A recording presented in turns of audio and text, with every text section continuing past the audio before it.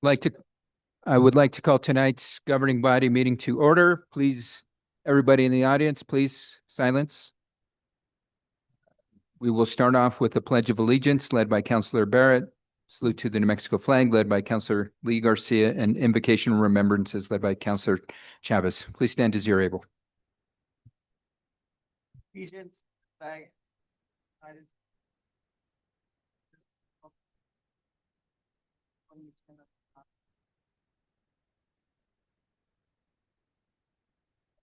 flag, getting the next perfect friendship, United Hope.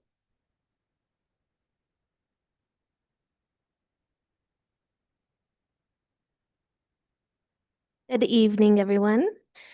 Before we begin tonight's meeting, I invite us to pause for a moment of reflection. Across our city, families are preparing for a new school year. Backpacks are being filled, teachers are preparing classrooms, school staff are getting ready to welcome students, and young people are wondering what this year will hold. As they prepare for a new beginning, they are also watching us.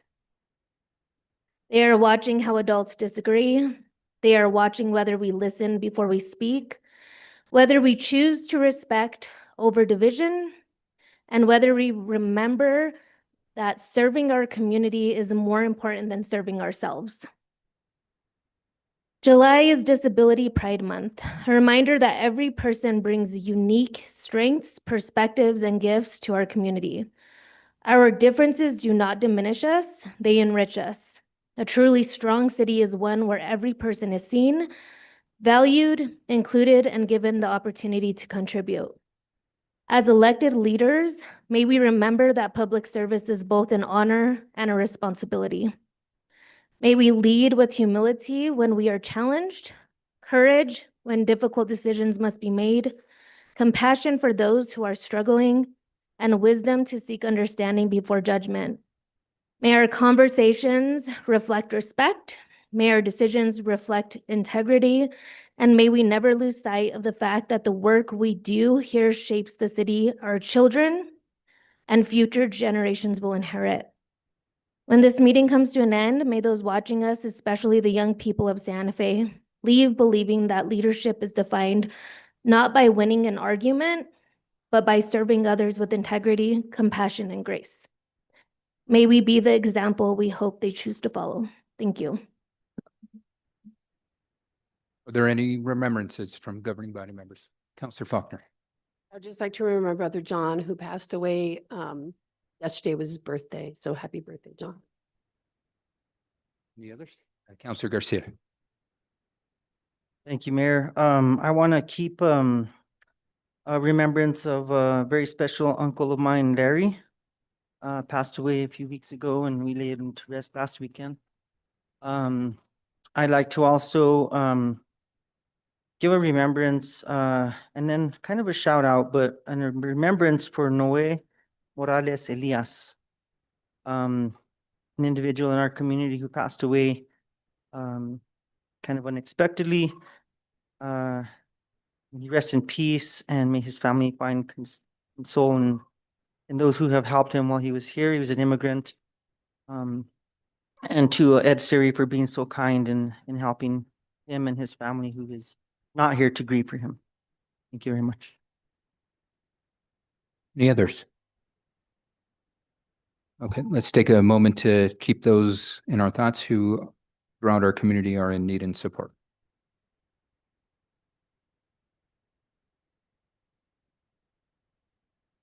Thank you, everybody.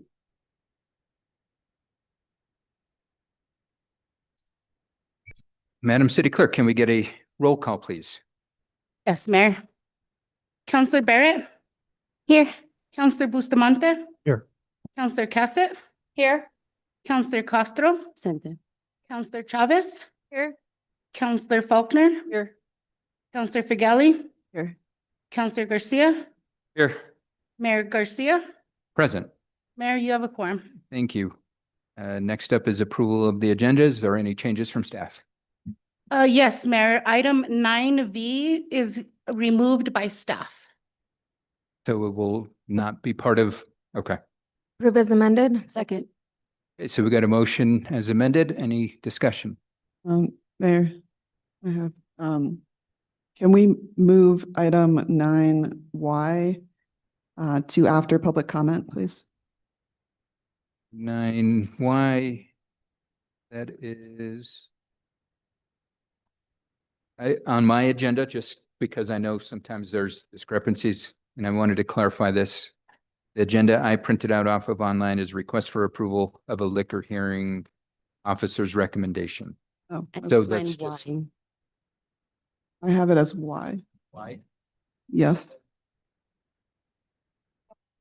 I've. A resolution amending resolution numbers 2014-49 and 2016-80 to close the streets surrounding the plaza annually from Memorial Day to October 31st or later, and close Lincoln Avenue and Palace Avenue. I don't, on the one I'm looking at, it is Y, but On the public facing platform, it is 9Y. Right, so just so we're clarifying, it's the plaza, resolution around the plaza closure after. after public comment. Gotcha. Okay. Want to make sure we're crystal clear.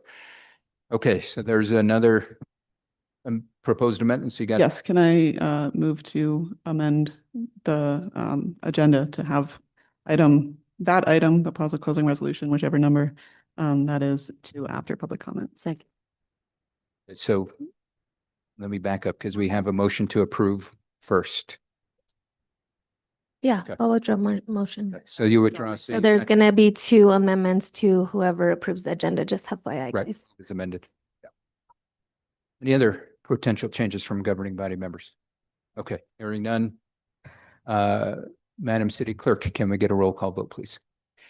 Certainly, Mayor. Counselor Barrett, Yes. Counselor Bustamante, Yes. Counselor Cassett, Yes. Counselor Castro, Yes. Counselor Chavez, Yes. Counselor Faulkner, Yes. Counselor Figali, Yes. Counselor Garcia, Yes. motion passed. Great. Next up is approval of the consent agenda. Any items pulled from the call earlier, Madam City Clerk? Yes, item 9Y, or this is the plaza closure resolution, or, sorry, legislation has been removed from the consent agenda by Counselor Figali. Approve as amended. Second. One more second. We got one more that needs to be removed because staff has some changes and I thought that was shared. Hold on one second. It is the approval of the facts and finding of the Marriott case. 9D, and that, 9V as in Victor. Which has No, no. already been removed from the agenda or No. postponed. 9B is the minutes. 9B is minutes. No, 9V. V as in Victor. Yes, sorry. And so was your, Madam City Clerk, your original request to remove 9V from the agenda in general? That was what was reported to me, to remove 9V altogether, which is the findings of facts. Wait, so before we get ahead of ourselves, we need to confirm, because I thought there was just, Mr. City Attorney, there were some changes that need to be made by staff before it got approved tonight, not removed entirely. I'm okay if it needed to be removed entirely, but I just want to be sure. Thank you, Mr. Mayor, members of the governing body. It was my understanding that this would be pulled from consent so that any changes could be directed to staff. Okay, so But not pulled, not removed from the agenda. gotcha. So I think, we go ahead. May I make a suggestion to table this item until later? Well, we're doing consent right now, so. Okay, all right. So I think we need to back up 2 steps to the approval of the agenda, because we removed it completely. It needs to be just pulled from consent. So, and we get a motion to revisit item 6, approval of the agenda. Second. Okay, so now we need to make a motion to place back item 9V on the agenda. Oh, yeah, motion to reconsider, yes. So let's take a vote on motion to reconsider item 6. Sorry, I apologize, audience. You're getting a lesson in civic process. Counselor Bustamante, Yes. Counselor Cassett, Yes. Counselor Castro, Yes. Counselor Chavez, Counselor Faulkner, Yes. Counselor Fagali, Yes. Counselor Garcia, Yes. Counselor Barrett, Yes. motion passed. Okay, so I'll make a motion to add back item 9V to the agenda. Okay. Any discussion? Okay, hearing none. Can we get a roll call vote? Yes, Mayor. Counselor Cassett, Yes. Counselor Castro, Counselor Chavez, Counselor Faulkner, Yes. Counselor Fagali, Yes. Counselor Garcia, Counselor Barrett, Yes. Counselor Bustamante, Yes. motion passed. Okay, now, any other changes? No, Mayor, just 9Y and 9B. No. So we're still on the agenda. So I'll make a motion to approve the Second. roll call vote, please. Sorry, Mayor, point of clarification, that was moved to approve as amended, right? Move to approve as amended, correct? Counselor Castro, Yes. Counselor Chavez, Counselor Faulkner, Yes. Counselor Fagali, Yes. Counselor Garcia, Yes. Counselor Barrett, Yes. Counselor Bustamante, Yes. Counselor Cassett, Yes. motion passed.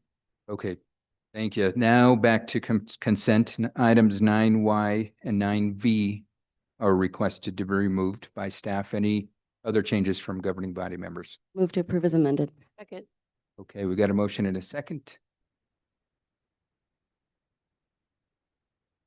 9Y. No, X was, we amended X to be moved later on in the agenda. It stays on the agenda, it just moves to after public hearing. 9Y does. It's the plaza resolution goes to after. Okay, any other consent items? Okay, hearing none, Madam City Clerk, can we get a roll call vote, please? Yes, Mayor. Counselor Chavez, Yes. Counselor Faulkner, Yes. Counselor Fagali, Yes. Counselor Garcia, Yes. Counselor Barrett, Yes. Counselor Bustamante, Yes. Counselor Cassett, Yes. Counselor Castro, motion passed. Okay, got through the hard stuff.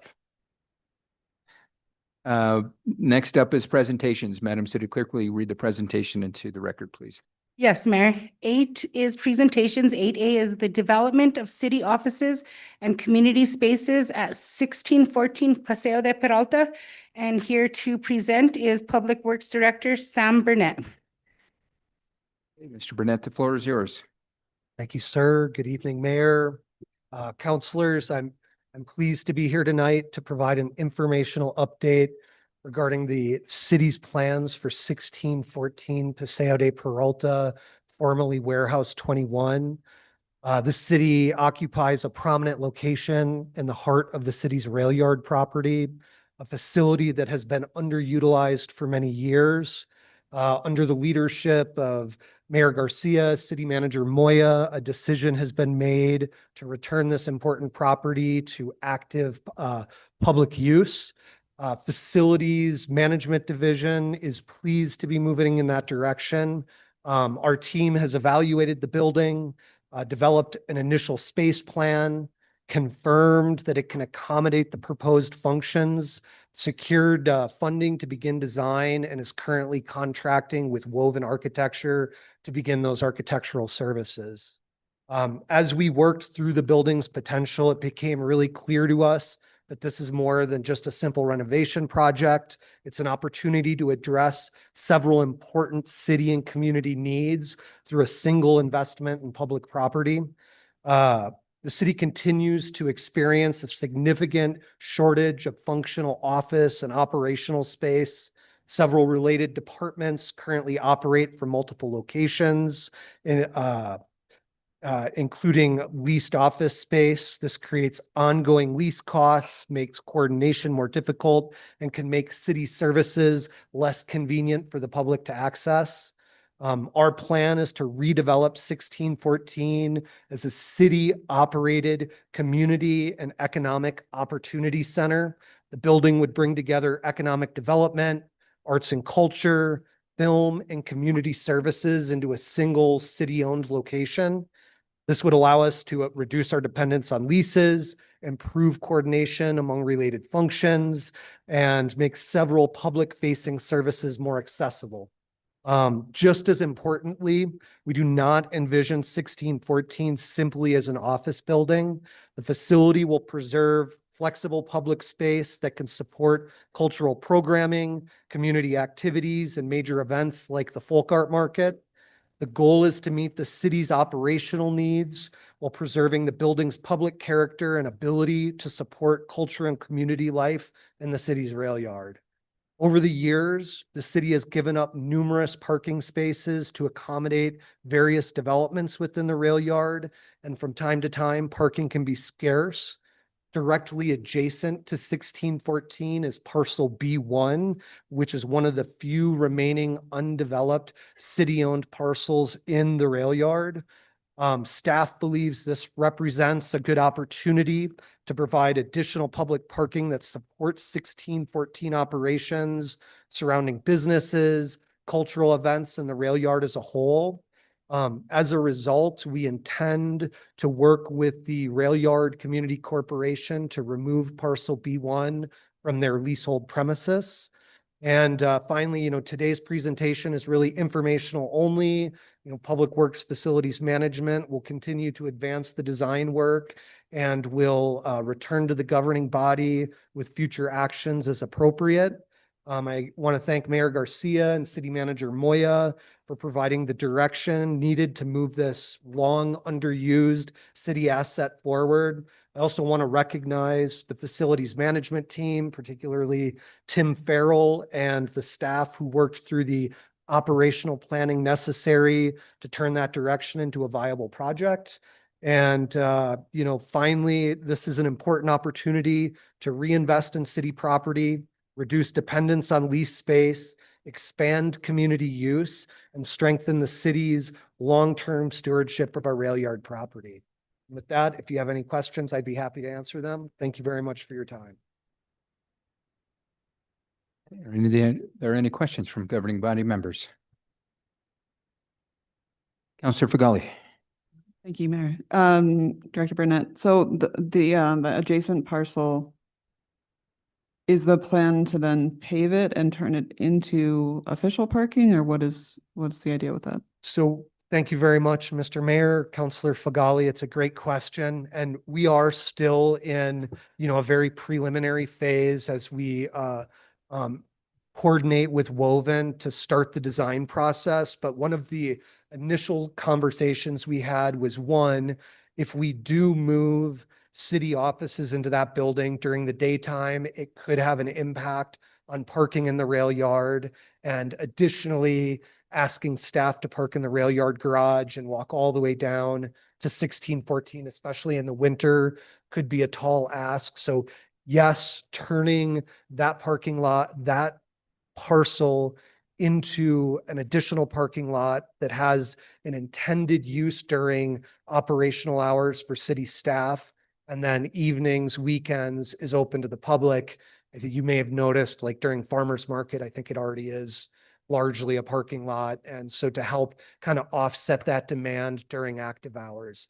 Another piece of what we talked about, and this is still very conceptual, is this community space we talked about on the first floor. We have some preliminary visions of putting in kind of like garage doors on the first floor that could open out into that parking lot. So we could create kind of indoor, outdoor space. So as entities come to us looking for a space for their community events, we can kind of create this multi-use parking and kind of active event space, which would kind of maximize the functionality of that building in the future.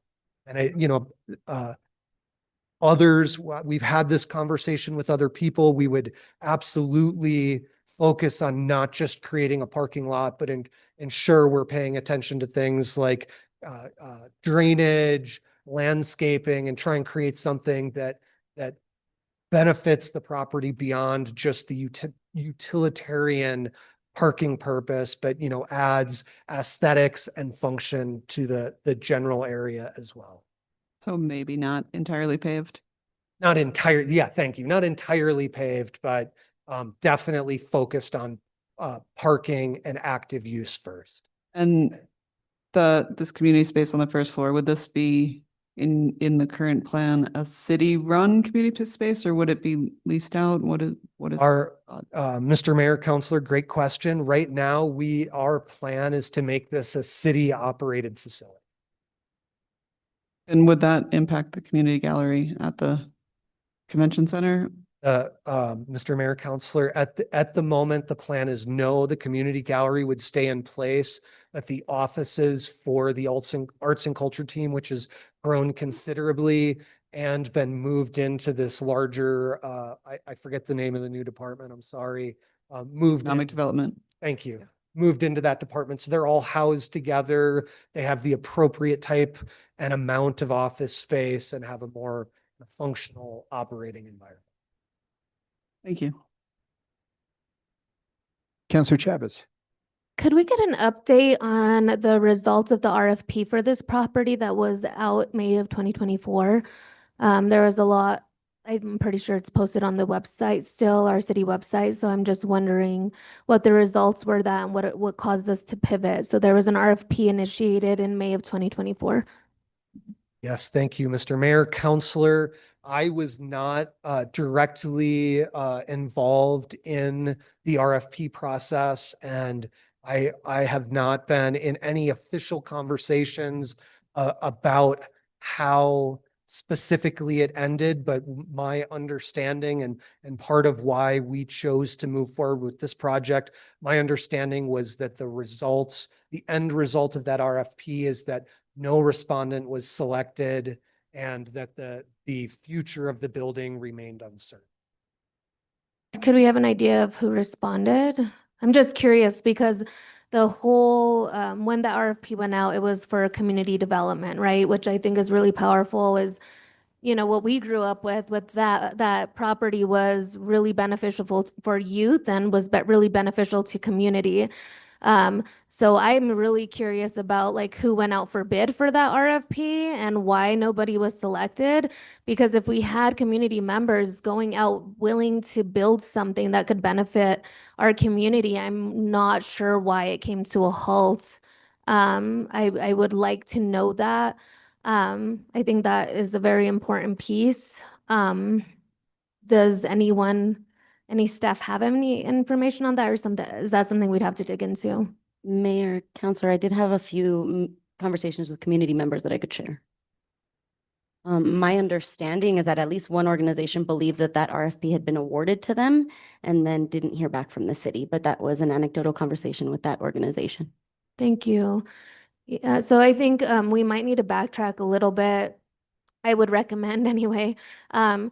Just because I think this space represented a space of community gathering. The city put it out there as a potential opportunity to kind of revive Warehouse 21, as I knew it, to be that same type of space. And there was like, I'm looking at multiple emails of that RFP being sent out and that communication existing on our website. If it can be given to community, I really think we need to justify why that didn't occur before we move on to plans, in my opinion. I think there's nobody that knows our community better than our community partners. So if we have community partners that were interested in developing this space and investing and building something that could benefit the community, we really need to dig into that before we move forward. But, you know, that's just my 2 cents.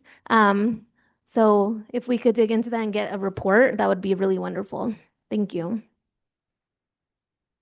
Counselor Garcia, no? Any questions on this side? Oh, yep, Counselor Cassett. Thank you so much, Mr. Mayor. Can we have the presentation taken down so I can see you? There you are. Thank you. I had similar questions along the same lines as Counselor Chavez, as I remember the RFP going out and never heard back about that. So this was a bit of a shock to me because last time we had a conversation around this parcel, I remember, you know, meeting to discuss where we wanted to move with this, and we had put out an RFP for it. And again, that was 2 years ago, so my memory is a little bit fuzzy. So I also would like to get a follow-up on what happened there. I do know that one of the challenges is that this building, if I recall correctly, there are some large structural challenges within the building, or maybe something with the infrastructure it can be difficult to overcome. Can you tell me a little bit more about that? And if we were to take this on, what would this cost the city, or have we gotten there? Mr. Mayor, Counselor, thank you. It's a great question. And I wouldn't necessarily characterize them as, regarding challenges, I think the conversation around challenges that has come up to date, I think were related to the intentions of respondents to the RFP and costs associated with, one, dealing with deferred maintenance in the building, and then two, being able to modify the building in a way that met the anticipated needs of those organizations. And I think the building presents both challenges and opportunities when it comes to redevelopment. And, having gone through a fairly robust, preliminary space planning and layout exercise with the facilities management team, we feel like it presents some great opportunities for us to modify for our uses and to leave the first floor largely intact in its current configuration to provide opportunities for community uses.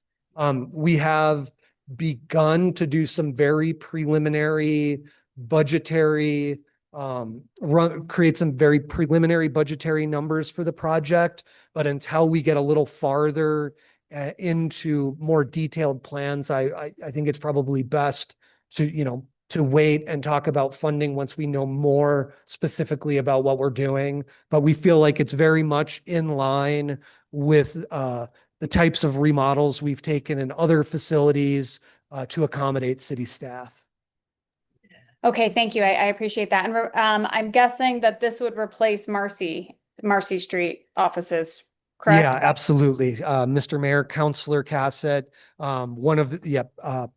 focused on one of the primary focuses is on reducing as much lease space as possible. So Marcy Street has economic development and community services admin teams. They would be moved in. We also have lease space for the film team, and they would be moved in as well. And so it worked out very nicely for us, because when one of our objectives has really been to look at ways we can take advantage of existing city-owned property to reduce our reliance and costs associated with leased space. Okay, thank you. And the other place that I know that we're back at not Market Street, that's the grocery store, Market Station, correct? Correct. Yeah, Mr. Mayor, Councilor Cassett. And are those offices, are we at capacity with what we've moved in there? So Market Station, we Monday was the date that the IT team officially began operations at Market Station. We're really happy that that project is complete, and we're happy with that transition.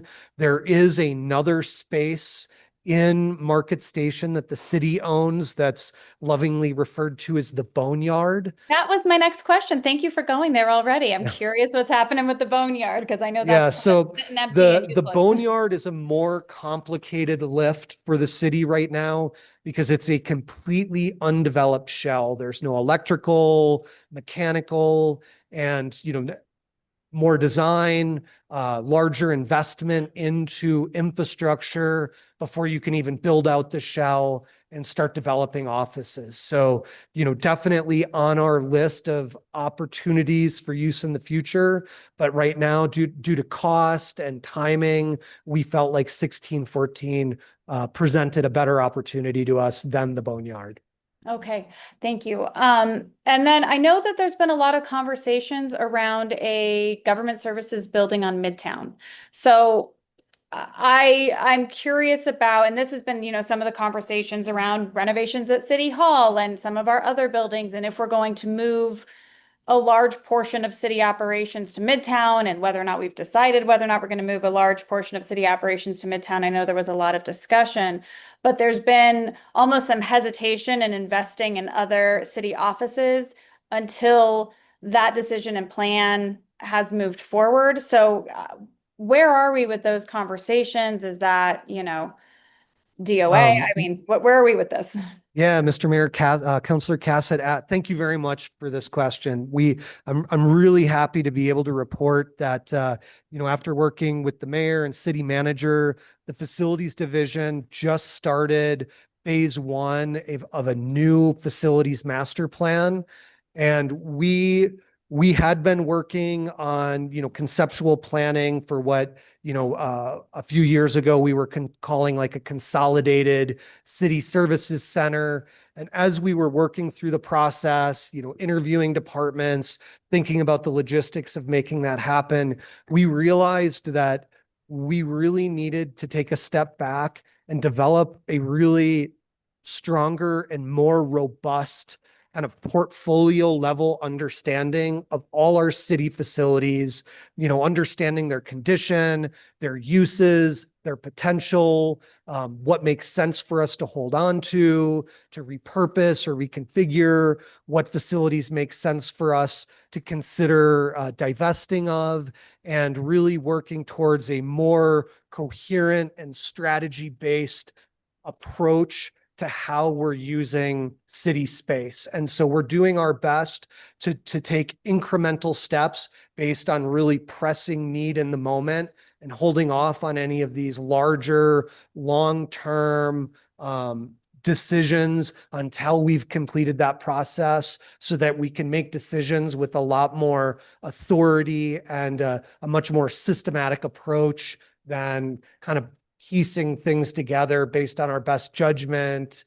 And so that is where we are currently with that process. Okay, wonderful. Yeah, thank you. I appreciate that. I know you and I have had conversations in the past around how scattered we are, how, you know, a lot of these buildings aren't fully utilized or are pretty old, and you know, that we might be able to do fun things like housing on them. So I'm happy to hear about that. Will that plan be complete prior to, you know, any final or any request for action? I assume we vote on that. We would vote on this eventually, right? I mean, it seems like something we'd vote on. Sounds like a lot of money, so probably have to appropriate it. But Yes. anyway, I'm hoping that kind of strategic plan would be in place before, you know, and, you know, if we were to move forward with investing in this property for city offices. Mr.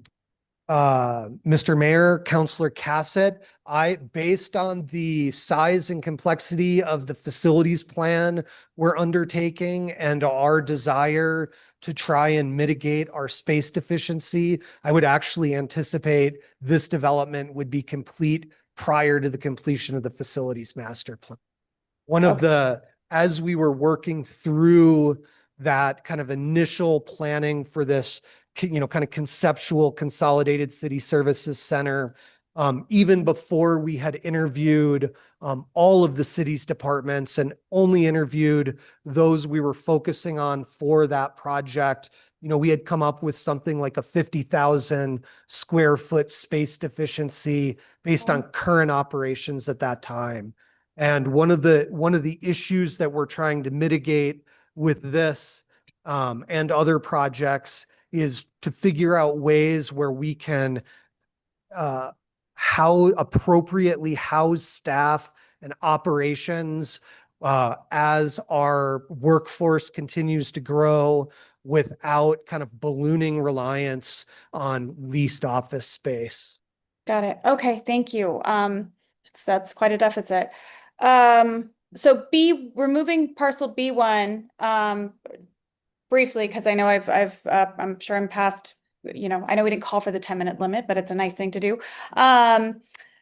What would be the process of removing that from the rail yards master lease? Can they refuse to do that? Is that kind of a negotiation? And also, I'm trying to remember, B1 has been the topic of a lot of conversation in numerous, discussions about this in the past. And I know there were, and I could be thinking of a different parcel, but I know that there was a parcel that potentially was going to look at housing or other things. Is that B1? Is that what the parcel I am recalling? So sorry, two-part question. So, there were a couple questions there, and let's see if I can get them all. So, B1 is that triangle. If you're facing 1614, it's the triangle directly to the right of it. Okay. There have been numerous proposals for developments on parcel B1 throughout the years, and due to the size of the parcel, the shape of the parcel, constraints related to required parking and other variables, it's been a difficult parcel to secure a developer to actually execute a development on. And I know that the Community Corp continues to look for potential developers there. I think there was one recently that was reviewed by their board and determined not to be suitable. And I think this parcel has a pattern of that, again, because of the limitations associated with its size, shape, and location. And, as a result, and because of what we view as a real need within the rail yard, as well as an opportunity, it seems like a great conversation to have with the Community Corp. That said, it is part of the lease and management agreement between the city and the Community Corporation. And we absolutely would need to go through negotiation with them to determine what the terms are to remove that. Amendment 11 to the lease and management agreement, you may remember, it must be 2 or 3 years ago now, removed Warehouse 21 and the train depot from the lease and management agreement. And those negotiations included providing credits to the Community Corp due to potential or realized decrease in revenues and amounts due to the city. And so there's definitely variables that we'll need to work through. It absolutely is a negotiation. And, but we feel comfortable and confident that given the history of the parcel, the benefit to this particular project and the rail yard overall, that those would probably be fruitful negotiations. Yeah, I got it. Sounds like they weren't really collecting much revenue on that anyway. Well, thank you. I appreciate it. Similar to Councilor Chavez, I am curious about the RFP. Again, that was the last thing I remember about this, is that there was an RFP moving forward. If you could do some digging around what happened there, what was the result, who applied. I know that there's challenges with procurement, so we can't always sorry, people walking in the building. So we can't always lost my train of thought. Procurement. So I don't know what we're allowed to see, but I would be interested to see what happened with that procurement process. All right. Well, absolutely. Thank you. Mr. Mayor, Councilor Cassett, and all the councilors, I've been making eye contact with the city manager. I can tell he's certainly on the case. And if there's anything I can do to help, I'd be happy to. Wonderful. Thank you so much, Sam. Thank you, Mayor. Any other comments or questions? And I guess just for the record, definitely would like to clarify, the decision to not move forward with this particular RFP was made by the previous administration.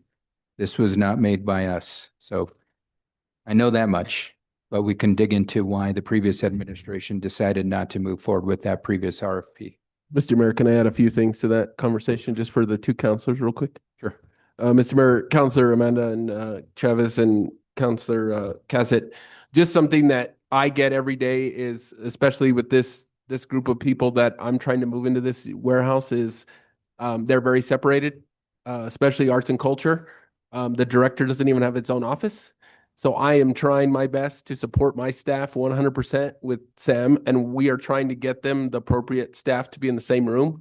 We also have a very expensive lease that I want to get out of. And within 2 to 3 years, if we got out of this lease, we could pay for what we're going to put into Warehouse 21.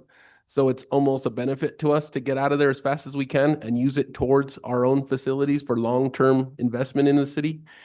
But we want to keep the bottom open to the public. it would be ran by us in the city, but people could rent it out, people could use it. We could put art galleries down in there with the Arts and Culture Division. But just to reiterate, my staff is very screaming at me to get them in rooms. I have community services in the back. There's 16 people over there. They're running out of room. So I have invested to tell Sam, let's move forward because we need to get our staff the proper space to be in the proper area and to be supervised under one roof. Right now, I have directors in 3 different buildings, totally far apart. So I just want to put some context to why I'm moving on this. It's a lot of the staff telling me, and it also to save city money to put it back towards investing in our buildings. So thanks, Mayor. Counselor Castro. Thank you, Mayor. Thank you, City Manager. Appreciate it. Completely understood. And so one of the reasons I wasn't asking too many questions is I think we've had a lot of these conversations. Thank you for being accessible. It isn't a great look for us to promise something to a community organization and then potentially have that fall through. So I hope that we could just potentially work with whoever we maybe would have awarded this RFP to and make sure that there's still trust there. Mr. Mayor, Counselor Castro, I think we've already, I'm going to put my brakes a little bit, but I think we've already talked to them. We've already met with that organization. The deputy city manager is already, I'm not going to say, I'm going to get you all the information, but I think we've already spoke to them and let them know our outcome of this building and they are aware. So. Thank you so much. That's appreciated. Sure. Any other comments or questions? Counselor Cassett. Not me.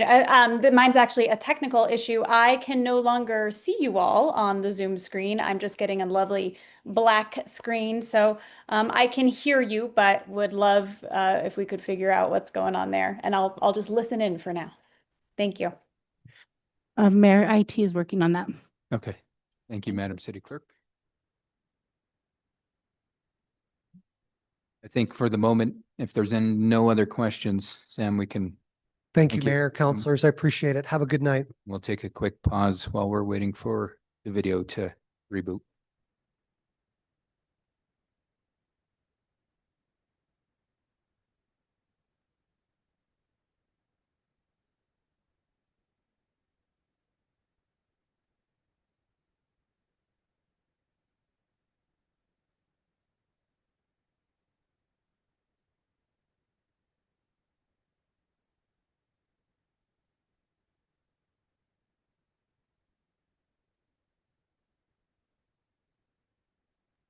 I can see you all now. Thank you so much.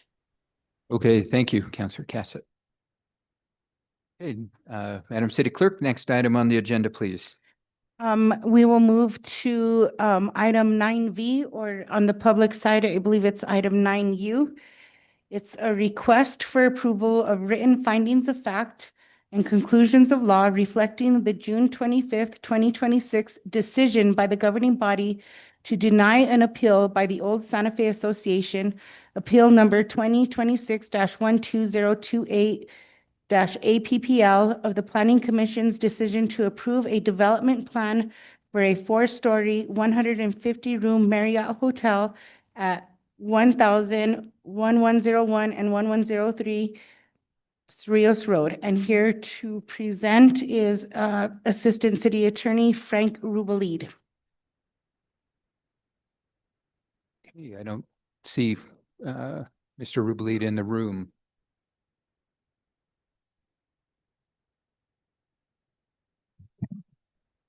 I'll go ahead and entertain a motion to table this item and we'll. So moved.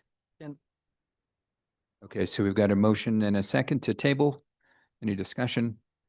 Hearing none, Madam City Clerk, can we get a roll call vote, please? Yes, Mayor. Councillor Faulkner, Yes. Councillor Figali, Yes. Councillor Garcia, Yes. Councillor Barrett, Yes. Councillor Bustamante, Yes. Councillor Cassett, Yes. Councillor Castro, Yes. Councillor Chavez. Yes. Motion is approved. Okay, next item on the agenda, please. Next item on the agenda is 10. This is action items discussion agenda.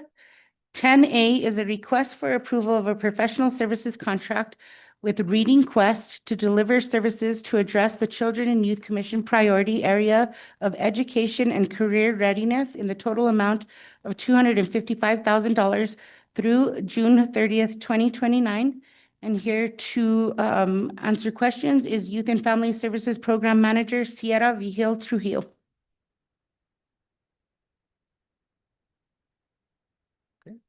Ms. Trujillo, the floor is yours.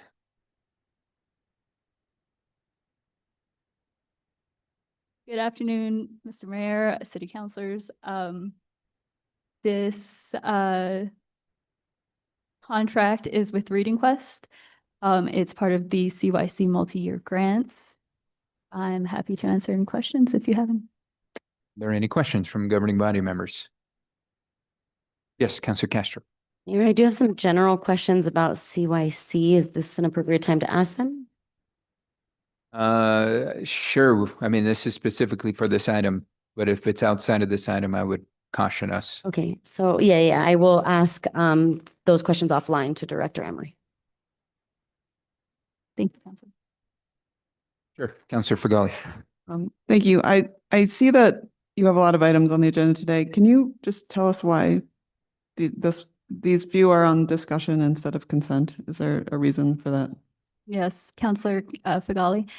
We were waiting for the last signatures on this one and the next item as well. Thank you. Any other questions or comments? Hearing none, Madam City Clerk, can we get a roll call vote, please? Certainly, Mayor. Counselor Fagali? We haven't made a motion. Sorry, Oh, sorry. Yes, sorry. What's the Motion will to of the body? approve. Again, Okay, we got a motion and a second now. Can we get a roll call vote, please? Counselor Fagali? Yes. Counselor Garcia? yes. Counselor Barrett? Yes. Counselor Bustamante? Yes. Counselor Cassett? Yes. Counselor Castro? Yes. Counselor Chavez? Counselor Faulkner? Yes. Motion passed.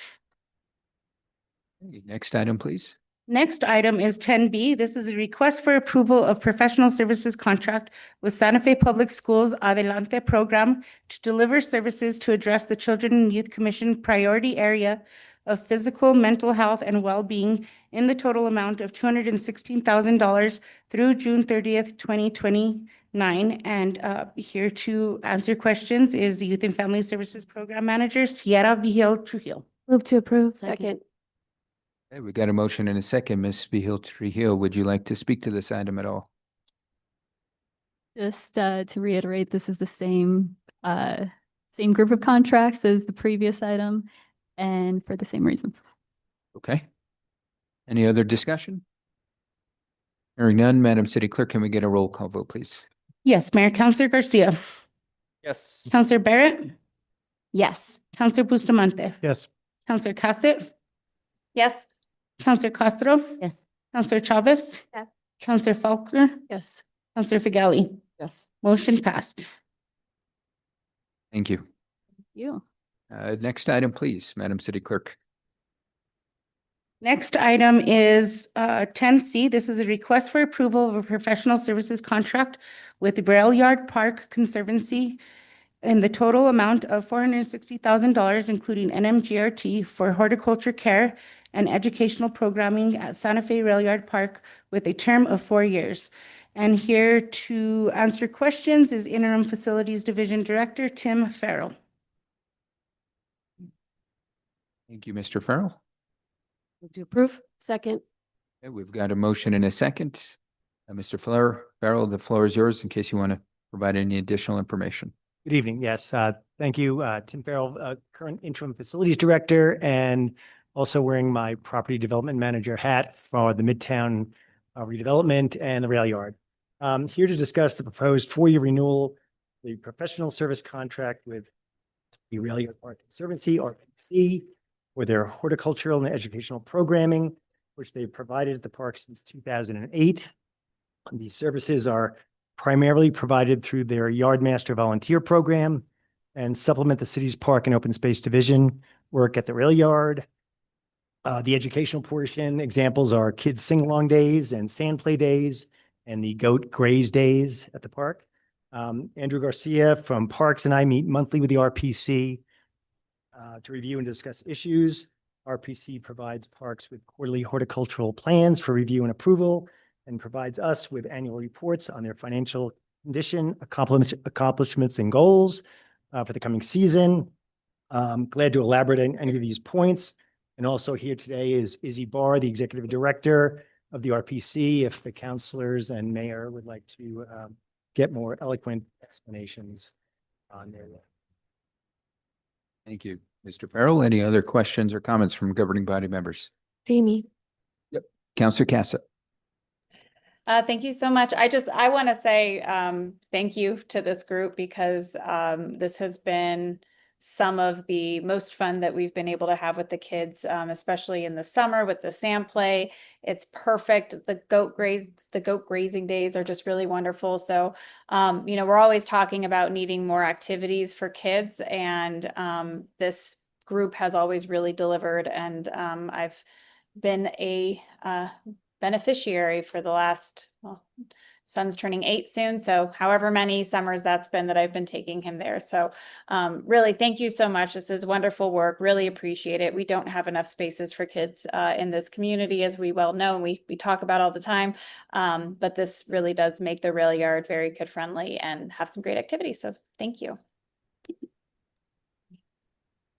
The other, Counselor Garcia.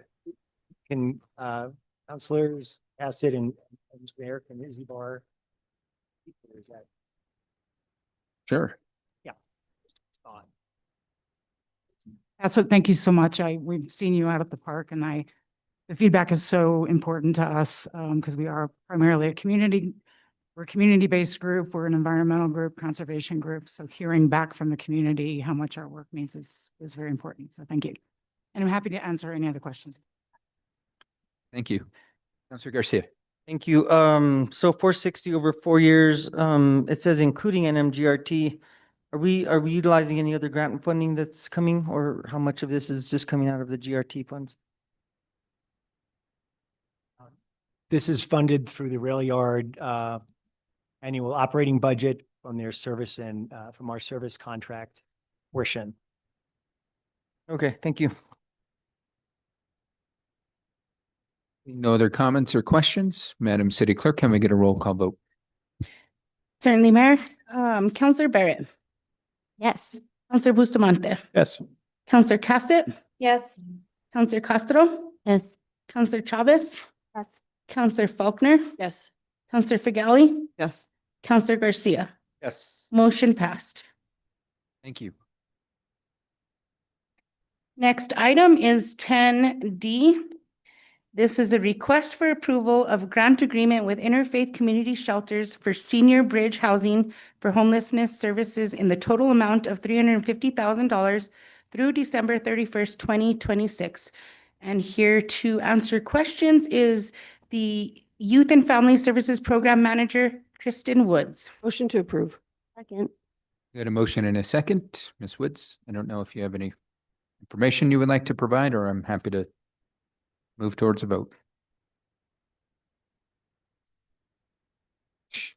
Sure, Counselor Castro. Thank you, Mayor. Ms. Woods, we did have a conversation, and Director Emery as well, about potential discretionary funds, some funds that council had to support some of this work. This would be one of the things that I'd be really interested in supporting, potentially through community services if there is any need for additional funds. So with that, thank you. Thank you, Counselor. Counselor Cassett. Thank you so much, Mr. Mayor. Thank you, Ms. Woods. Good to see you. If I am recalling correctly our previous conversations, this is where we are looking at how we are getting some more of the senior population to the Richards Avenue, correct? So this motel program eventually transitions into Richards Avenue. I'm sorry, the Richards micro community. Am I recalling that correctly? Mayor Garcia, Counselor Cassett, yes, that's correct. Right now, the timeline that we're looking at for Richards Avenue is this winter. Okay, so that was actually my next question, as I see this goes through December 31st. And that's good to hear that Richards Avenue, we think, or Richards micro community, we really do need a name for it because I confuse it with the crossing and all the things. But that it will be ready by the time this contract ends. That's what we're expecting. Mayor Garcia, Counselor Cassett, yes, that's correct. That's what we're aiming for, is being ready by this winter. Okay, wonderful. And I'm also curious about any of the conversations that you may have had with the residents who are in this program that, you know, is right now being run by Interfaith, and the transition that they are expecting. Have those conversations already taken place? Mayor Garcia, Counselor Cassett, I'm not entirely sure I'm understanding your question. I have some great information on kind of the successes that this program has found so far. Yeah, my concern is more that I actually met with an individual that is one of the recipients of this program, and when we made this shift for Richards, apparently a lot of these residents weren't aware that they were going to be moving. And so they found out about it in the paper, and there was a lot of concern there. I know that we've talked about, you know, with the Richards micro community and the individuals moving in, that there was going to be some of that outreach. So I was curious if that outreach has happened and if that conversation for that transition has occurred yet. And are you guys in charge of it? Is this something the Interfaith is supposed to do? You know, whose responsibility is it to have these conversations with individuals that, you know, the hotel program is going to be ending, but we do have another solution, and we have another place that we, you know, are going to be able to welcome you and you know, provide you a safe, stable place to live. And so I want to make sure that those conversations are occurring.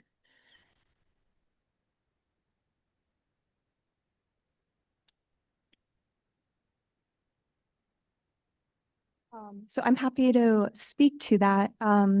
Leah Soliveri, Youth and Families Division Director.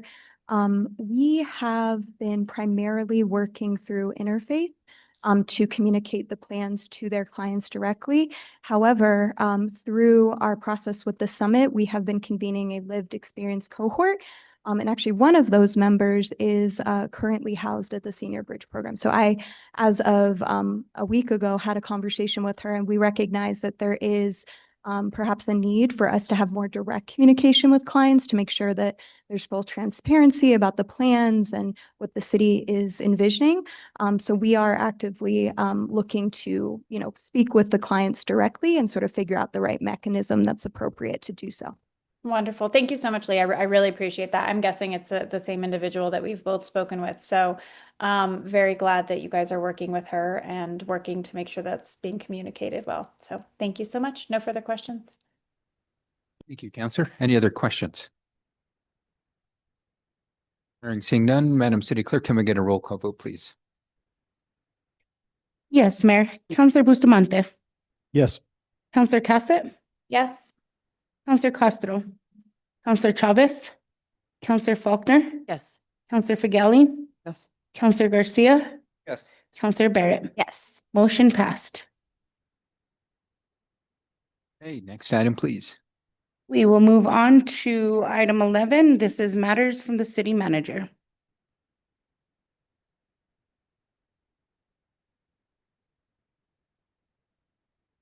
Yeah. Mr. Mayor, I thought we were going to go back to the previous item, but I will speak. I just want to thank the community services is still here. They got the pool open today. They got the slide. So I got pictures. So I want to thank them very much. The slide is working. I know it's been out of service for a couple of weeks due to the drainage issue. I also want to thank everybody, my staff specifically, that are put together this meeting that we're putting on with the county tomorrow. So remind everybody, we have the meeting tomorrow with the county on July 30th. And I think we're really prepared, and we really hope that we can get some great information out of that meeting tomorrow. But I want to thank the staff specifically because we put a lot of work into preparing these agendas for tomorrow's meeting. And with that, I don't have anything else. Thank you, Mr. Mayor. Just a quick question. Is Mr. Rubalid made his way in? Mayor, if the governing body returns to that item, I'm wondering if I can just try to answer any questions you have regarding the findings of facts and conclusions of law. I believe Mr. Rubalid's on his way, but I don't want to hold up the city business. We also have an executive session up Yep. next. Okay, we can just keep it on the table if it's what's the will of the body. I move that in accordance with open. Oh, Wait. We got a next item. Next item is matters from the city attorney. Thank you, Mr. Mayor, members of the governing body. I recommend that the governing body recuse to executive session to discuss the matters as noticed in the agenda. I move in accordance with the Open Meetings Act, NMSA 1978, Section 10-15-1, Subpart H7, meetings subject to attorney-client privilege pertaining to threatened or pending litigation in which the city is or may become a participant in Subpart H8, meeting to discuss purchase, acquisition, or disposal of real property or water rights by the city. Second. Got a motion and a second. Any discussion? Can we get a roll call vote, please, Madam City Clerk? Yes. Counselor Cassett, Yes. Counselor Castro, Yes. Counselor Chavez, Yes. Counselor Faulkner, Yes. Counselor Figelli, Yes. Counselor Garcia, Yes. Counselor Barrett, Yes. Counselor Bustamante, Yes. motion passed. Okay, we stand in recess for executive session. G, are you going to send me a separate link? Yes, ma'am. Wonderful. Thank you.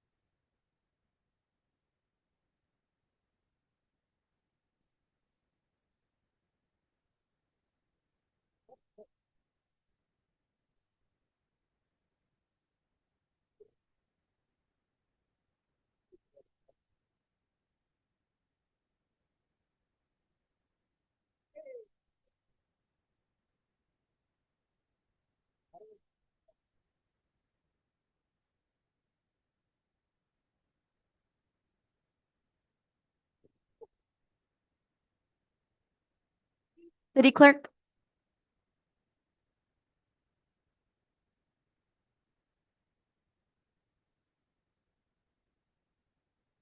I move that we pursuant to the Open Meetings Act, Section 10-15-1J, I move that the governing body reconvene in open session and state for the record that the matters discussed in the closed session were limited to those specified in the motion for closure. A motion and a second. Any discussion? Hearing none, Madam City Clerk, can we get a roll call vote, please? Yes, Mr. Mayor, Counselor Castro, Yes. Counselor Chavez. Yes. Counselor Faulkner, Yes. Counselor Figelli, Yes. Counselor Garcia, Yes. Counselor Barrett, Yes. Counselor Bustamante, Yes. Counselor Cassett. Yes. Motion passed. Next item, please. Mr. Mayor, is there a desire to remove item for the findings of facts off the table? So moved. Second. Okay, so there's a motion to remove item U that's listed on the agenda off the table. Any discussion? Or none? May I get a roll call vote, please? Yes, Mayor. Counselor Chavez, Yes. Counselor Faulkner, Yes. Counselor Figelli, Yes. Counselor Garcia, Yes. Counselor Barrett, Yes. Counselor Bustamante, Yes. Counselor Cassett, Yes. Counselor Castro. Yes. Motion passed. Okay, can you read into the record this item, please? Yes, Mayor. Let me get there. Okay. This item is a request for approval of written findings of fact and conclusions of law reflecting the June 25th, 2026 decision by the governing body to deny an appeal by the Old Santa Fe Association, appeal number 2026-12028-APPL of the Planning Commission's decision to approve a development plan for a 4-story, 150-room Marriott Hotel at 1101 and 1103 Cerrillos Road. And here to answer questions is Assistant City Attorney Frank Rubelit. Good evening, Mayor and councilors.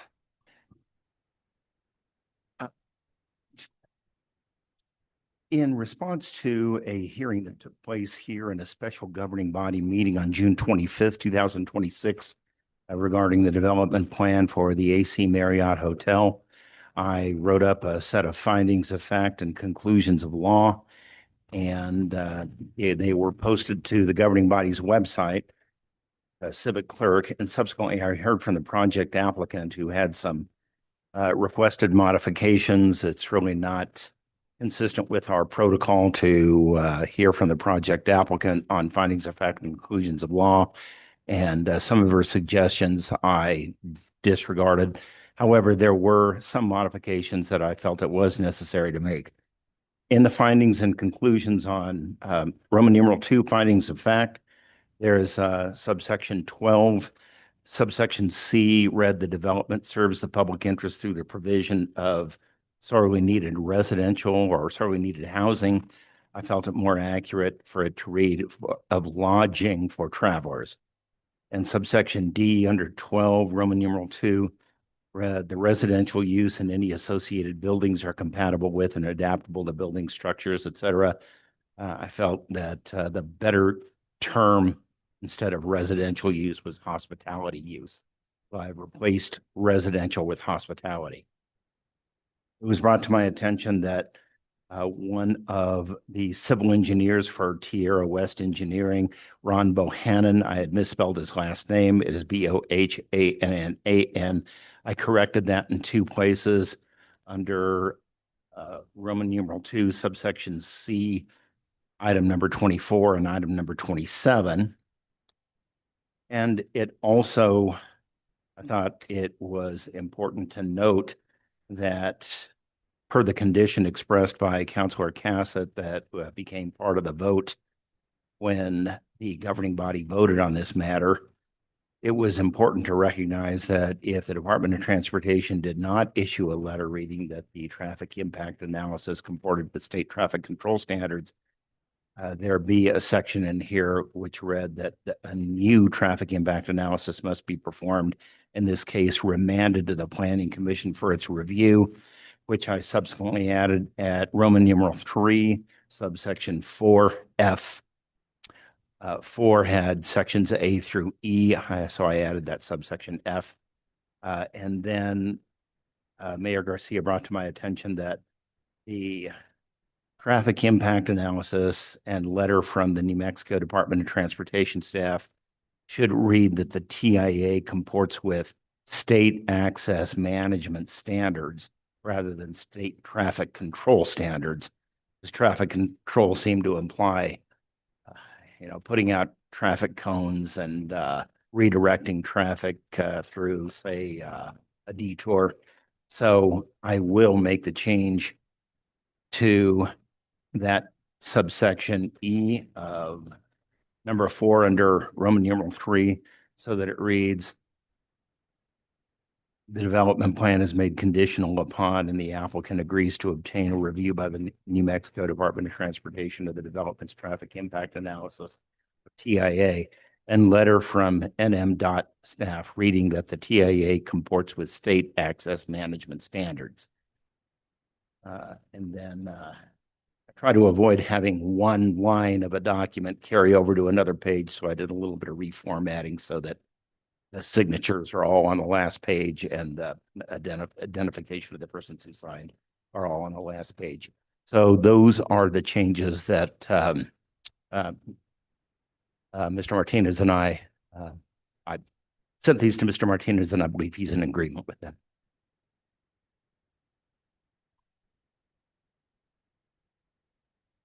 Mr. Garcia. Thank you, Mr. Mayor. Thank you, Mr. Rubald for that. Rubaldi, I can't remember. Rubald. Rubalid. Yes. Never get it right. Sorry. All the changes that you just explained verbally those are reflected in the document that's provided here? No, those would be changes to the document that was uploaded to Civic Clerk. Okay. You have an old version before these changes were made. Okay, so then looks like we're here to approve it. So without those changes, do we need to get those changes in writing? Or can they be uploaded so we can have them? Well, Mayor Garcia and Councilor Garcia, if you approve those changes by a vote tonight, that they be adopted with those changes, I will make the changes and they'll be uploaded to Civic Clerk again. How is that? If I may, Mr. Garcia, members of the governing body, so I believe Mr. Rubelid went through all of the changes that he would propose be made. So I'm guessing it would probably be the better practice to bring this back next time so that you have it in writing and can read it and review it. We need a motion to table it until. We'll have to Yeah, postpone it to a postpone date. On it to the next Date. meeting. So, what date? I I'll move- make a motion to postpone this item to the August 12th meeting, that will reflect the proposed changes in writing, and that we can have them all, available for the public and ourselves. Second. Got a motion and a second. Any discussion on the motion? Counselor Cassett. Oh, sorry, that's an old hand. I had the same problem that I wanted to see it in writing. So sorry about that. Forgot to lower my hand. I'm good. Let's vote. Okay. Anybody else? There none, Madam City Clerk, can we get a roll call vote, please? Certainly, Mr. Mayor. Counselor Faulkner, Yes. Counselor Figali, Yes. Counselor Garcia, Yes. Counselor Barrett, Yes. Counselor Bustamante, Yes. Counselor Cassett, Yes. Counselor Castro, Yes. Counselor Chavez. Yes. Motion passed. Mayor Garcia, councilors, thank you. Thank you. Next item, please, Madam City Clerk. We will move on to matters. Oh, matters from the city clerk, and I have nothing to report today, so we'll move on to communications from the governing body. Yeah, start Counselor Faulkner in, and then we'll go Counselor Garcia this way. Okay, again, back to school bash Saturday. It's gonna be awesome. Tons and tons of giveaways by way of gifts and scholarships. So we have snowboards that come with ski lessons. We have art supplies that come with art lessons. We have musical instruments that come with music lessons. It's gonna be pretty fun, and every kid who comes will assuredly get something. It's free food, lots of entertainment, a ton of partners. And so I just want to also thank city staff. The city clerk's office has been amazing. Police and fire have been amazing. The city manager's office has been amazing. And I'd like to thank my partner in crime, Lee Garcia. He's been amazing as well. And I'd like to thank Roland Jones, who's been amazing, and JP Granillo, who's been amazing. So it's going to be super, super fun. Everything is free. We're going to have DJs from Boxcar there. We're going to have a cumbia concert at 6. Just, there's so much going on. It's going to be super fun. I encourage everyone to come. And I encourage counselors to volunteer. And I have to thank you, Counselor Barrett and Bustamante, because they have agreed to volunteer at one of the most important stations. And so thank you guys so much. Counselor Castro. Darn, you took one of my events and I'm only going second, but yes, Santa Fe Cumbiero, August 1st is going to be huge at the Swan Park. And also at the same time, Thelma and Louise is going to be at the rail yard. So we're going to have to figure out which one to go to. So thank you, Lenzic 360 and Counselor Faulkner for all the free events. Counselor Bustamante. Nothing at this time. Thank you. Counselor Garcia. Thank you, Mr. Mayor. Thank you to my counterpart. All of those involved with this, planning out this, what's turned out to be a ginormous, undertaking and event, and it couldn't happen, without all the partners, city, administration, everyone. Thank you to my counterpart for pushing, so hard, and everyone else, involved with it. She already named just about everyone, but, come on down and let's have a party. Counselor Chavez. Thank you. I want to shout out to Counselor Faulkner, Roland Jones, and JP Granillo, because they have been, I think, like the big force behind a lot of this work, and then everyone that followed, which is a lot of city departments, a lot of private partners, community partners, everyone that makes that event possible. And these events are really important because it's not easy preparing for school. It's expensive. It costs families a lot of money after having the expense of just getting through the summer with kids, which is also very expensive. So these are the kind of events that really help our community thrive and help our community feel supported as we transition through all the different seasons of the year. So thank you to all for being mindful of the community. I want to wish all educators, or everyone in education good luck. I believe school starts back for most professionals in education next week, and students follow. Good luck to students, good luck to educators. I hope you all find great success this year. I wish you all the best. Thank you for doing such a selfless job. It's really, really difficult to be an educator. And congrats to parents, you got through the summer, which is also not very easy to do. I have 3 at home, and I have to say it's amazing how difficult summers are. So it just like reminds me of how much our school systems do for us, and do for our community. So good luck to everybody, and that's it. Thank you. Thank you, Counselor. Counselor Barrett. Just want to second what Counselor Chavez said. May the force be with you, all of us in public, private, any kind of education. Here we go again.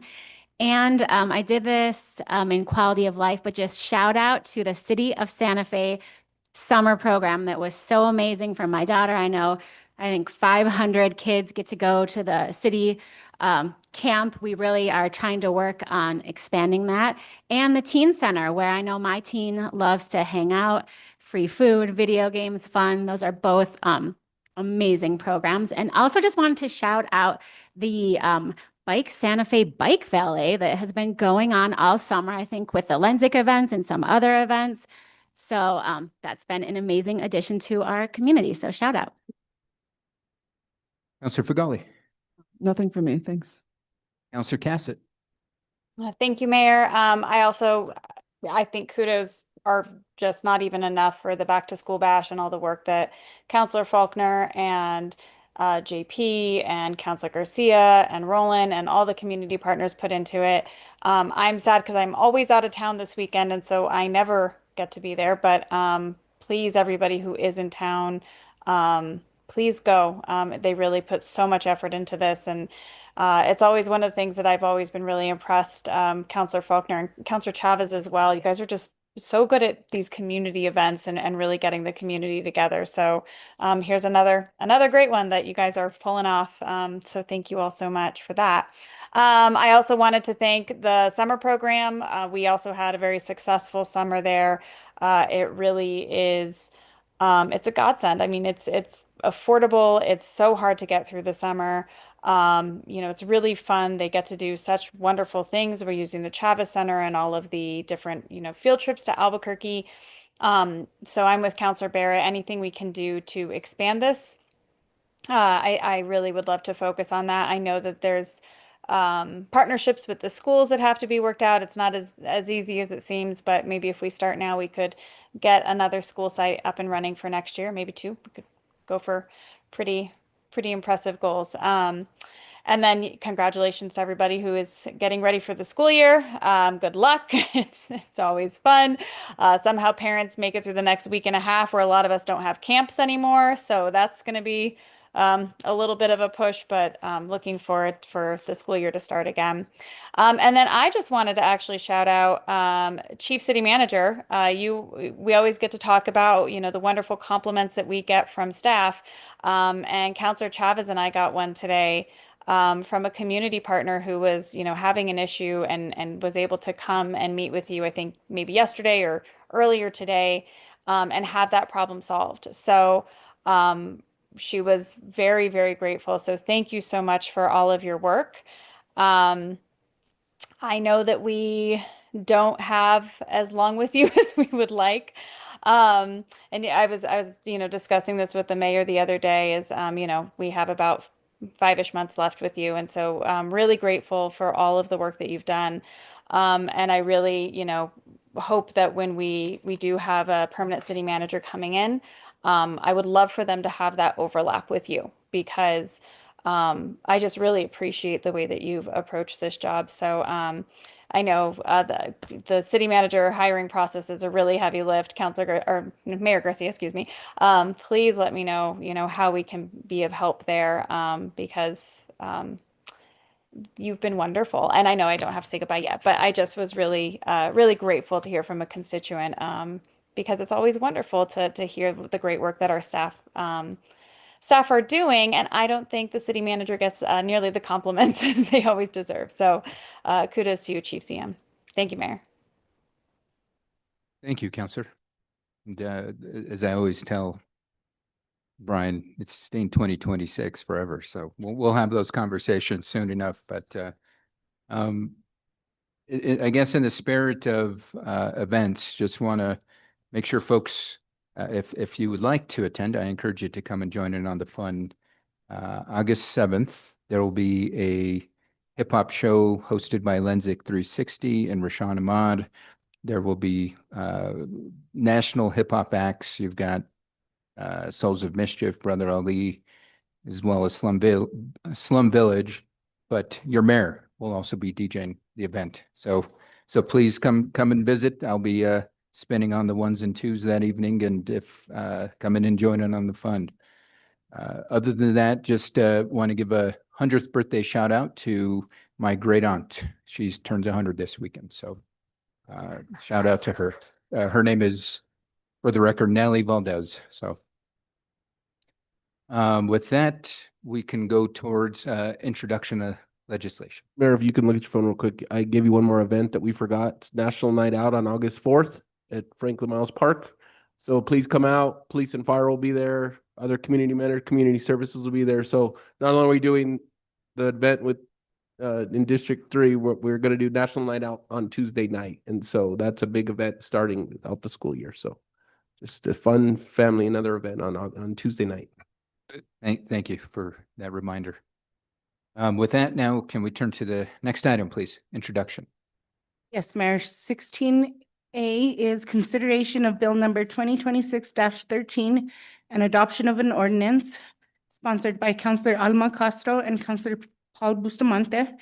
It's a bill amending the City of Santa Fe's Public Campaign Finance Code, Chapter 9-3, SFCC 1987, to increase the amount of funding available for publicly financed candidates for municipal office, increasing the funding amounts for city council, municipal judge, and mayoral candidates, repealing Section 9-3.12 SFCC 1987, qualified small contributions, and repealing Section 9-3.13 SFCC 1987, additional reports of qualified small contributions, additional matching payments from the fund. Councilor Castro. Thank you so much, Mayor, and thank you, Ms. Cardenas. This was really important because we haven't looked at public finance in quite a while, and in particular, it was very cumbersome for the city clerk's office to do multiple reporting, and so we've consolidated some of that reporting, so it's easier both for candidates and it's easier for the city clerk's office. Nothing from me, but the other sponsor. Councilor Bustamante. No, I think Councilor Castro said it all. Thank you. Okay. Next item, please. Next item is consideration of a resolution. This is sponsored by Councilor Paul Bustamante and Councilor Patricia Figali.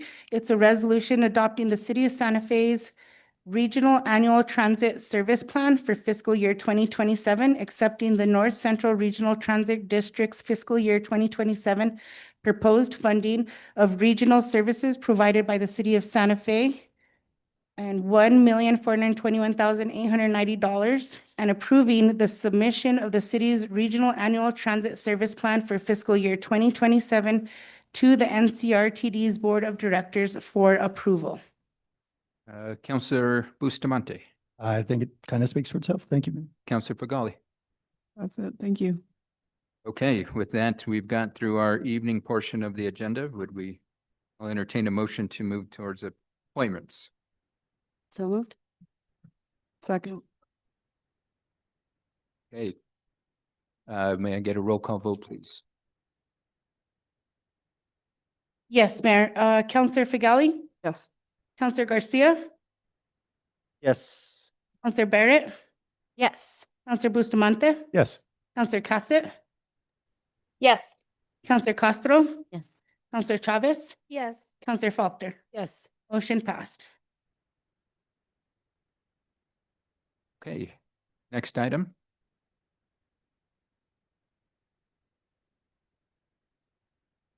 Next item is item 21. This is appointments. These are appointments to the Santa Fe Film and Digital Media Council. Gay Dillingham, reappointment with the term ending March 2028. Robert Dennis with a reappointment term ending March 2028. Diana Taylor, reappointment with a term ending March 2028. Jason Ordaz, reappointment with a term ending March 2028. Dr. Elizabeth Stammer, reappointment with a term ending March 2028. James Wysong, reappointment with a term ending March 2028. Alessandra Dorbin Call with a reappointment with term ending March 2028. Ainin Harrison Thompson, appointment with term ending March 2027. Zaid Zarafi, appointment with the term ending March 2027. Michael Garfield, appointment with the term ending March 2027. Judy Bell, appointment, term ending March 2027. Lucia Ricciardelli Fossey, appointment, term ending March 2027. And Shannon Hughes, appointment, term ending March 2027. Motion to approve. Second. Got a motion and a second. Any discussion? Hearing none, Madam City Clerk, can we get a roll call vote, please? Yes, Mayor. Counselor Garcia. Yes. Counselor Barrett. Yes. Counselor Bustamante. Yes. Counselor Cassett. Yes. Counselor Castro. Counselor Chavez. Yes. Counselor Faulkner. Yes. Counselor Figali. Yes. Motion passed. Thank you, Madam City Clerk. I think we've completed everything we can complete right now that is not a public hearing. I'd like for us to be efficient, and for anybody that is wanting to provide public comment at the moment, can you please raise your hand? Okay, so I think we have sufficient folks to get us to our typical 7 o'clock hour, and then we'll just continue to roll on to public comment. So with that, if it's okay with the governing body, I'd like to entertain a motion to move directly to public. Motion to move directly to public comment. Second. Okay, any discussion? Hearing none, Madam City Clerk, may I get a roll call vote, please? Counselor Barrett. Yes. Counselor Bustamante. Yes. Counselor Cassett. Yes. Counselor Castro. Yes. Counselor Chavez. Yes. Counselor Faulkner. Yes. Counselor Figali. Yes. Counselor Garcia. Yes. Motion passed. Okay, now it's time for petitions from the floor. Just as a reminder for everybody, you have 2 minutes. There will be a timer on the board. Music will play once your time is up. I would politely ask that once you hear that chime, please wrap up your comments. Also, please, if I ask that you please identify yourself, as well as, if you feel comfortable, your district that you live in, or if you live in the county or anywhere else, feel free to stay so. So with that, I know we've got a lot of folks in the room. I want to be respectful towards everybody that's participating in this process. Just a reminder, we don't applaud folks' comments. We don't boo folks' comments. If you agree or disagree, just, I would say, use your jazz hands, just wave your hands, and it's a quiet way of expressing your feelings. But we want to make sure that everybody is respectful of one another. So with that, let's go ahead and start. We got the 2 minutes up. My name's Catherine Rivera, resident of District 1. I wanted to talk about the closure of the plaza tonight, but I also wanted to start off with the Marriott Hotel appeal. And just for the record, to let everyone know, to the best of my knowledge, there has not been any letter or acknowledgement from the NMDOT about the traffic data. And as to the best of my knowledge, that means the project continues to be stalled. That leads me to the plaza. I have not heard anything really compelling, no compelling arguments to close the plaza. The plaza works for everyone. It works for everyone needing access, emergency access and delivery vehicles, and it works for limited mobility folks where vans and distant drop-off points are problematic. It works for building owners of this historic site who require proof of emergency response to keep their insurance, and not to mention to save our most historic buildings. It works for business owners who rely on their most profitable repeat customers, local loyal customers, to return to them easily. It works for families whose elders ask them to drive them around the plaza, and of the sick and dying who ask to be driven around during their final days. So why disrupt what is working? Why would we put sand in those gears? Why would we become exclusionary?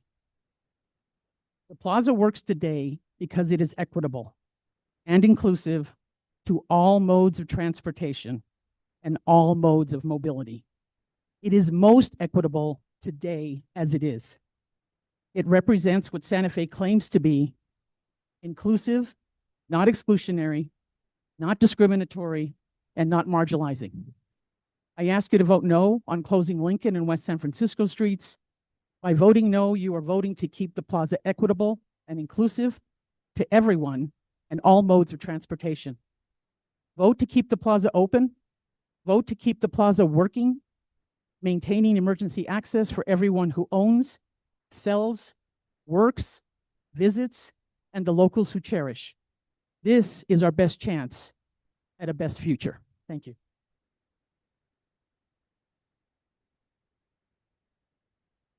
One second, I just want to make sure, because I didn't hear music playing, and I want to make sure that. Okay. Thank you, Councilor Fagali. So if I can have IT bring up the speaker on the screen, as well as if I can have the chime sound go off when the speaker's time has expired, that would be helpful. Thank you. Go ahead, sir. Mr. Mayor and councilors, my name is Jim Heath. I'm here tonight to just give you a heads up about something I'm going to be proposing with respect to the Midtown District project. I'll be meeting next week with the group that is managing with the idea that I'm proposing to put a 1,000 square foot amphitheater in that space. There's 5 acres, essentially 3 to 5 acres available out of the 40 that are still available. I know it would be necessary to amend the master plan that was approved by the last group, last council, but nevertheless, I'm going to try and convince the managing group there that that project is something that would be great for that area. It would be fashioned after the old Palo Solari amphitheater that we tried to get over many years and couldn't. This is something that I've been working on for a number of years, and I propose to develop it. I propose to finance it. I propose that the town will own it. It will be a community project. I will receive no compensation for it. It's something I'll do on my own.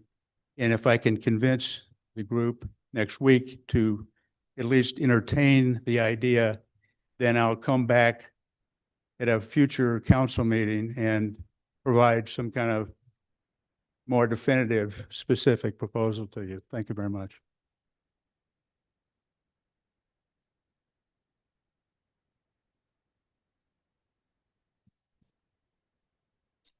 Let's go ahead and wait till the timer resets for you.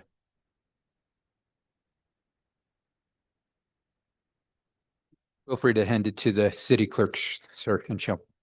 Okay. Thank you. Okay. Go ahead, please. Mr. Mayor, councilors, I'm here today to encourage you all to vote yes on, oh, I'm sorry. My name is Mac Belgrad. I'm a small business owner here in town, a parent, cyclist.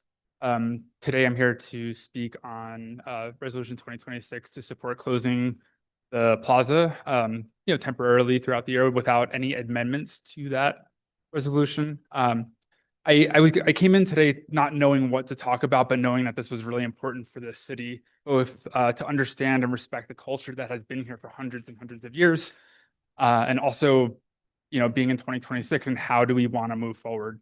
I am a Navy veteran. I served 10 years on a submarine, actually that one that's in the showcase over there, USS Santa Fe.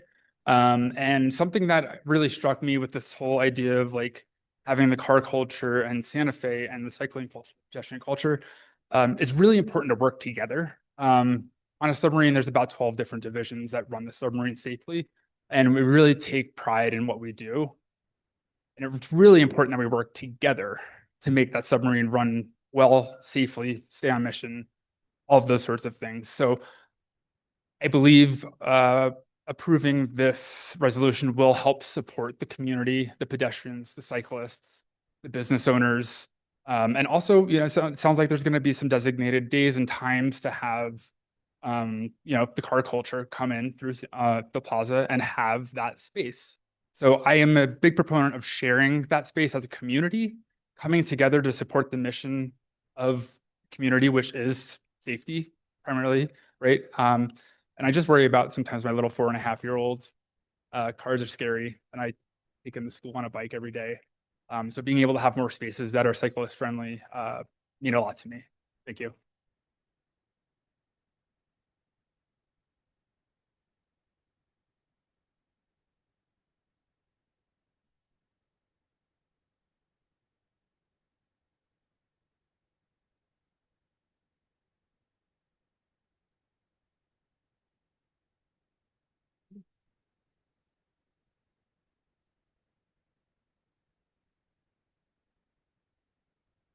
Hello, I am Cody Potter. I'm a partner of the Five and Dime on East San Francisco Street, not West San Francisco Street. Go ahead, Cody. IT, can we, the timer keeps popping on and off and I want to, go ahead. You all the counselors and the mayor received the letter that I had written.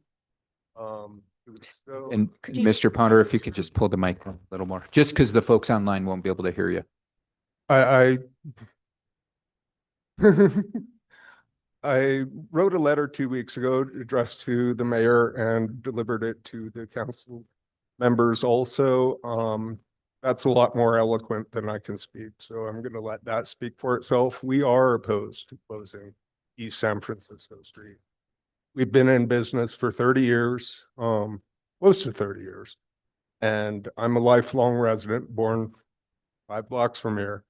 And I've never had a problem on San Francisco Street, walking, cycling, or anything. I don't believe that a seasonal closure is necessary. The special events currently close the streets as they are, which is perfectly fine. And I hope that we continue doing what we have been doing. That's about it. I'm just opposed to it. Thank you.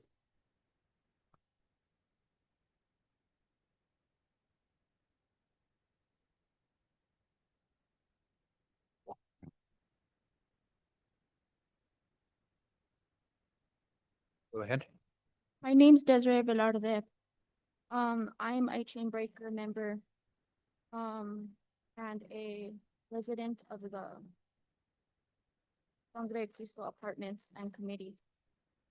We last week gave the management a letter. The residents at the Sangre Cristo Apartments have been displaced due to a fire.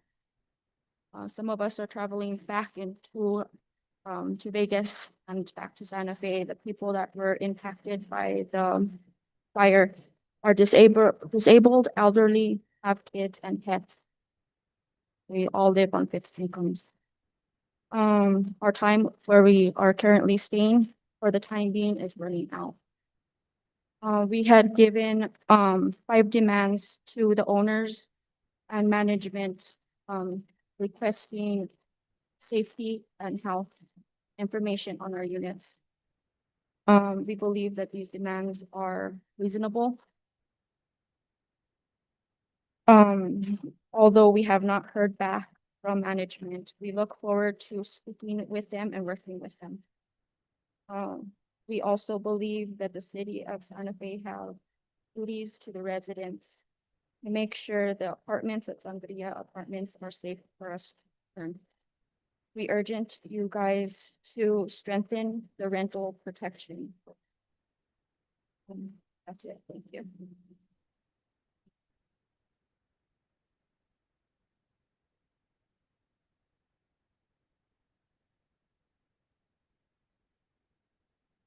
Hola, soy residente del Distrito 2 y soy miembro de Rompecadenas. Tal como lo acaba de señalar mi compañera de comité, nosotros también creemos que el Ayuntamiento de Santa Fe tiene la obligación con nosotros, los residentes, renteros de apartamentos y hogares, de garantizar que las unidades cumplan con las normas de salud y seguridad. Y le urgimos al Ayuntamiento que se refuerce la protección para los inquilinos. Las escasas protecciones a nivel federal están siendo objeto de ataques y no contamos con el suficiente protección a nivel local. Le urgimos a los concejales a cumplir con su compromiso de incorporar más protecciones y apoyos locales. Especialmente instamos no a las represalias, los derechos sobre el papel no significa nada cuando los inquilinos se enfrentan a riesgos reales por alzar la voz y aplicación municipal las normas de salud y seguridad y a nosotros derechos de organizarnos ahí donde otros niveles del gobierno han fallado, no falles tú también. Los inquilinos de toda Santa Fe ya se están organizando y trabajando para ejercer sus derechos por su cuenta. Unas políticas más firmes que protejan a los inquilinos no resolverán las crisis a la vivienda. Para el ayuntamiento dispone las herramientas. Gracias. Hi, my name is Itzali. I'll just be translating for a community member. Hello, I'm a resident of District 2 and I'm a Chainbreaker member. As my fellow committee member just pointed out, we also believe that the city of Santa Fe has an obligation to us. Residents who rent apartments and homes to ensure that the units meet the health and safety standards. And we appreciate the city's commitment to strengthening the tenant protections. The limited federal protections are under attack, and we lack sufficient protection at the local level. We urge the council members for their commitment to incorporate more local protections and support. And we especially urge no to retaliation. Rights on paper mean nothing when tenants face real risks for speaking out. Municipal enforcement of health and safety standards and of a right to organize where other levels of governments have failed. Don't fail us too. Tenants across Santa Fe are already organizing and working to exercise their rights on their own. And stronger policies protecting tenants will not solve the housing crisis, but the city council has tools at its disposal. Thank you.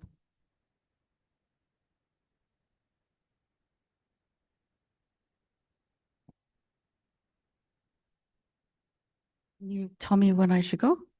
Good to go. I'm Melinda Hall, and I'm a resident of the county of Santa Fe. And I'm also a member of Indivisible Santa Fe. I'm on the steering committee.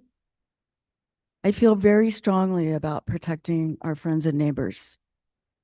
I feel very strongly that we should create a law in the city to prevent ICE raids, ICE staging raids in the city using city-owned property like parks, parking garages, and parking lots.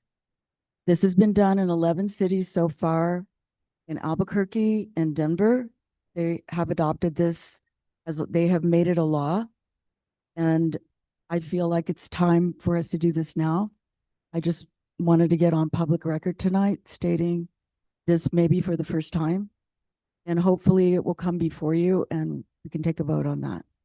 Thank you.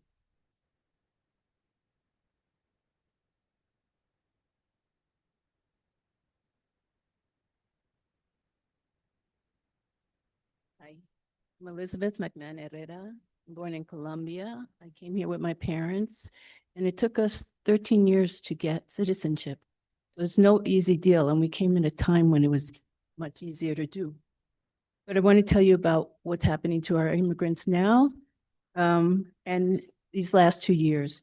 In 2025, over 30 people, around 30 to 31, died in ICE custody, reaching a 2-decade high. In 2026, at least 19 to 22 people have died in custody.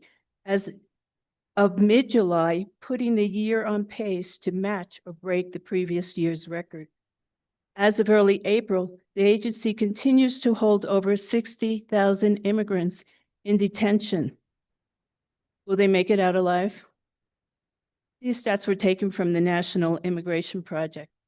As a clinically trained family and child therapist of over 35 years, now retired, it's clear to me that the trauma of losing a parent and family members violently, often unexpectedly, as they are kidnapped off the streets in our community, reverberates, creates depression and anxiety across families for many generations. But you don't need to hear that from me. You probably all know that. In Santa Fe, many families and children are in hiding, avoiding going outdoors to play or to public places. Children are missing school. Many immigrant adults bravely go to work, wondering, where will ICE strike next? I think they're so brave. So many people in Santa Fe have done so much to organize. It's been amazing. It's heartwarming because it's across all of Santa Fe, all ethnic groups and all classes. Some of us created SAFER, started a year ago to protect our immigrant families, and many other people are doing things for our immigrant families today. I understand that you have begun to talk about ICE-free zones. I really think that's fantastic. I hope you continue to move that along as quickly as possible. So when and how soon will that happen? And when will you talk to us about that? Elizabeth, your time has expired. And Apologize. thank you all for listening. Have a good evening. And just a quick request for our IT in the back, if we can have the music play, just because it is helpful with the speaker to help wrap up their comments. Hi, I'm Barbara Schroeder. I'm a member of SAFER, the Santa Fe Rapid Response Hotline. And I'm here today to urge you to please act on making Santa Fe an ICE-free zone, to outlaw ICE from using your parks, garages, buildings. The residents of Santa Fe need your protection from these unlawful abductions. They do not need your complicity. So please act now. Thank you.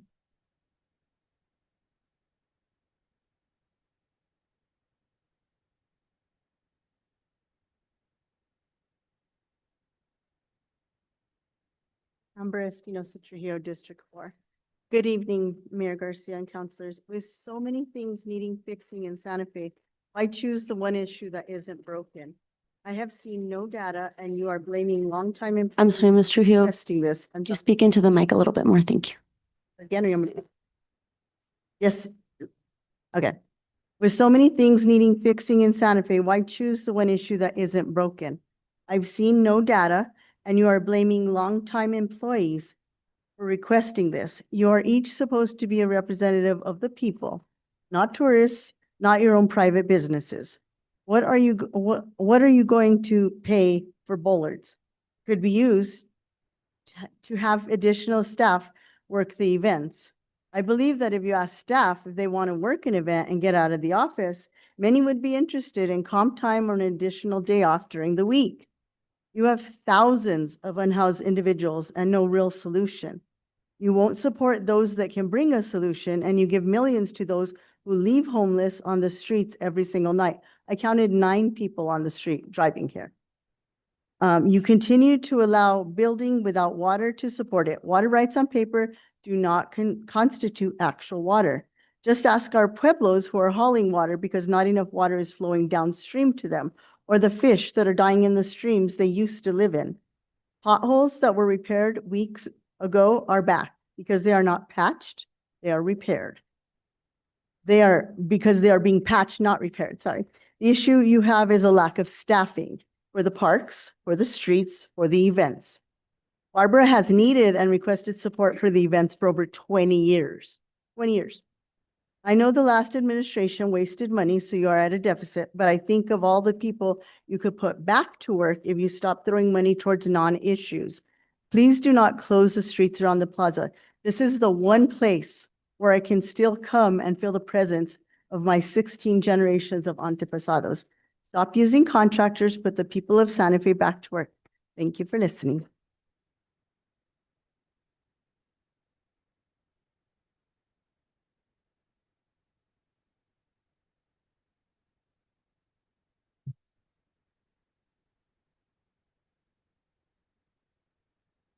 Good evening, Mayor and members of the City Council. I urge you to reject this resolution to permanently close West San Francisco Street through the plaza to vehicular traffic. If this measure passes, the message that many residents will hear is simple.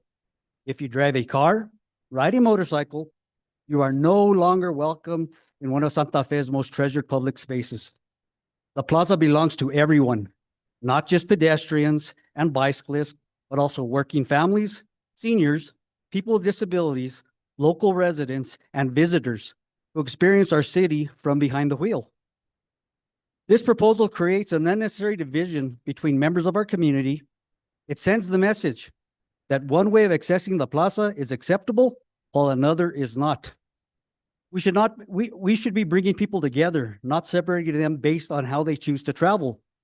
Where does this thinking end? What's next? Separate water fountains for pedestrians and bicyclists? The different ones for people who drive cars or ride motorcycles? That comparison may sound extreme, but it illustrates the danger of sending a message that one group of citizens is more welcome than another in a public space that belongs to all of us. If public safety is truly the reason for this proposal, then the public deserves to see objective data and statistics proving that keeping this street open creates a significant safety hazard. Policy decisions that permanently change access to our historic plaza should be based on evidence, not assumption or personal preference. The plaza is the heart of Santa Fe. It should remain welcoming and accessible to everyone, regardless of how they arrive. I respectfully ask you to vote no on this resolution and preserve the plaza that truly belongs to all of us. Muchas gracias. Ronald Trujillo, District 4.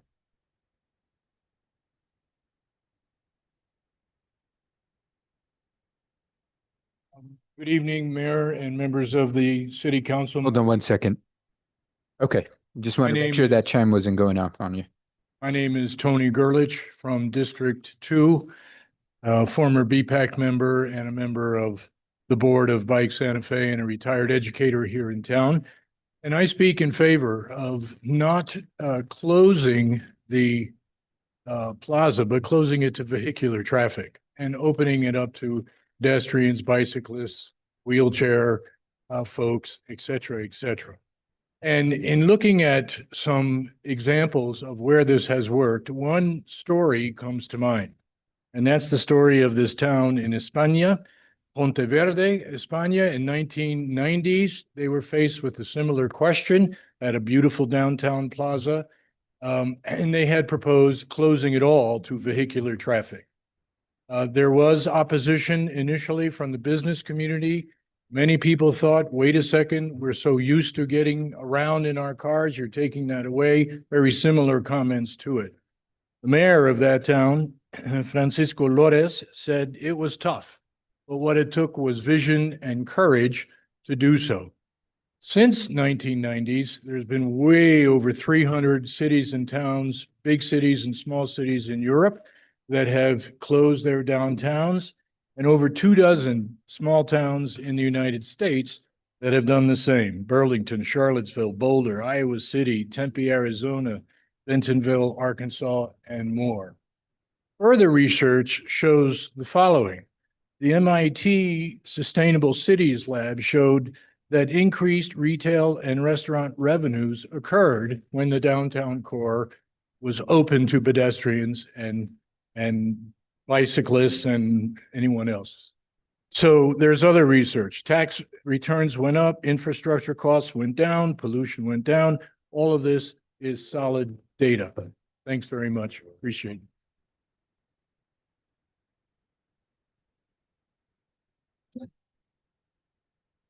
All right, good evening, Mayor Garcia, city councilors. My name is Phil Lucero and I'm the president of Bike Santa Fe. I'm here to speak in support of Resolution 2026 to reduce traffic on the plaza. I do take umbrage with the amendment passed at the Finance Committee on Monday, I believe, Amendment B in particular. But having grown up in Santa Fe, my favorite memories of the plaza aren't about driving through it. They're about being on it, usually by bike and often by foot. They're about live music, gathering with family and friends, and enjoying the unique character that makes the plaza special.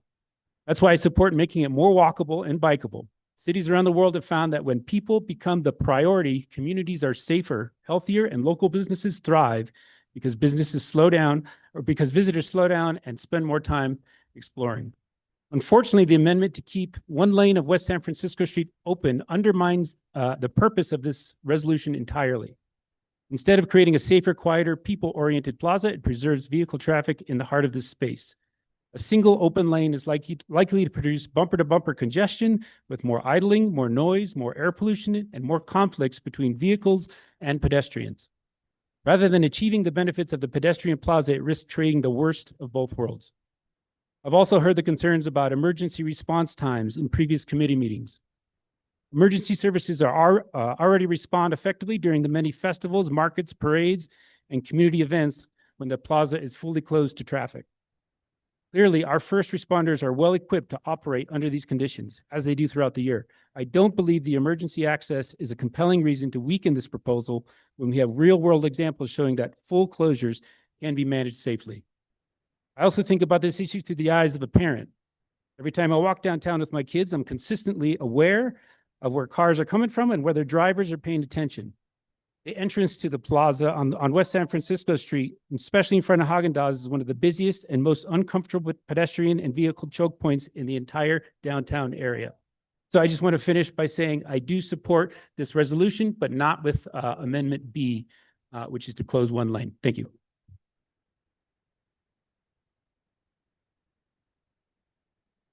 Hi there, Ramon Martinez. I'm a father homeowner, District 1. I am in full support of the resolution to close temporarily the section of the plaza. I wanted to thank Councilmember Fogali and Councilmember Castro for their leadership on this resolution. I also think they've done a really great job listening to the community and listening to stakeholders, and so I don't think any of the amendments are really necessary. I also feel that way because I sat here during the Public Safety Committee a couple days ago and watched as the council members fielded question after question and really intense questioning around the resolution from the Public Safety Committee. And I saw the interim fire chief, Scott Odekirk, cool as a cucumber, respond that him and his department were ready for any of the issues that came up.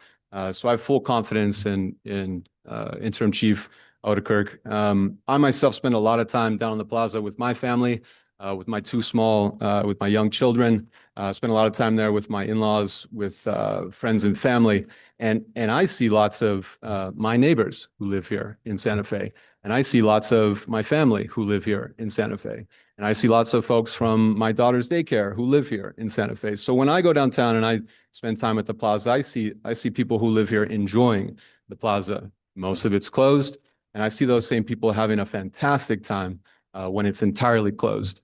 Some of our best memories are being downtown when San Francisco was closed, looking down the end of the street and seeing the sunset. I mean, there's nothing like it. I've spoken with a lot of those people, and they've just impromptu told me that the best thing about Santa Fe is being on the plaza in the summertime when it's closed, being able to walk, feeling safe. We've all stood on that corner when the stop sign, when it's not closed. And we felt that danger and that fear. So thank you very much. Pass the resolution as is.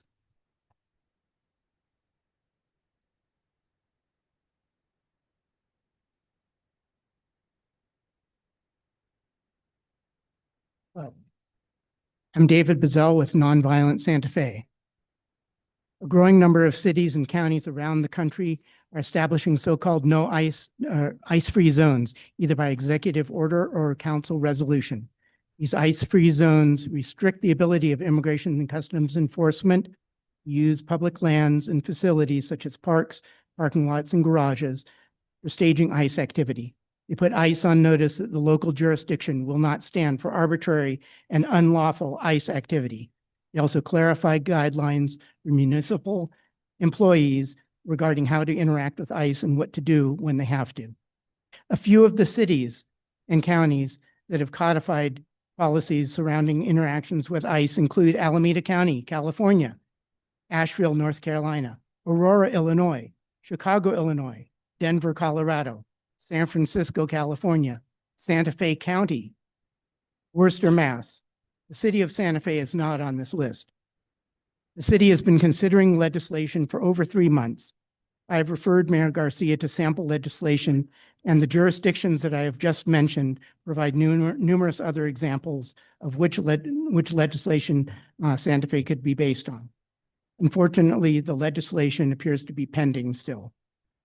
Certainly, compared to other areas around the country, ICE activity in Santa Fe is low. That makes now the ideal time to finalize and pass legislation declaring an ICE-free zone in Santa Fe. I have no doubt that the mayor and the city council are fully invested in doing all they can to make Santa Fe safe and supportive for all members of the community, especially those who are the most vulnerable. But now is the time to act, not to delay. Now is the time to take the initiative so that we are prepared when ICE activity escalates. Now is the time to show Santa Fe residents what leadership is and to move us towards a more just community. In my mind, this is a specific problem with a specific solution. I hope to hear Mayor Garcia and the City Council make a public commitment to finalizing and passing legislation immediately. Thank you.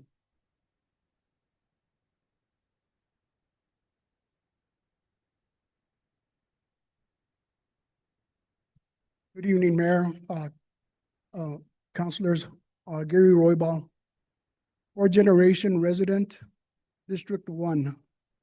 I oppose the resolution to close the plaza off for vehicle traffic. We have a paramount issue here, and it's safety. You need to know that any time that you impede any emergency equipment or slow them down in any fashion form, you will be violating federal, state, county legislation and rules and laws. I ask you to really look at what you're going to be doing here, as I believe if you do close this down and you do have something catastrophic happen, like a fire or someone needs medical attention immediately, it will be on your hands. Those people are here. You're here to protect their livelihood. That is your job. You guys are wasting our time with this thing. Don't you have anything bigger to do? I mean, my goodness, this is a sin. Hate to say it. Thank you. Oh, hold on. Anybody in the audience, any folks that are on board with me? Raise your hand.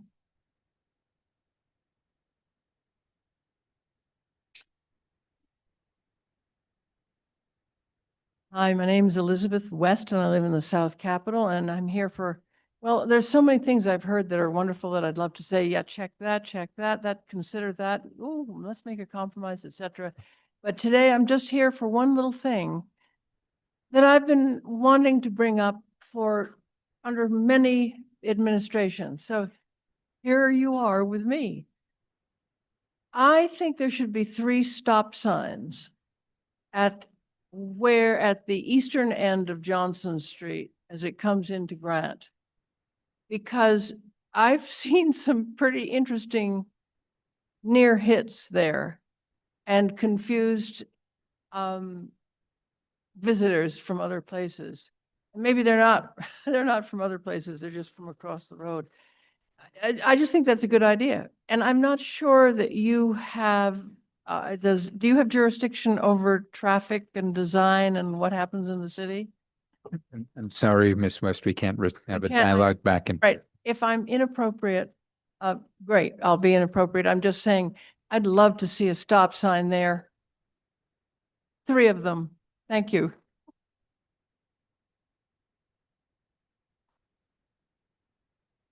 Hello, Mayor and councilors. My name is Leonardo Rosatos, and I'm the owner of the Plaza Cafe downtown, a local business that has been serving locals and tourists for over 100 years.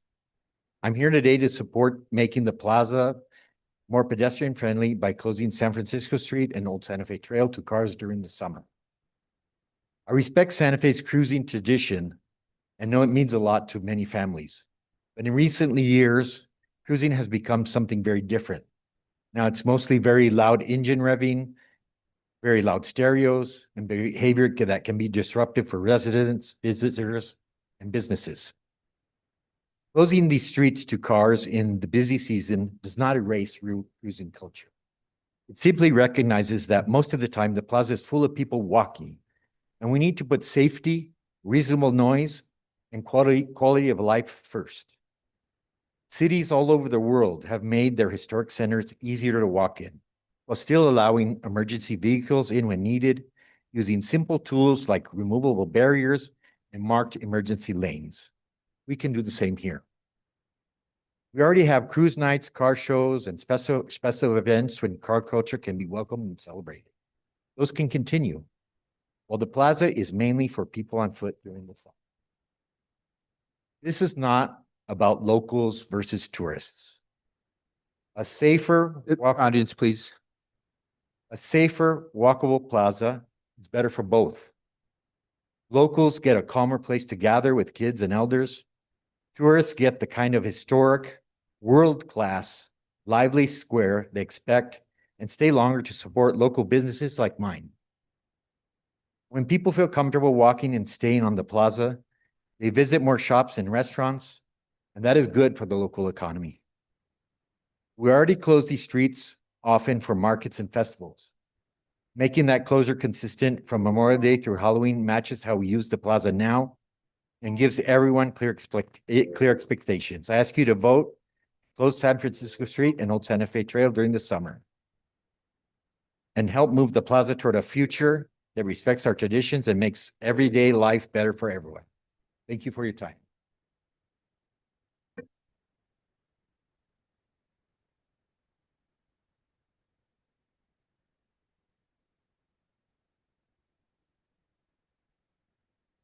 My name is Aurora Martinez, District 2. Yes, it's me again. I'm asking you not to approve the Plaza Street closure resolution as written. I do support Amendment B, so I will state that. I have a speech that I wrote, but I saw 2 other really important topics that came up tonight that were way more important than what we have here, the closure of the street. And I'll tell you why. Not because it's not important to us as a people, as a community, but because that money that is going to go close this should be going to those issues, those topics. ICE, taking care of our renters. I think that's important. So I deviated because those things are important. This isn't, because right now we actually have an equitable working solution that has been working since COVID. There's nothing wrong with it. It's working. So back to what I was getting at. We still haven't seen plaza-specific safety evidence, crash data, or near-miss reports. What has been presented is quite misleading, but not plaza-specific either, which we heard at the Public Safety Committee meeting last week. And at Finance Committee meeting Monday night, it stated that when San Francisco Street is barricaded for events, extra fire personnel must be stationed inside the plaza. That's added staffing. If that setup is extended from an occasional events to months at a time, daily basis, The city needs to explain the impact on emergency coverage across the city and on the budget. The resolution never required full staff reports from fire or police. This is extremely important for the public to view. I do ask that you please take all the cultural information, very important, because this is the oldest capital in America. We are still here. We still exist. We want to be seen. We want to be a part of the community, but you're excluding some of it. Thank you. No claps, please, audience. Good evening, Mayor. Sorry, Mayor, council members. I also have a speech written. I'm sorry, Sean Noonan, District 4. It's saddening that we're actually here to talk about a resolution to close the street. But here we are. Didn't know people were going to talk about ice zones either when I showed up, but I mean, those are topics we should really be considering. However, I'll get back to this. So I urge the city council to postpone or deny this resolution as drafted. I support pedestrian safety, a vibrant plaza, a thoughtful multimodal transportation plan. However, I oppose this resolution in its current form because the record does not justify the scale of the action being proposed. Of the 3 amendments proposed, Amendment B is frankly the most equitable. Cruising around the plaza is not simply traffic circulation. For many Santa Feans, it is a long-standing cultural tradition that generations of families have participated in. As written, this resolution would change that tradition from something residents can participate in freely into something allowed only when the city permits it to happen. That is a significant cultural shift. So I'm going to give you kind of an absurd example on the other hand.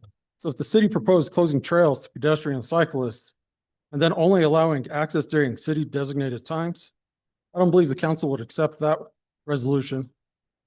The traditional vehicle access to the plaza deserves the same level of respect and careful analysis before it is restricted. I'm also concerned about the safety justification because it is incomplete. The crash data presented so far does not show a clear site-specific pattern that supports closing a particular segment of West San Francisco Street. The public has not been given underlying crash data. Public safety meeting, there was a spreadsheet. However, supporting data is not there. You just have a summary. And by looking at it, it's not pedestrian related. Anyhow, I think a better use of our resources would be first to address known infrastructure issues around the plaza. Mr. Noonan, if you can please wrap up your comment. Oral Mayor, including sidewalk repairs and ADA accessibility as mentioned at the last public safety meeting. Thank you for your consideration.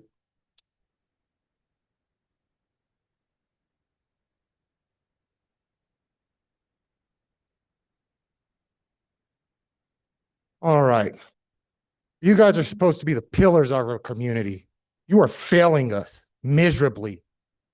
You sat up this evening and say, we are here to listen to our people. We work for our people. No, you don't. You work for the tourists. You work for the special interests. You don't give a damn about us. I am here to tell you that the culture of cruising has been around long time. I'm talking long. You're bringing in goats, horses, everything on carts. That was considered a trail, a cruise. So you got to deal with that. So loud noises. I've been basing downtown since 1994, and I'll continue to base downtown. So there's that. You guys want to take away our freedoms of expressions, of our freedoms of being who we are, local Santa Fe people. You talked about Warehouse 21. That was the teen youth center when we were teenagers. That's where we got together, where we hung out, where we had shows, where we had concerts, where we learned how to DJ, where we learned how to do light shows, where we learned how to print t-shirts. What happened to that? You guys took it away. It's disgusting. 2, Santa Fe is a sanctuary city, which is disgusting. 3, federal law will stomp all over any law you guys pass. So it's a waste of time. Bring up those amendments. Federal law trumps state or city laws. So you're going to tell them not to use public facilities that's paid for by tax dollars? That's ridiculous. You guys are losing our culture, our city. And it is sad that you don't care, that it is just about business as usual. In this town, it's not what you know, it's Thank you. Thank you, sir. Thank you, sir. Thank you. Can we have this gentleman escorted out, please? ridiculous. I've let you go. I've let you speak your time. Thank you, sir. Thank you. Have a good night, sir. Next speaker, please.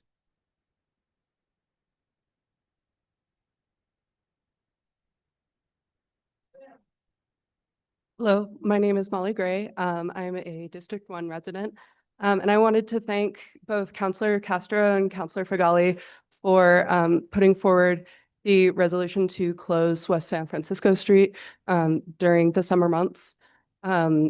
This is exactly why I voted for both of you, because I really wanted to see this sort of legislation come up. And it's really exciting to me to see the city start to become more pedestrian and bike friendly. I visit the plaza all the time, and I know that I've had my fair share of near misses that I definitely haven't reported. And it would just be wonderful to see the community that we can all build together by passing this resolution exactly as passed. When I had questions about this resolution, I emailed Councilor Fagali and she immediately answered my questions. Clearly, she had already thought through all of the issues that would come up with this legislation. So the idea of having cruise nights to celebrate our cruising culture and having a shuttle system to transport people who have mobility issues is something I fully support. And I really want everybody to be able to access the plaza, including those of us on foot and on bike. Thank you for your time. Good evening. My name is Luis Gutierrez and I'm, One second. Let him restart the timer, please. thank you. Okay. Hi, I'm Luis Gutierrez. I'm a resident at District 1 and I serve as the chair of the Mayor's Youth Advisory Board currently. First, I would like to thank the counselors the opportunity for us to speak tonight. I think that the motion you guys put forward earlier to allow public comment before a vote says a lot about the council's commitment to hearing us out. So thank you for that. But tonight I'm not here to talk about the road closure itself. Instead, I'd like to speak about the importance of leadership and, more importantly, listening. As someone who has served in many leadership roles, just like you all on the dais, one of the first lessons I had to learn was listening. Sometimes it can be difficult to hear opinions we don't agree with or appreciate, but as leaders, it is our responsibility to listen anyways. The people we serve are the reason we are here. They place their trust in us because they believe we would act in the best interest of our entire community. I also wanted to take a moment to thank each of the counselors. You do not have an easy job. No one enjoys being told that their idea or proposal needs to change or even be set aside. Yet time again, you listen to us and consider all the different perspectives and make difficult decisions.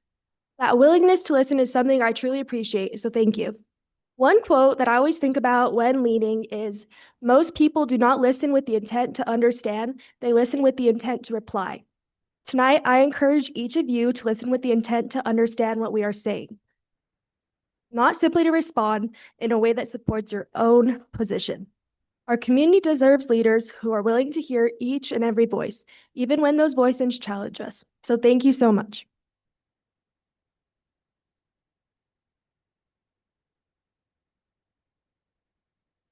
Ready? Yes, sir. Go ahead. Good evening, Mayor and fellow council members. My name is Manny Marquez de Yalvez Romero. I live in District 2. I recently relocated from District 4 and the Valle Vista area. I do support some of my fellow community members, Ron Trujillo, Paul Lopez back there, Trujillo, Chavez, and Mr. Roybal, in voting no on this moratorium. I believe that the plaza should remain traditionally open to the people on nights, you know, in the absence of special events like Spanish Market and artists that have their art there. In other terms, It should be free to the car to access for the people driving by in a traditional sense. And in my past leadership and education and all that, I think I support Elise as well from St. Mike's. I live in between and Santa Fe High. Just moving forward, this is a big topic in the city. I've been seeing a lot of things on it on Google and my email and stuff like that, and also just everywhere else. My TV cut out yesterday, but got a check coming in tomorrow. So I also do obviously I work security for Schimmel, community events and venue security in Albuquerque currently. It's gig employment, but I do support my fellow community members and other people of the community in voting no on this moratorium. Thank you.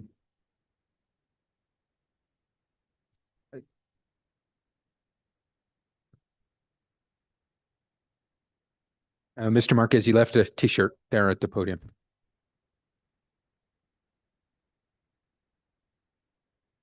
Hi, my name is Linda Garcia Grisham.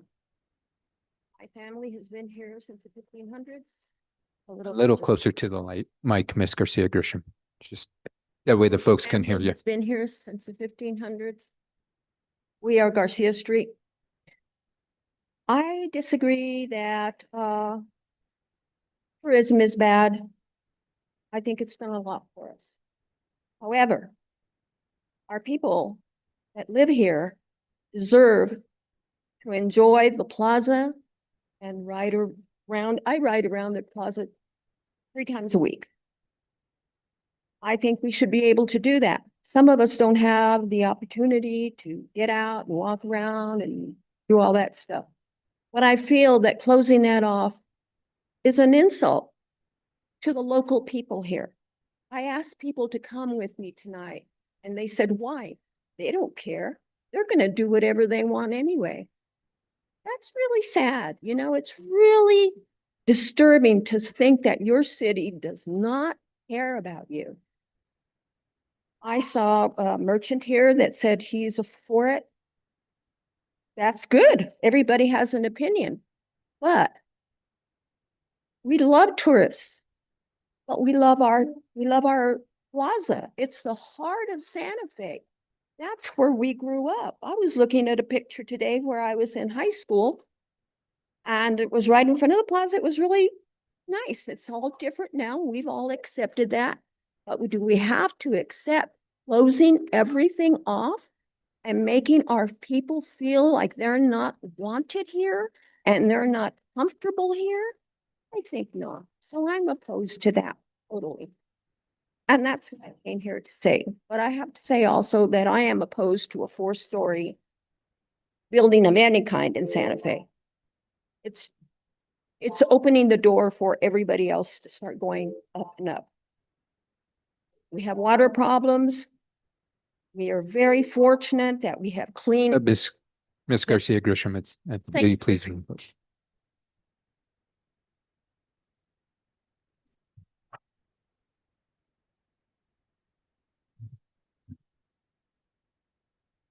Good evening. My name is Liesl Faust and I live in District 2. I grew up here in Santa Fe.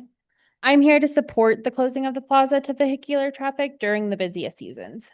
First of all, I want to thank Councilors Fagali and Castro for your work to make our public spaces safer for bikers and pedestrians. I appreciate you guys and all of the stuff that you do for that.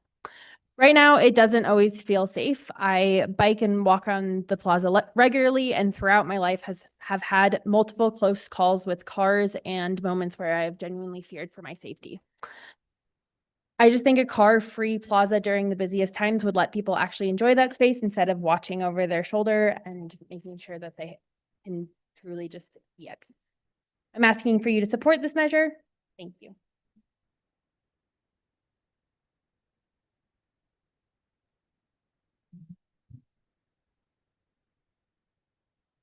Hello, Mayor. 1 second, let the timer reset for you, sir. There you go. Hello, Mayor, councilors. I spoke here, I think in January. My name is Eddie Romero. I'm from District 2. I spoke here in January, and a lot of my speech was directed at the fact that this whole resolution is an assault on our heritage. You can call it public safety, you can call it whatever you want. But at the end of the day, you're destroying our heritage. I don't expect you to understand that because you're not local people. Well, if you are, you sure don't behave like a local. Counselor, Now, let me please. tell you Counselor, something. please. We talked about public safety as the vehicle for getting this resolution through. I don't see it. A lot of our professionals don't see it. Our former fire chief said there was no problem. There was a problem with blocking access to fire trucks. We've yelled at you. We've told you that gentleman just yelled at you. What are you guys doing? Don't tell me it's public vehicle. We're not that ignorant. I was in the plaza this weekend for Spanish Fiesta. I didn't see people taking pictures of the cathedral. And if they do, they're taking pictures of red lights and crosswalks. And that's the reason to close the plaza? It almost seems to me that this lady just kind of spoke to it. The locals do not feel comfortable coming before you. I don't. I'm here because I have to. But let me tell you, I hate being here. I remember councils where you could come up, you could come over here and they would listen. This resolution is being spearheaded by counselors. Mr. Romero, can you please wrap up your election comment? Promise. It's not coming from the locals. It's an election promise. Mr. Romero, can you please wrap up your comment? Thank you very much.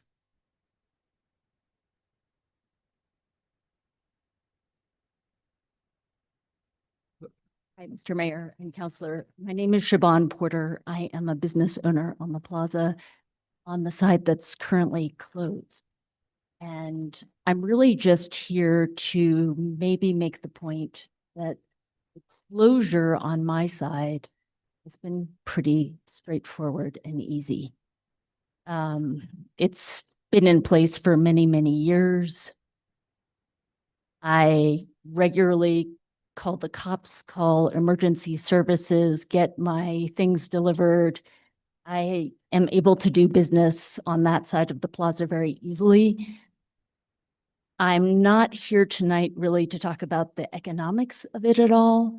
I think it is a community question. And the one thing that I would underscore is I also grew up in the plaza. I don't have a huge heritage here, but I do really appreciate how people come together. And today I spend a lot of time there, like 7 days a week. Small things happen. We helped a guy whose motorcycle fell over today to lift it up and get him on the road again. And to me, I think that question of community is the biggest question, and so important and can take so many different shapes. And I'm really just here to underscore the logistics is not the problem. So thank you for that.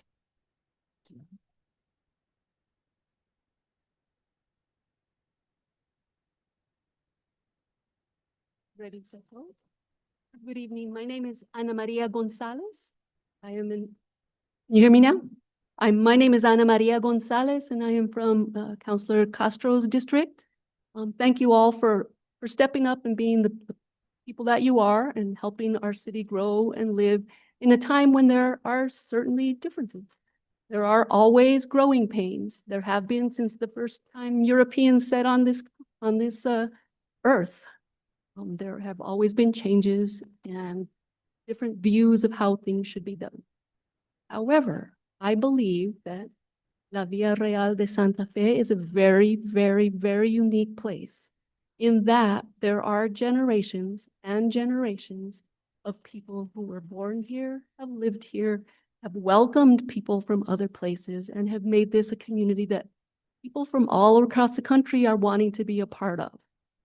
They didn't come because our streets were open or closed.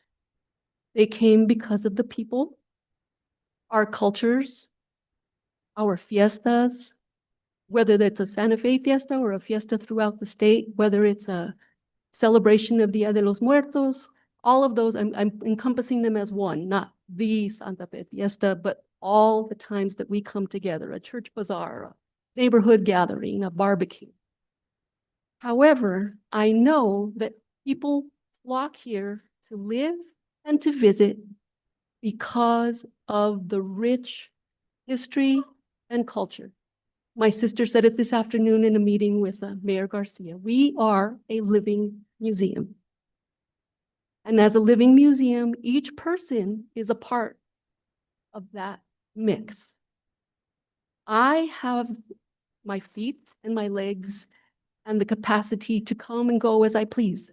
I walked here this afternoon, but a lot of people don't. And I have been in use of the drop-offs and pickups, but it still takes an extra 40 minutes for me to park, get back, and leave somebody at the corner that I may not feel comfortable leaving. Also, young adults, the only way they feel part of the mix, they don't have money for galleries, they do a restaurant, but they will do a small drive-by. And for me, that makes my day when I'm able to take a quick spin around the plaza. Thank you. Thank you, Ms. Gonzalez. No on the closure.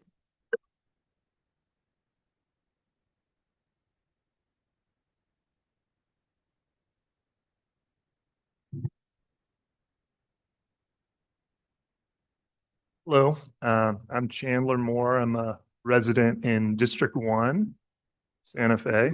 So hello, council and Mr. Mayor. Thank you for letting us all speak and being patient. This is a lot of people tonight. I think you're doing a really great job. I'm actually going to also voice support for the resolution to reduce, not close, right, but reduce the amount of vehicular traffic, specifically motorized traffic on the plaza that we've been talking about. I liked what Councilor Chavez said in her invocation, where she was reminding everybody that a good way to live and a good way to lead is to respect each other and to put the community for yourself. So if we're talking about what everyone can enjoy, not just one person, not a really small group of people, but everybody, their families, their children, that would be a place that feels safe, right? And as everybody has kind of talked and put their views out about this issue, it's great people are talking, but what best serves the community overall? Not just the people that want the convenience of driving through the one street that they can go through easily, look out the window and see the plaza, but to be a part of it, right? Be a part of the community. And that's the special thing that we've got here. So my vote, and pretty much everyone I've talked to and a lot of who's spoken tonight is to have that ability as pedestrians. And I would say yes, and I hope that you say yes too. Thank you.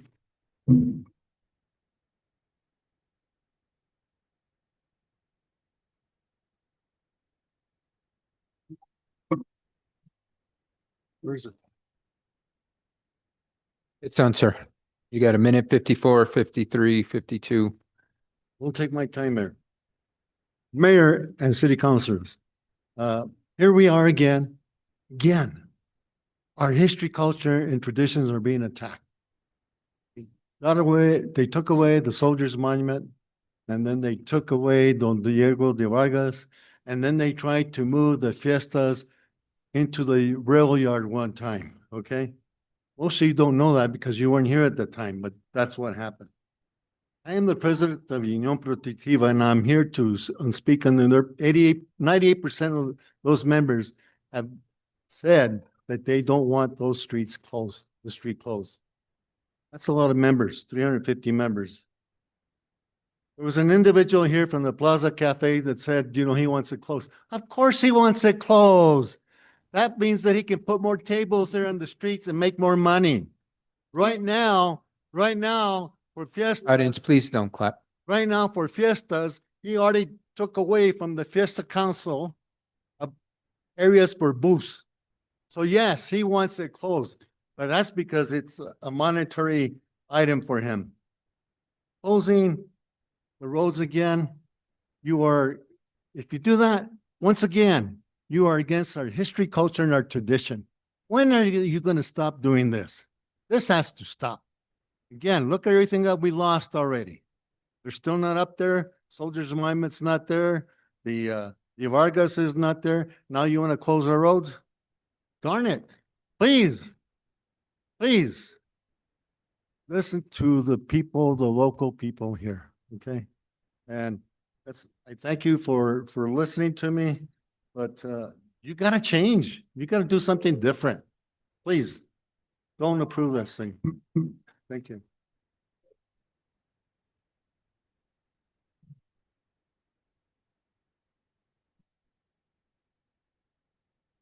Good afternoon. I'm John Romero from District 2. You know, to me, this is all smoke and mirrors. Smoke and mirrors. This is a battle between the rich and the poor, unfortunately. This is sad to say, the white versus the brown. It is. This is pretty much suppression of the locals and giving the tourists and the part-time residents what they want. That's gotta, I mean, you guys are saying we gotta coexist. How is this gonna coexist? It's not. You're pretty much saying locals, you know what, you could come, but you could come to all our whitewashed stuff that we have going on in the plaza. Are we gonna show up for that? No. I need a word with the Lensic people. We have no 45 there. We have no perfección. None of that. You don't know who that is, I know. And we don't have that. You know what I mean? It's like you guys are saying coexist. However, you're saying, you know what? Only when we want to and how we want it and how they want it. I held veterans who are 65 years and above that they can't feel their feet. They have Agent Orange. They cannot walk that. They cannot. I have to supply wheelchairs. I have to supply four-wheel walkers. Do you think they're going to walk up San Francisco Street that hill? No. We have to drop them off. My dad is a veteran. We have to drop them off at the corner. Same with my mom. Are you guys okay with that? I'm not. You guys need a shot problem. I'm just saying, I heard a quote. I respect those thieves that steal from you straight up and the politicians that steal from you with a smile, protection of the police. Thank you. Please, in the back, we'll ask one last time. If you continue to clap, we'll have to have you escorted out. I asked when we started this process to give everybody due respect. My name is Sarakamon Prapasari. I live in District 3. As someone who invests a lot in thinking about quality of life, as a civic leader in this city, I commend you all to be thinking about the future. And if we can provide more walkable city, it not only increases the livability and the quality of life in every space possible. I do trust that you all will think through the accommodations that is needed to be able to serve all of us, those with disabilities, and provide us with a future where the culture of this place can be honored wholeheartedly. But I just want to commend you all to be thinking about the sustainability, thinking about the impact of carbon dioxide in our community, and thinking about into the future about the well-being of this place.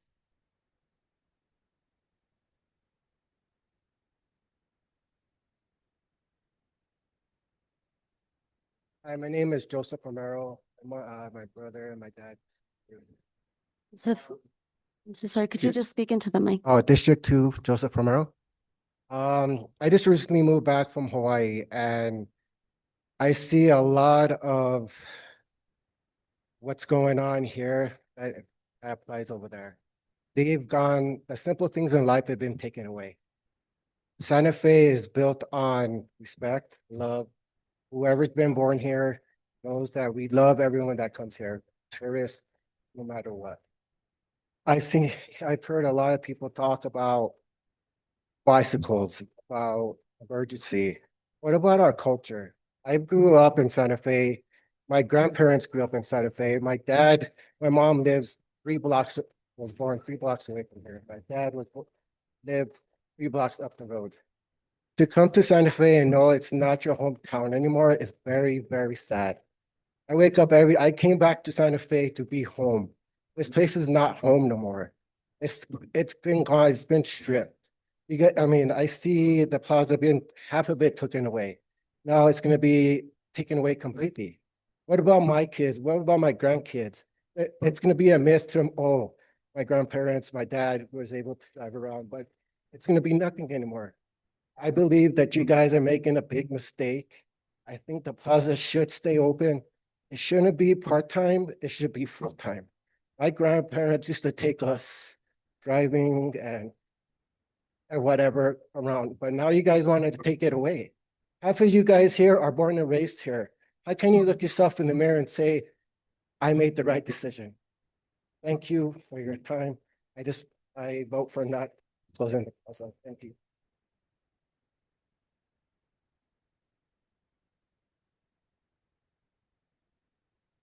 Evening, Mayor and councilors.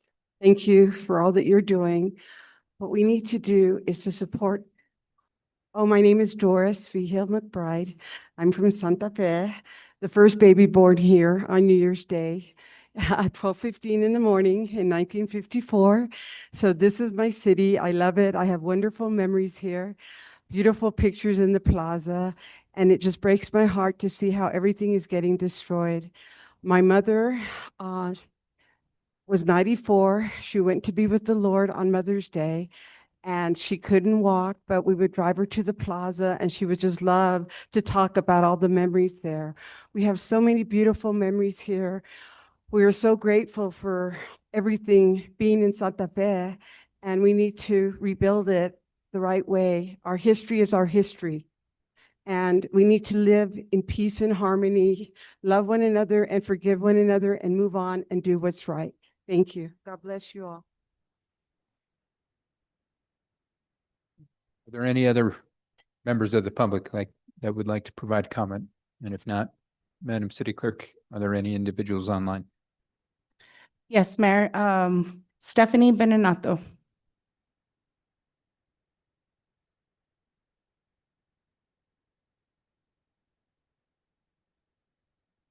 Ms. Benenato, you're able to speak.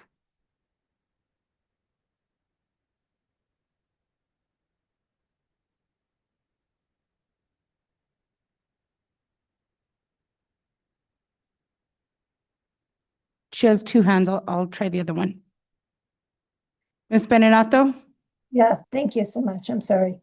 I just have one thing to say, or two things to say about the Marriott. I would find it almost indefensible to make a finding of fact that we need more hotel space, which is what the amendment is going to be. And I wonder if you're going to put in a finding of fact that certain city councilors and the mayor went to the Secretary of Transportation and discussed the possibility of a letter before it was actually issued. I think that's very improper. As for the closing of the plaza, we're talking about one block for a part of the year. And I have gone to the plaza for over 50 years, almost every day. Initially, we just create errands, go meet our friends, maybe find something to eat. But now I work on the plaza.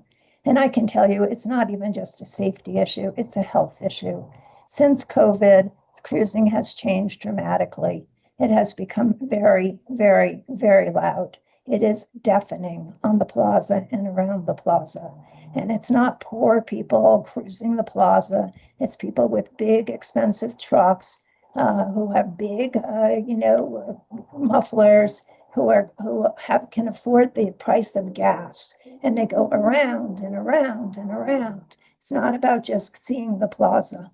And as far as I'm concerned as a historian, the cruising grew out of the El Paseo. That is when girls with their dueñas, their chaperones, would go in one direction around the plaza walking, and boys would go in the other, and they would make eyes at each other and pass notes, and then it became into cars. And that used to happen in the 70s, 80s, and 90s. You'd see cars with girls in it, cars with boys in it, but now what you mostly see are males in very big trucks making a lot of noise. And it's really a health issue for me working on the plaza. I'm outside. I can hardly, no one can hear me. I can't hear them. It has become not tolerable. And it has nothing to do with trying to cancel anybody's culture. And I think the xenophobia, racism that was brought up tonight is sad. I'm a brown-skinned person who is less than median income, so I don't fit the Ms. stereotype Beninato, your time is some expired. that some people have expressed. Thank you. We'll move on to Rick Martinez.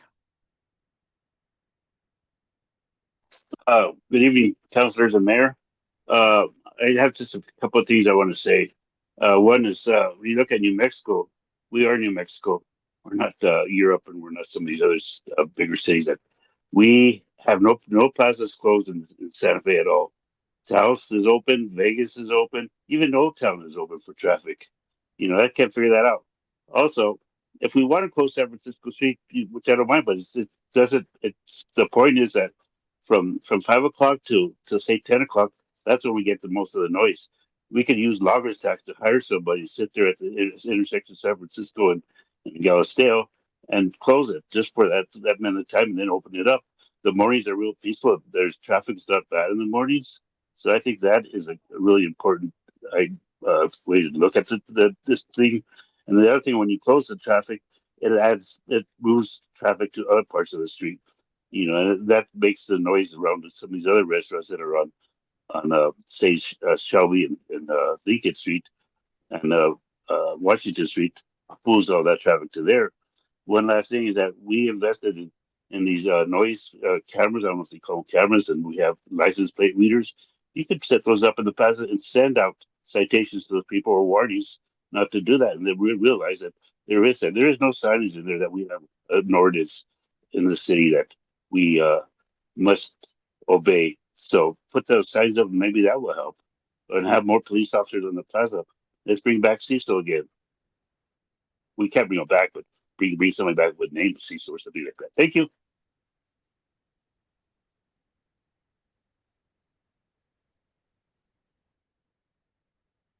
Mayor, there are no other hands raised in the Zoom room. Okay, with that being said, let's go ahead and move on to the next item on the agenda, please. Next item on the agenda is consideration of a resolution. This is sponsored by Councilor Patricia Fagali and Councilor Alma Castro. It's a resolution amending resolution numbers 2014-49 and 2016-80 to close the streets surrounding Plaza Park annually from Memorial Day to October 31st or later, and to close Lincoln Avenue and Palace Avenue next to Plaza Park permanently. Mr. Mayor, before we dig into this, could I call for the 10-minute rule? Sure. And here is Public Works Director Sam Burnett for questions. Okay, the item was pulled by whom? I'll go ahead and defer. Councilor Fagali, floor is yours. Thank you, Mayor. Clearly, we've heard a lot of discussion about this, and I thank everyone who came to speak. We are listening to everyone's concerns. We clearly, in this, like so many things, cannot please everyone. So I think we're trying to do the best that we can to do the best that we can for our city and for our community. One reason that I pulled this is that we have several amendments. Two of them that passed at Finance on Monday contradicted each other. The mayor has added more amendments today. And so I wanted to make sure that if we are passing this and passing it with amendments, that we are agreed on which amendments and that they don't contradict each other. I would defer to the folks who made the amendments to explain them if you would like, or Councilor Garcia, I guess you're in charge since the mayor stepped out, so. Thank you, Councilor Fagali. Yes, the mayor stepped off for a minute, so I'll be running the meeting. At this moment, I think it would be very wise for us to kind of get a little synopsis about where we're at, and maybe give Marcy, do you want to kind of run down a little bit of what has happened, what has transpired to this point, And then we'll go through the next amendments that are going to be moved. So let's start with that, please. Counselor Garcia, counselors, I think that the first thing you need to know is that amendments A, B, and C, all three passed at finance, at the finance committee on Monday. So A and B, you should know, conflict with one another because of San Francisco Street. So what's happening on San Francisco Street is what creates the primary conflict. Amendment C doesn't conflict with anything. It's the one that instead of any seasonal determination would be Memorial Day through October 31st or Dia de los Muertos, whichever comes later. So that one passed at finance. So that happened. I won't editorialize. Amendment D came in later. And Amendment D is basically the same as Amendment A. It's just silent on loading and unloading on Palace. So that one is real similar as Amendment A. Amendment E is gonna, well, and maybe I should say, no, that's good. That's good. I'm gonna move on. Amendment E is new as of today. It conflicts with amendments A, B, E, and F because of Lincoln Street. So what's happening on Lincoln? Okay. And Amendment F is the same as Amendment A, except that it introduces the idea of a sunset date, which would be December 31st of 2027. So it would, the closures would be in effect until December of 2027. So it's kind of like, I don't know, actually I won't editorialize. I will allow Mayor Garcia to do that. So do you have questions? I made a cheat sheet. I've shared it with a couple of you. I can send it if you want. Just text me. I'm happy to send it because it is all in one place, but Thank you, Marcy. And for the record, the mayor has returned back to the chambers. I did ask him if I could make a comment before we actually get into all of our discussion over the amendments, kind of hashing everything out.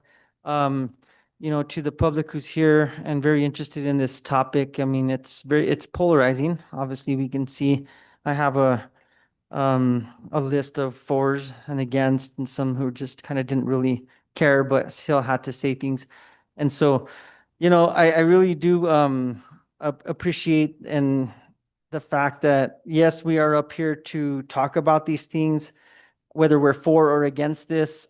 Everyone that's up here on the dais have their reasoning for having their discussion over all of this. And so I just want to before we get into the nitty gritty of everything, because it's going to get kind of complicated. This is our job. This is our job to hash all this stuff out. And at the end of the day, there's a vote taken and something passes and something doesn't. So, or doesn't. And I just want to give more power to that.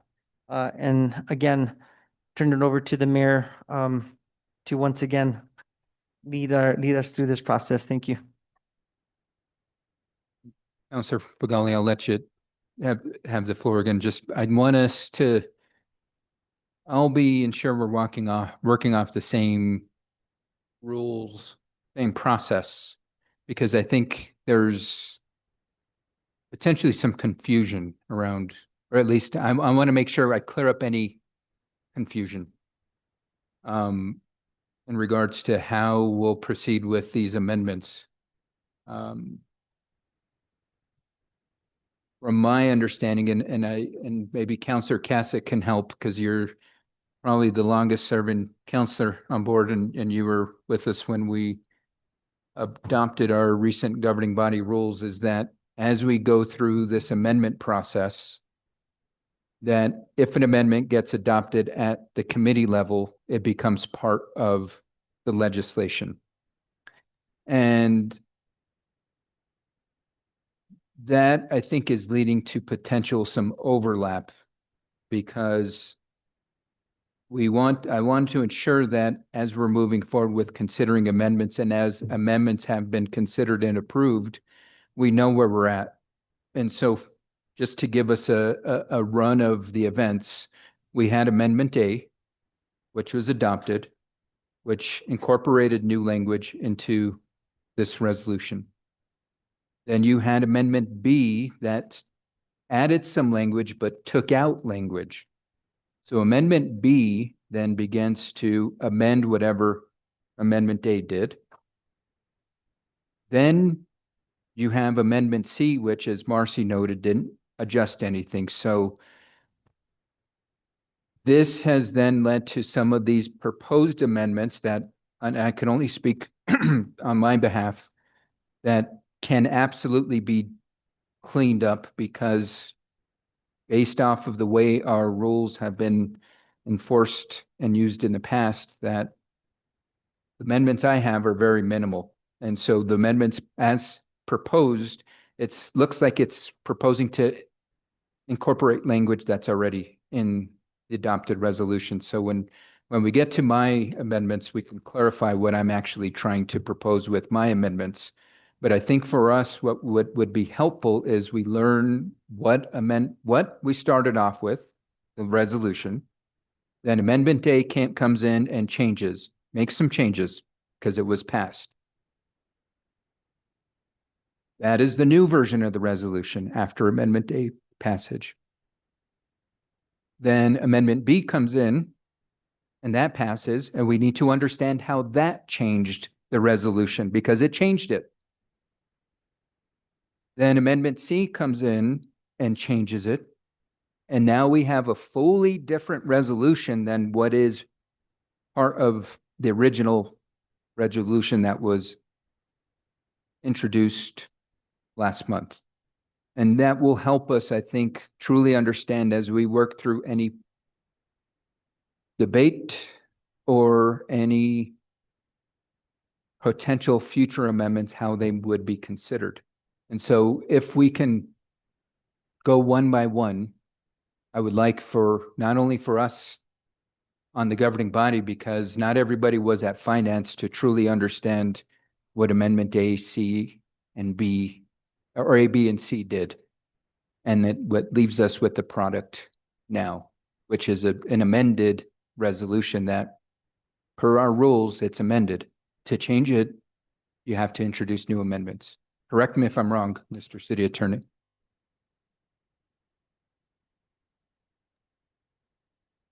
Mr. Mayor, members of the governing body, I'm looking at the governing body procedural rules on City Council Standing Committee review regarding legislation. And it states under section C4 that legislation considered by a City Council Standing Committee must take one of two following paths: either approve or approve as amended. So looking at approve as amended, what it states is that with a majority vote to approve, the legislation moves to the subsequently scheduled committee or governing body to be considered with any amendments adopted by the prior City Council Standing Committee. So it seems to me that the standing committees have approved, have moved the resolution forward with several amendments, and now they are to be considered with any amendments adopted by the prior City Council Standing Committee. So in other words, I think one way to perhaps clarify the potential conflicts between the amendments would be to consider, and this is just food for thought, Amendment B, which has some contradictory language with the other amendments. Potentially first, because you can't have San Francisco both closed and open. Understandable. And so I think that's why I want to truly understand with with the original resolution, right? It proposes to close it. And then Amendment B comes in and makes it a proposal to strike that, which also includes the language to keep one lane open. And so using the progression of the amendment process, it would eliminate language and eliminate the language in A, and B would now be inserted in place of whatever was in the original resolution or an Amendment A, if adopted. And since it was adopted, there couldn't be a contradiction. Point of clarification, Mayor. Councilor Castro. Though Amendment A was moved because the language is contradictory, could I potentially move Amendment A again? So, Can I clarify, guys? yes, Councilor. Oh, sorry. Councilor Councilor Sorry, Castro had I'm far hand away up. with I'm my so sorry. hand up, but unfortunately, we never contemplated it in this manner. Each amendment attaches independently of what else is attached. So right now, what we have in front of us is a contradicting resolution. So it's not necessarily, it doesn't necessarily go stacked in that order. It's not that we have Amendment A goes in and then Amendment B altered Amendment A, especially since these all came in together. We have all of the amendments are still there. So Amendment A, Amendment B, and Amendment C are all currently passed and attached to the resolution, which means we now have to deal with that discrepancy. And so to City Attorney Martinez's point, taking a look at Amendment B at this point and whether or not, so again, amendments attached, they can be unattached. We vote on whether or not we want to keep them attached or unattached. We definitely have to unattach either Amendment A or Amendment B. And then, Mayor, I believe that the amendments you have there, that you have proposed are basically to cover, some of the parts of Amendment A that didn't have to do with San Francisco in case Amendment A is the one that is detached. But at this moment in time, there are 3 amendments attached to the resolution, and we can't pass Amendment A and B because they contradict each other. So we're going to have to deal with that discrepancy, and then we can roll forward from there. Does that make sense? It does. And so I've got a question of clarification for you, Councilor, because using that logic, you can never undo amendments without introducing additional amendments that just continue to stack. And there has to be a way for an amendment to be introduced to eliminate amendment language. And that's my understanding. What Amendment B was doing was proposing to address amendment language potential introduction. And that's just my understanding. How are you in the practice, how would an amendment be undone without having to vote on it, which it has to be voted on. So essentially, to get rid of an amendment, you have to move to remove said amendment. So if Amendment C wanted to go, we can make an motion to move Amendment C. By the way, I'm not actually making that motion.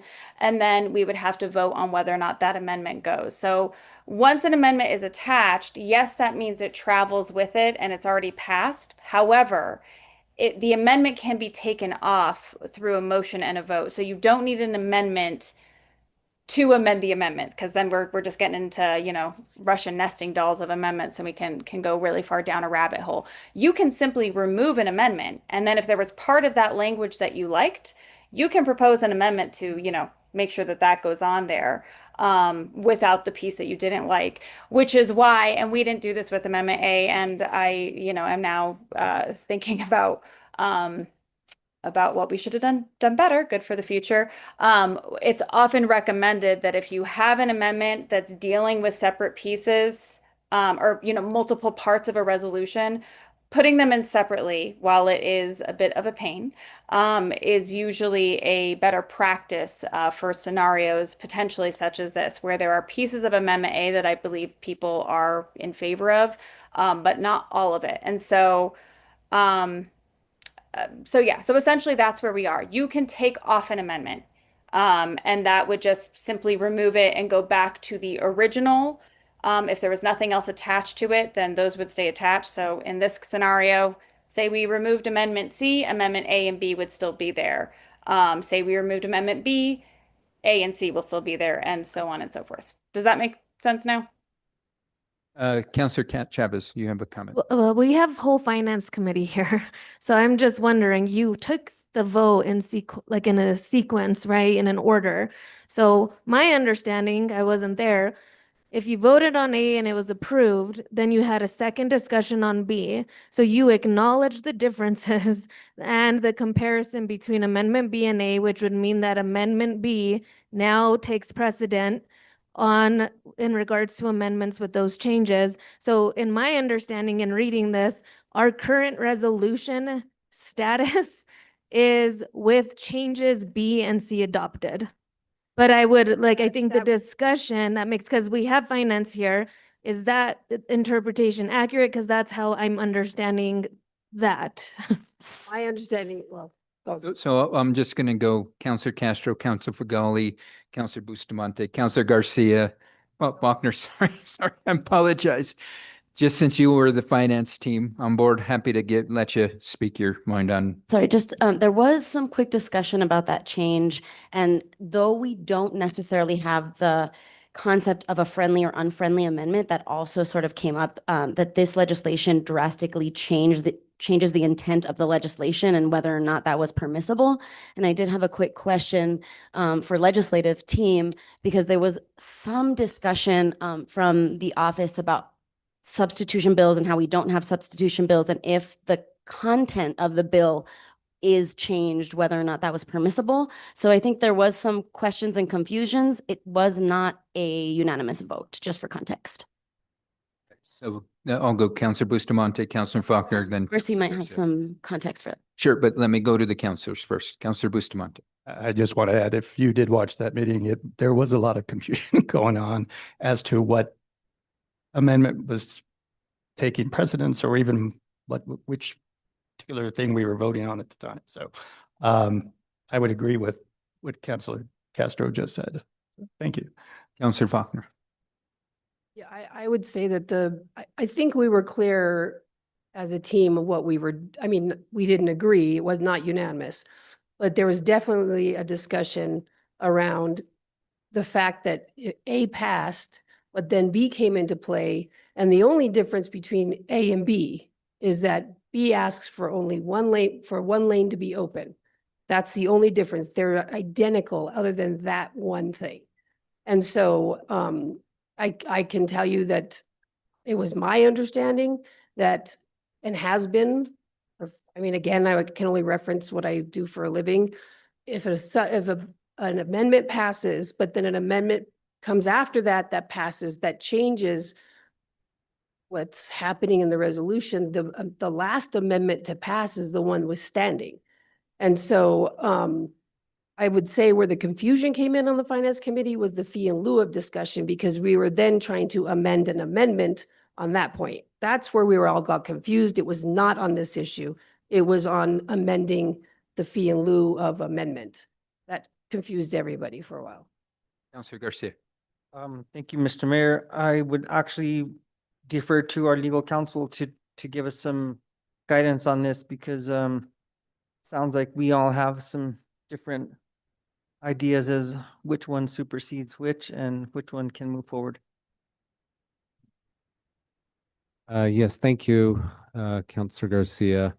Again, not to beat a dead horse, but the procedural rules say that any amendments move to the governing body. So I think I've heard two ways of hearing how the amendments are described. One would be that it's almost like when a First Amendment passes, the text changes with that amendment, and then if a Second Amendment passes, it's a further or a subsequent change to the text. But neither of those are fully adopted yet. In other words, there's no final action until the governing body votes on it. So consistent with the language here, it says any amendments move to the governing body. That would mean that even if there's more than one, I think the best way to disentangle this knot is to consider the amendments.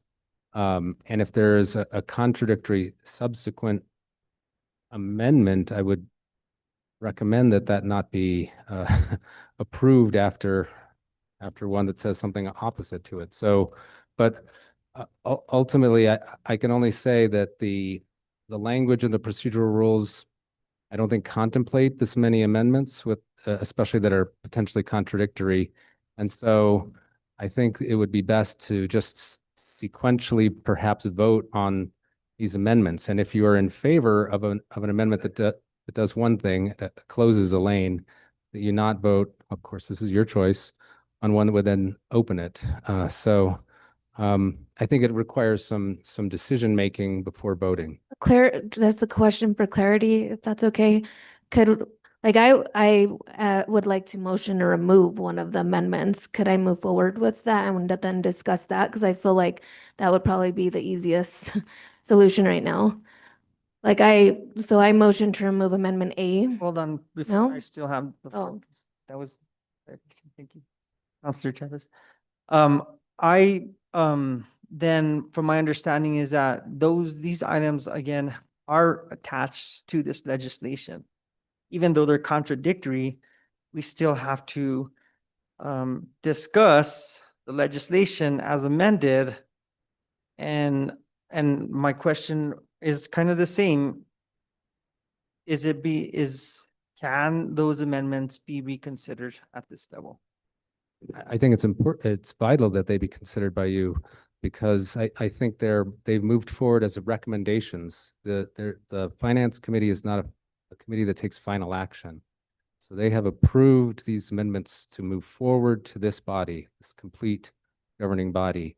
And now I think you, the governing body, needs to weigh in on which amendment it wants to support. Counselor Chavis's point, can we remove an amendment at this juncture? It would be faster. I think, yes, to that point, that's probably as the city attorney mentioned, the easiest way to untangle this, but we have to have a better plan for the future, because the way we've been working in practice, as Councilor Cassett mentioned, is things attach. And there will be a time when amendments are contradictory in the future. There will be. This is not going to be the last time.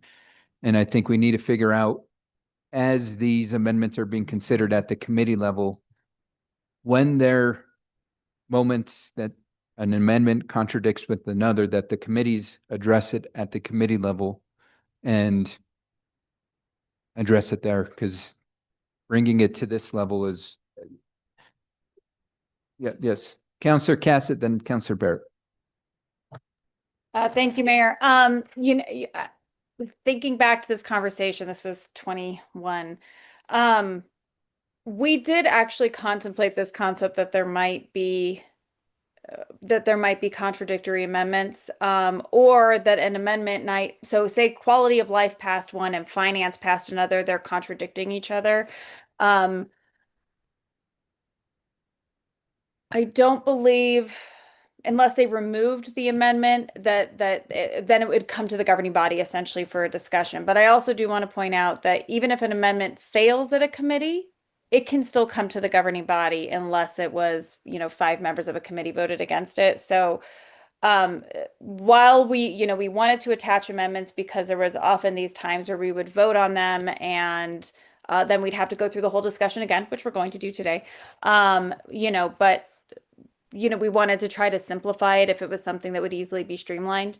A situation like this, I don't think is ever going to be streamlined because, there's two opposing ideas that we're going to have to deal with. So, I think I forgot the actual thing I was going to make that was going to suggest how we make this easier. So I'll come back to myself or I'll ask to come back to myself if I remember that. But to the point, I think we're just going to have to debate these two concepts. I mean, it's a simple idea. We're debating at this juncture, do we want one lane of San Francisco to remain open or not? And then based on that, we're going to have to remove either A or B. And I think that's probably the Mayor, I'd like to make. Hold on 1 second. Councilor Barrett had been waiting patient. Sorry. Thanks, guys.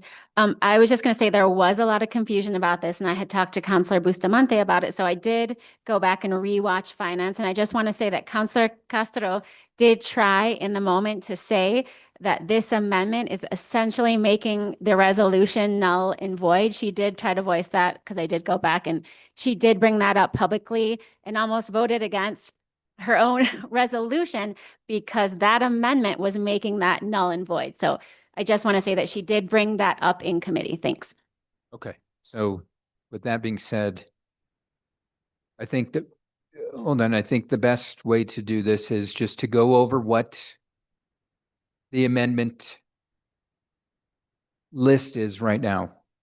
A through, what do we got, F now? And what the original intention is of each of these amendments. That way we all can clearly understand what the intention is around the amendment. That way each governing body member can wrap their head around, do I want to support this? Do I not want to support this? Because as the city attorney mentioned, if you do not agree with what an amendment is trying to do, then you should not vote for it. But more importantly, if there's an amendment in this instance where we've got contradictory amendments, pay attention to which amendment you would rather support. If they're in complete conflict, you're going to have to understand, in this instance, Amendment A and Amendment B. Do you support more Amendment A or Amendment B? We'll make that decision, because I think at least my amendments won't be contradictory. It's, as the way they're written that way because it's got to incorporate language that potentially would be pulled out. But we'll get there in the moment, and you'll truly understand what I'm trying to capture with my amendments, and so on and forth with each of the respective amendments. Is that okay?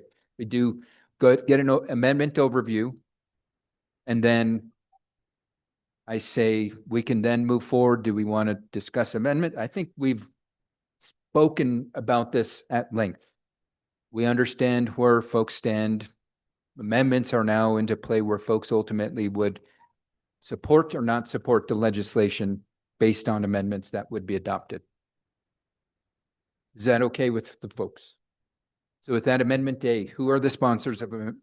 Yes. So are we going to take the path of removing an amendment rather than voting on each one? I would say we vote on each one, just because it's gotten so tangled up. It's essentially Amendment A and Amendment B are the ones that are in conflict. Amendment C does not conflict with anything. My three amendments, right now, the way they're written, yes, but the intention of them, we can minimize my language to where it would not be in conflict. Absolutely. Mayor, I just have a suggestion. If we are going to move each amendment, maybe we give an explanation as we're moving them. So we're not going to move amendments right now. What we're going to do is say Amendment A, this is what we're hoping to do.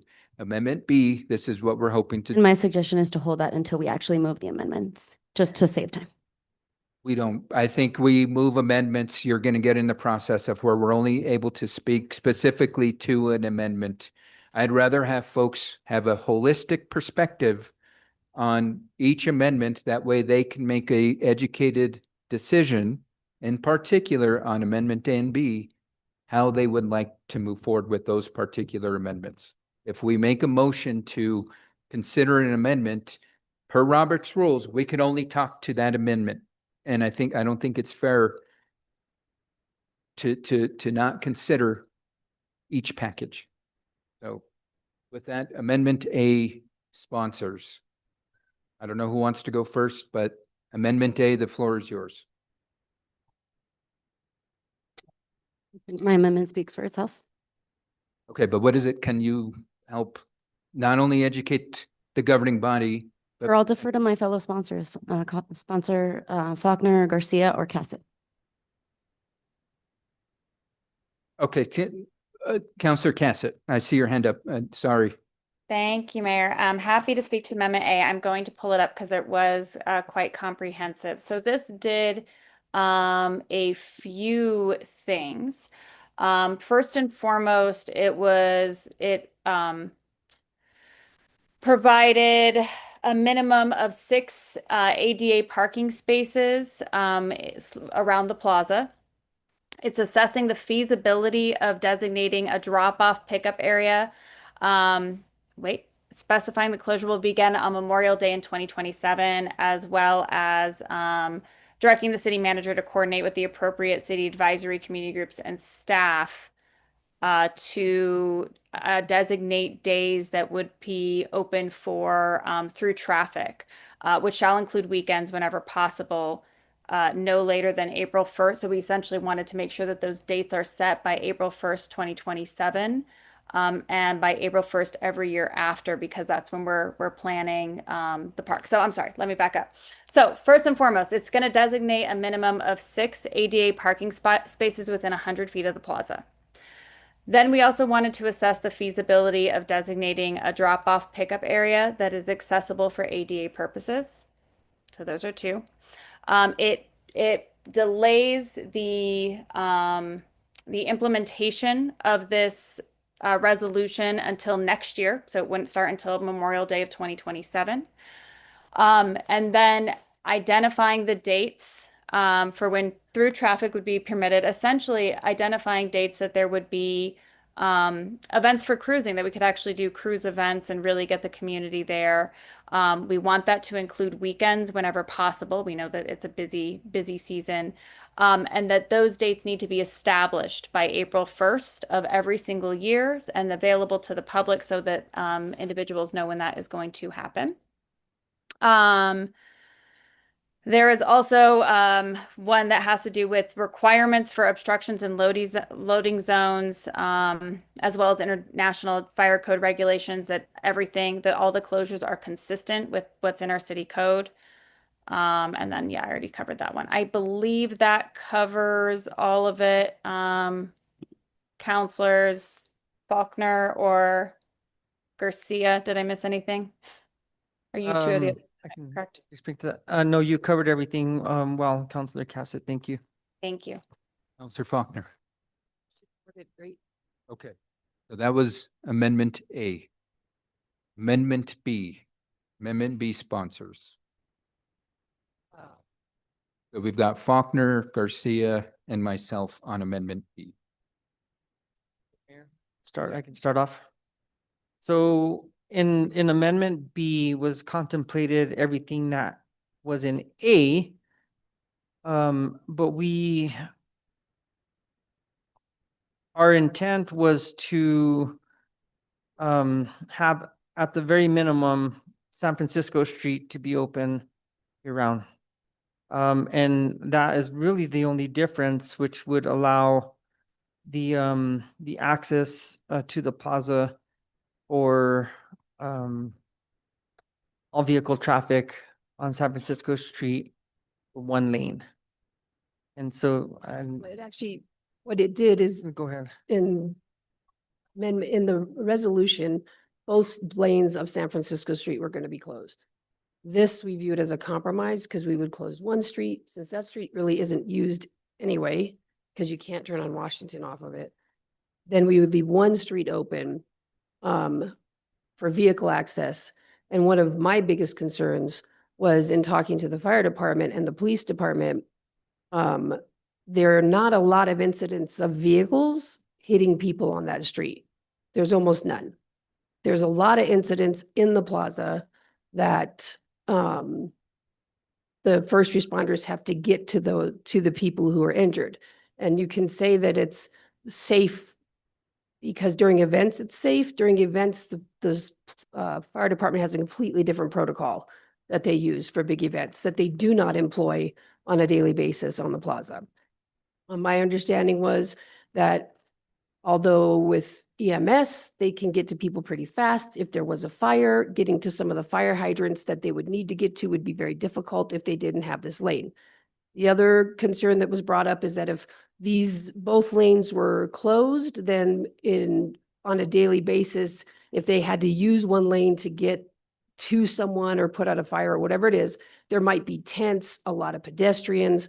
So it seemed to me like on top of some historic and traditional uses being taken away in my view, one bite at a time. Also, there was a public safety issue. And I trust our chiefs, and that's one of the reasons the one lane being open, that was a big part of why I wanted to propose it, is that the fire department had said that there is some risk that if there's a fire, they can't get access to the right hydrants if that is totally closed. And then also they have trouble getting to people on the plaza who are injured. Not related to any traffic hitting people. Okay, so that was Amendment B. Big difference, I guess, just is that same as A, but Amendment B asks to keep one lane of San Francisco Street open. Amendment C, Counselor Cassett. Thank you, Mayor. This came from conversation with one of our community members who spoke today. The language right now says October 31st or later and leaves that quite vague. And so there was this, concern that that vague language would allow essentially a city manager to creep the day that that the streets reopen further and further away, and it would essentially lead to a year-round closure as opposed to this split closure. So this amendment specifies that the streets will reopen on October 31st or right after the Dia de los Muertos celebration, whichever comes later, because that's always either the last weekend in October or the first weekend in November. And I didn't want to put us in a situation where, we open the streets on Thursday and then they're just closing them again on Friday. But it does not allow for the or later date to be contemplated. It is a set date. And after that, we're just looking at closures for special events. So that's what Amendment C does. Thank you. Okay, now Amendment D, which is my amendment, and I'm reviewing it. And I don't think this one is valid. I mean, I'm not seeing the intention. I'll have to come back and so let me put D on hold right now. Amendment E. My intention with Amendment E is to change the proposed resolution, which the proposed resolution is to keep Lincoln Avenue closed permanently. Per previous resolutions, the Lincoln Avenue is to close seasonally. I would like to maintain the seasonal closure of Lincoln Avenue, not a permanent closure. So that is the intention of Amendment E, is to maintain a seasonal closure of Lincoln and then get back to off-season opening of Lincoln. Amendment F, and I'm looking at this one, Amendment F is to essentially put a one-year pilot on this. And I would introduce this should Amendment B fail and Amendment A get adopted where the plaza is closed for a seasonal measure, that it would be under only a one-year temporary pilot process. So only in 2027 would San Francisco Street be closed if Amendment A passes. My intention around this is to truly understand what the results are. And we can come back and revisit if the governing body wants to continue to potentially close San Francisco Street. But again, this would only be introduced should Amendment A pass. I would not introduce this if Amendment B passes. Now, I believe, and I'm trying to quickly review Amendment D, my intention around this amendment, and I don't see it in here because there was a proposed drop-off zone for the plaza, the loading zone area. Can you tell me where that is, Councilor Faulkner? Oh, golly, sorry. I'm The right document. It's number 4 on. Oh, yes, it is. So that is in Amendment D. I'm back on Amendment D. Amendment D would not have the space on Palace between San Francisco, Washington and Lincoln, right in front of the Palace of the Governors. What's proposed right now, that would be a loading zone, unloading and unloading zone for plaza vendors and Palace of the Governor vendors, and prohibit vehicular traffic, pedicab operations, walking tours, and bicycle tours. What I don't want is that area to become a new loading zone.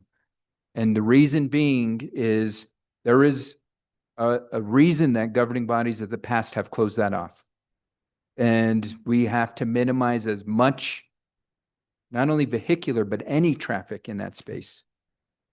And a perfect example is just last month, there was somebody doing an unloading something, and it damaged one of the main vigas, a big viga on the Palace of the Governors. If you go look at it today, it's still damaged. It's on the west part of the palace, and this big viga's pointed sideways because somebody who was unloading damaged it. And so that's what I want to prevent. And so that is the intention around Amendment D, is that space should not become a designated loading zone, because we get drivers that are in a rush and accidents happen. And I do not want an accident happening with the Palace of the Governors. And so that is the intention around Amendment D.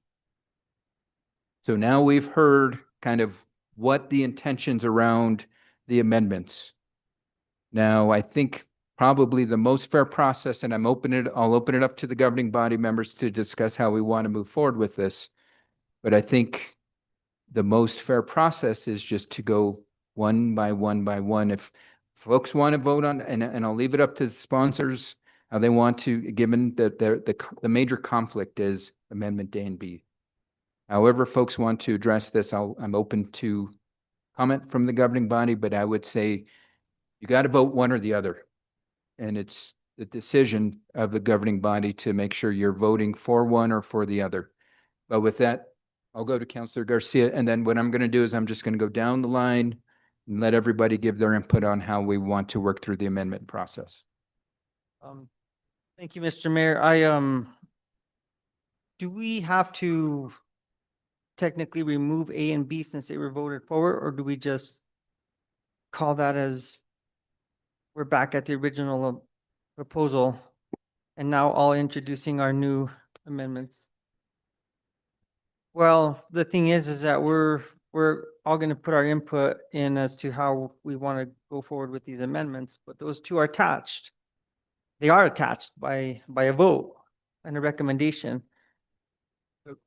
So Councilor, what Correct. we can do, I think the most fair process, and I'll say this is probably the most fair process, is that a vote be made to remove both A and B. They're both off the table. They're not attached anymore. Then a vote is taken to reattach them.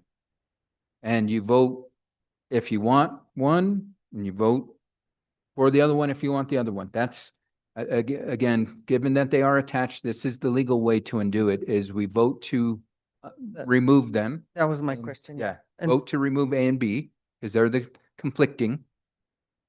Because Amendment C is not conflicting with anything, correct me if I'm wrong.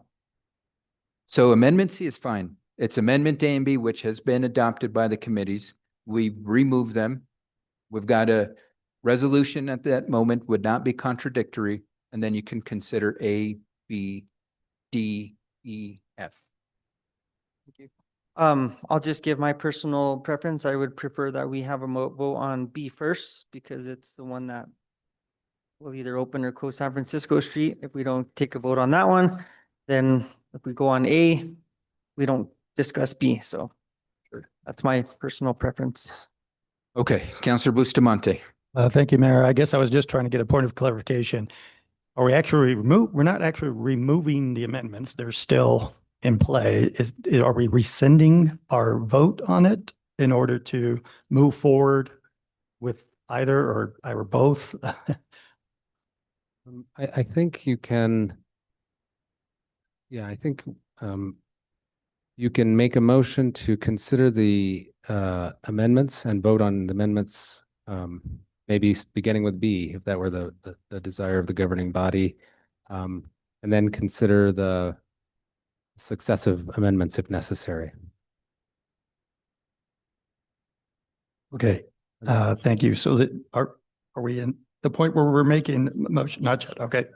I can see the floor. Thank you. Counselor Castro, Nothing to say.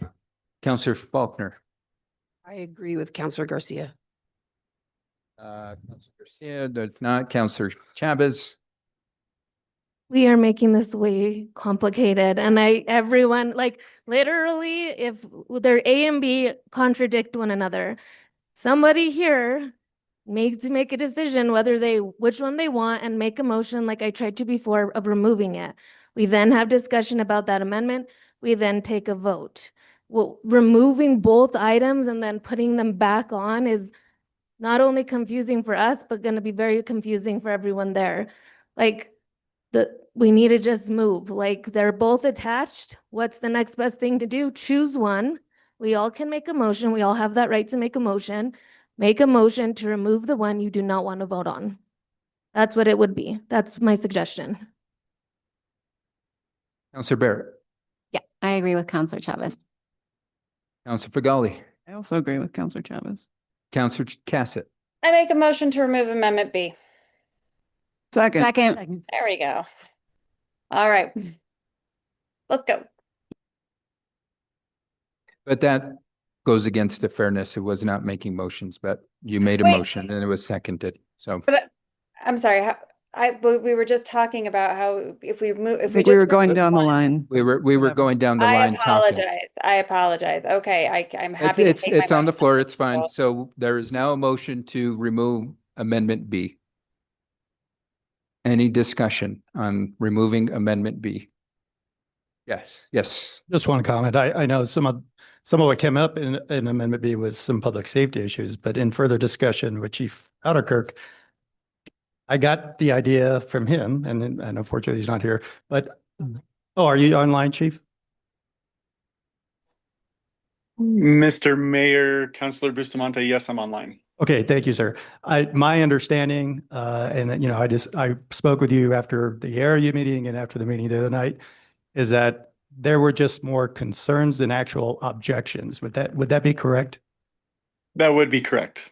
Okay, thank you, Chief. So I just wanted to clarify that for people that, yes, there were concerns, but my understanding, again, Chief, you can correct me if I'm wrong, was that you would get through. Like you didn't really believe that anything presented a significant obstruction. Is that correct? Yeah, so one of the things that we spoke about in the last Finance Committee meeting is that we want to make sure that we're able to gain access where we need to gain access to in case of emergencies. When someone needs help, we want to make sure we can get there. Some of the language within the amendment talked about abiding by the International Fire Code, which has a lot of different information in it. And some of that stuff has to come up with the barriers that would probably delay our response times. And so we would want to make sure that those barriers were following that code so we'd be able to not have any delays in our response and be able to get to the people that needed help. Okay, thank you, Chief. Thank you, Mayor. Counselor Castro. Thank you so much, Chief. Thank you, Mayor. Just to follow up with that, I did want to draw attention, even if we remove Amendment B, we are still checking in with public safety before we move this new process forward, as well as adopting and conforming with International Fire Code regulations. Is that correct, Chief? I believe, yes, that is correct, Counselor. Thank you. No further questions. Any other questions? Counselor Garcia. Yes, we're doing discussion for removing Amendment B.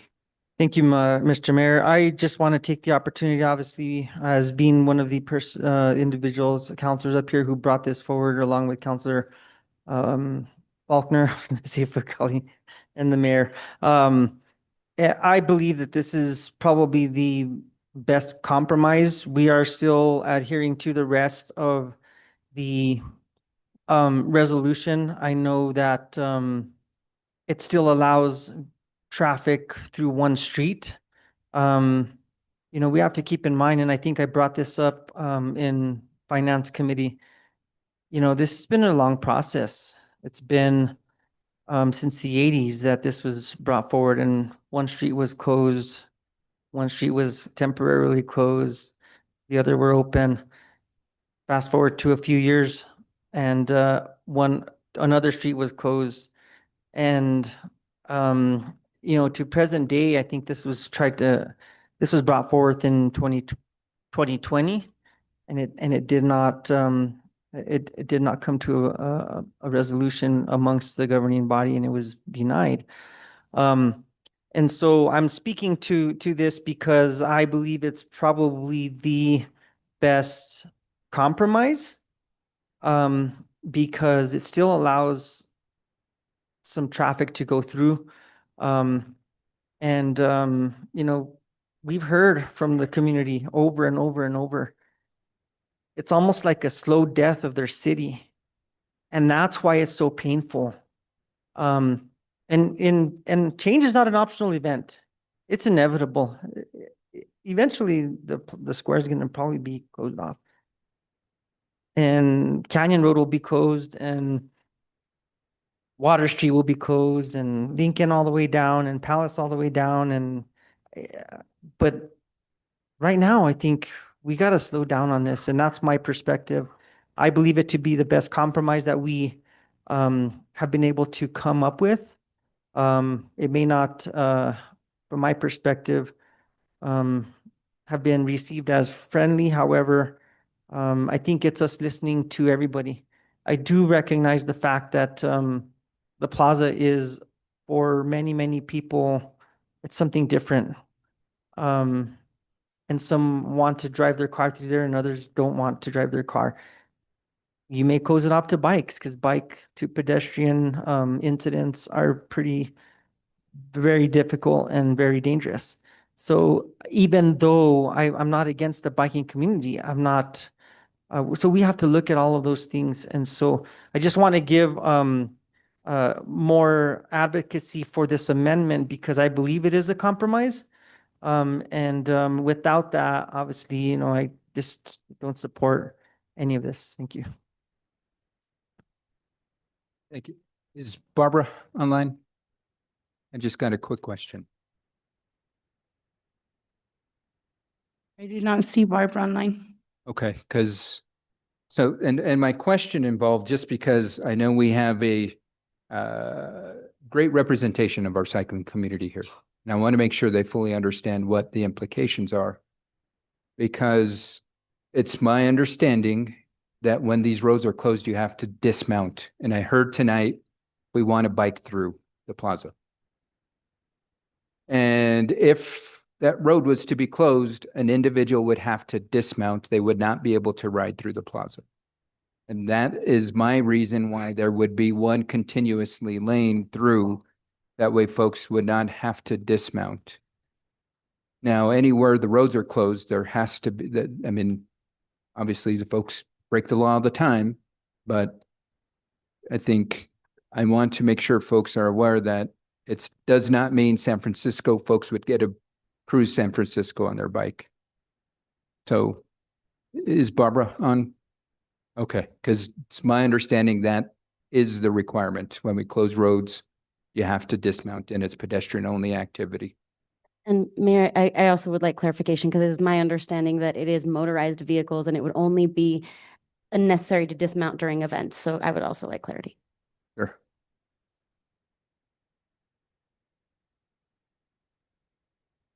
Oh, it's fine. So, Councilor Cassett. Yeah, thank you, Mayor. You know, I think with all the conversation around procedures, thank you, Councilor Garcia. I think bringing up the conversation, let's actually talk content now, is important. And Councilor Garcia, it is one of the things that I always appreciate about you, is that you are always looking for compromise. And I agree that finding compromise is important. My opinion is that the closure for part of the year for 5 months, and then opening for the rest is compromise. I know a lot of people who tell me they want the plaza, closed permanently. I disagree with that. And I know that there's a lot of people who say they want it open all the time. It's been interesting through the course of this conversation over the last couple months. I've heard from a lot of people. This is actually an area where a lot of people are split. What's really come down for me is being a parent here has been really important. We often talk about how there's not a lot of kid-friendly places in Santa Fe. And I was a kid growing up on the plaza. I was a teenager growing up on the plaza. And we are a busier city now. But there's not a lot of places where kids can run. And so it is one of the things that I've really appreciated when it is closed for events is, we have 3 rambunctious children who can run around. And so I do see this as a really good compromise. The plaza, as we discussed, is that's the historical, it's the cultural center of our city. I know that there is a lot of consternation about making sure that people can access it. And so again, when I think about families being able to access it, it's something that myself and my partner who is a local, who is a generational, has been here forever. He also, from the perspective of a parent, agrees with this idea that having these opportunities for our kids to run around while also giving opportunities for people to be able to drive and to cruise is really important. I think those events and those days that it is open can actually be a really wonderful opportunity to really pull people together. So I do see this as a compromise. I think that it does kind of negate the entire purpose of it. If one lane on San Francisco, excuse me, is still open, that does really change the entire feeling of that. So that's why I don't see that as a compromise. But thank you, Councilor Garcia. I always appreciate that you bring up that conversation. Thank you, Mayor. Any other comments? As a parent, I would have to say quite the opposite, just solely because I do not want my kid getting in the habit of, hey, the road's closed, I can go play in the road. And then once the road becomes open, hey, I can go play in the road, and accidents happen. And so I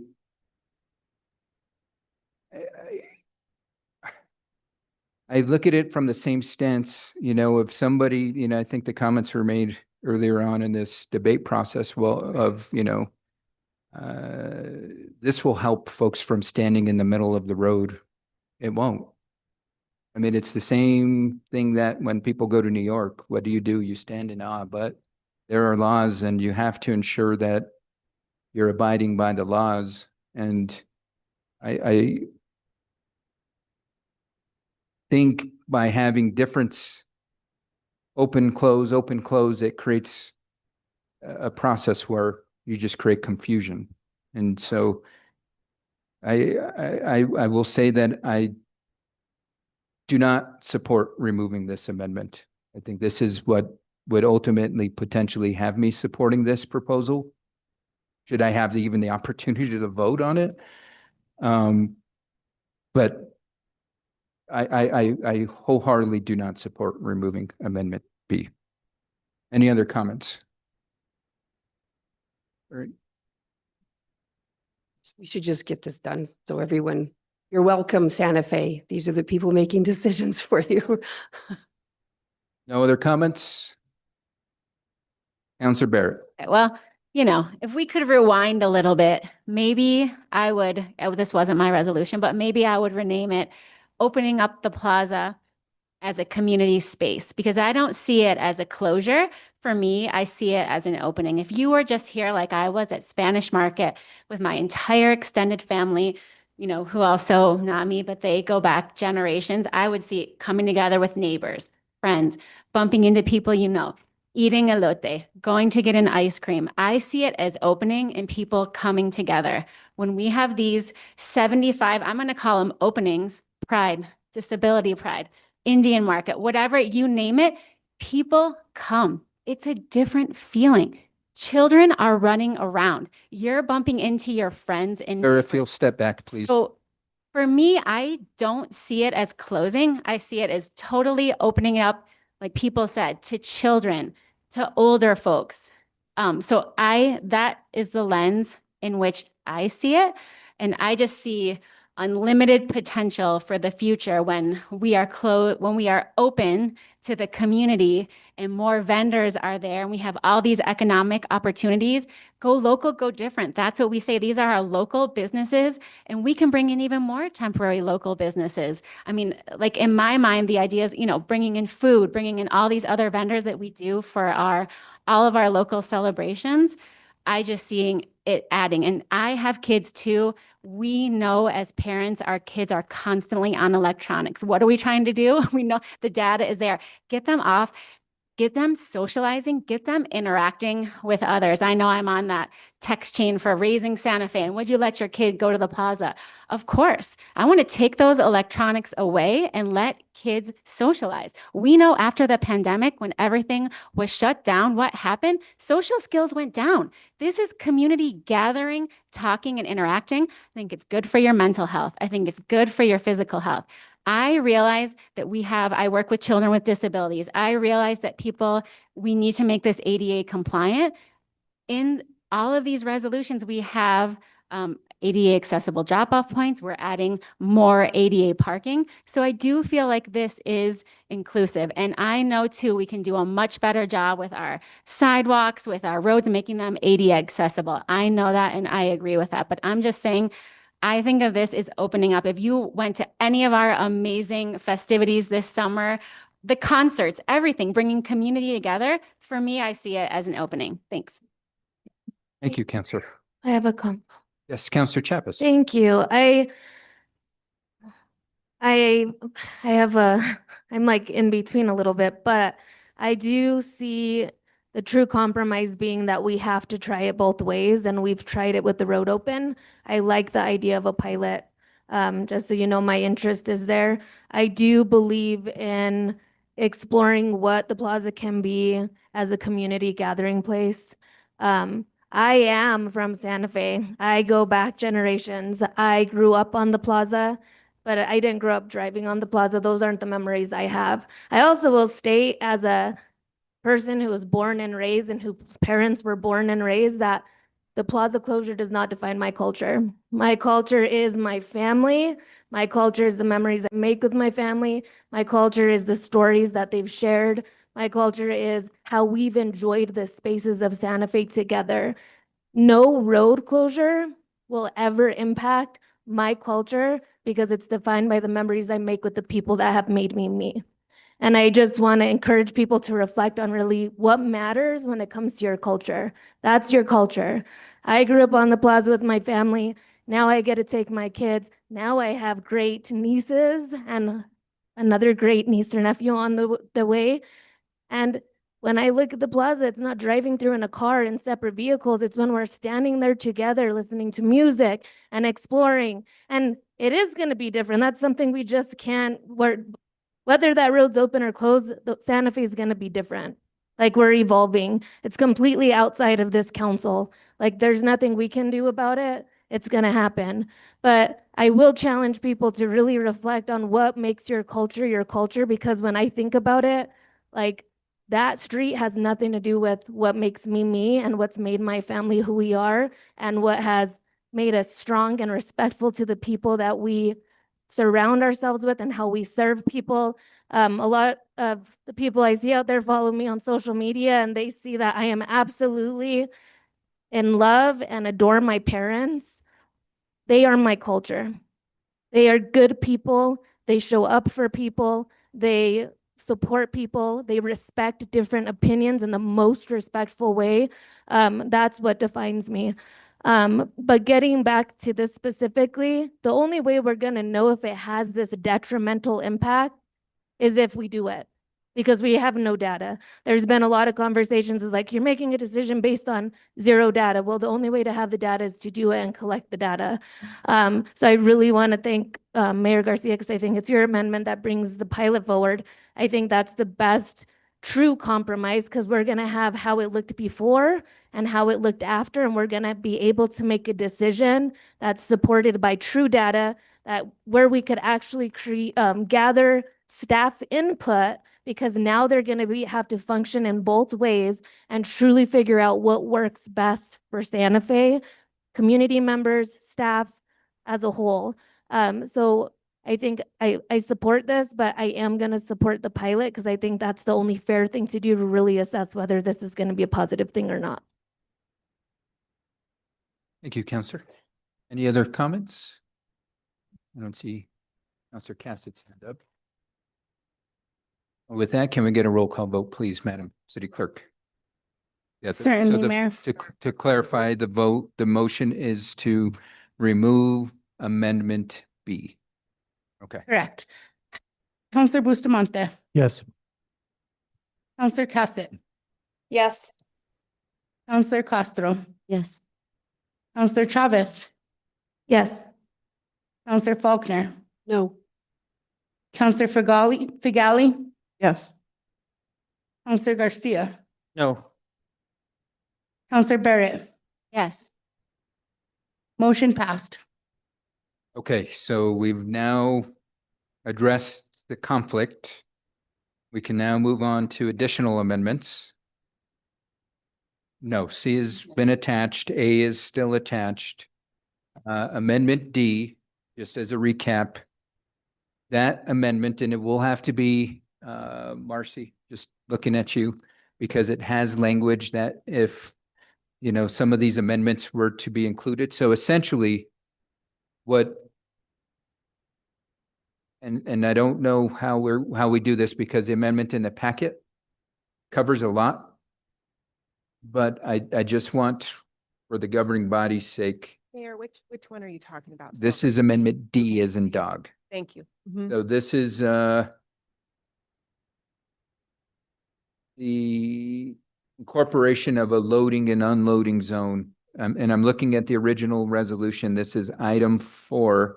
Designate Palace Avenue between Lincoln Avenue and Washington Avenue exclusively as a loading and unloading zone for plaza vendors and Palace of the Governor vendors, and prohibit vehicular traffic, pedicab operations, walking tours, and bicycle tours from operating within this area.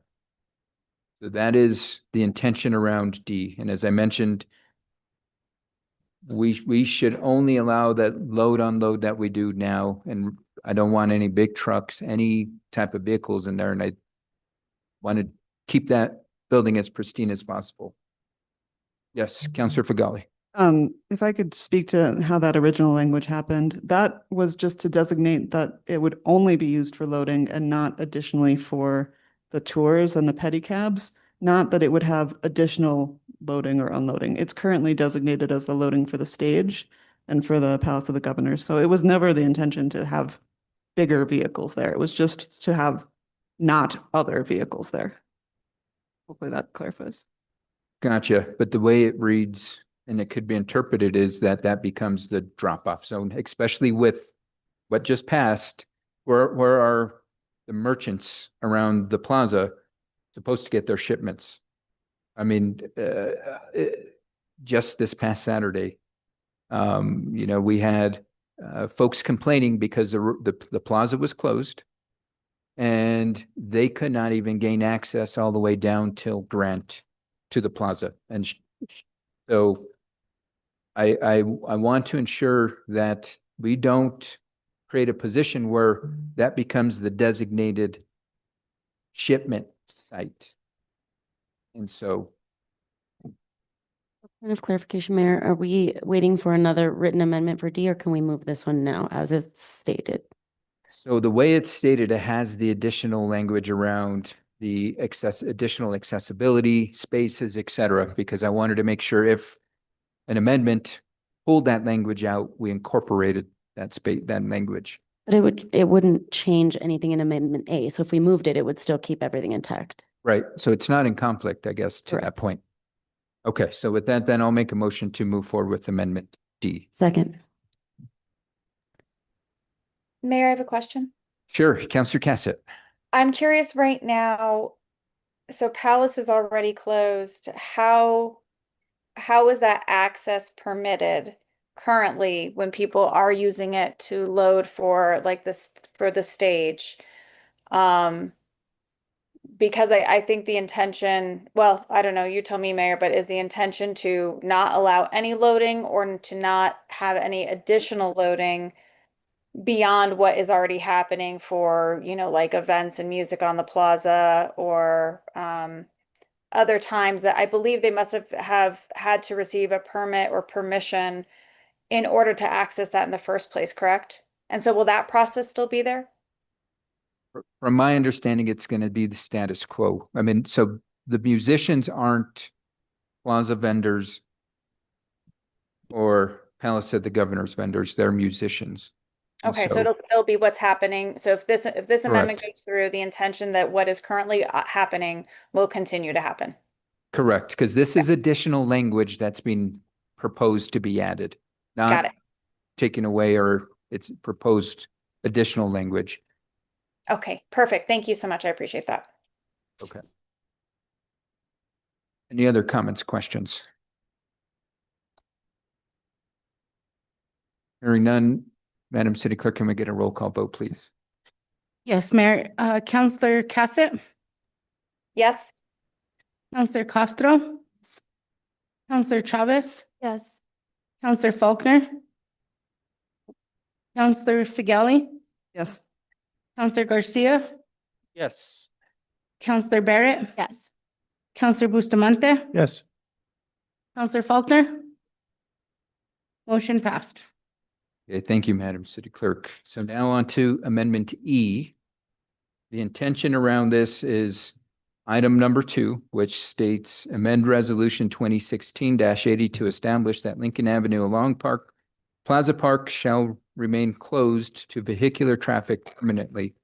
And so I guess I'm going to ask a question to the original sponsors. What is the intention around closing this road permanently? So my understanding is a seasonal closure. You're talking about East Lincoln. Lincoln. Lincoln, this proposes to close Lincoln permanently. It puts it in the position where Palace is now. Palace is, it's not permanently closed. I don't even think Palace has that designation. I think Palace is designated as continuous.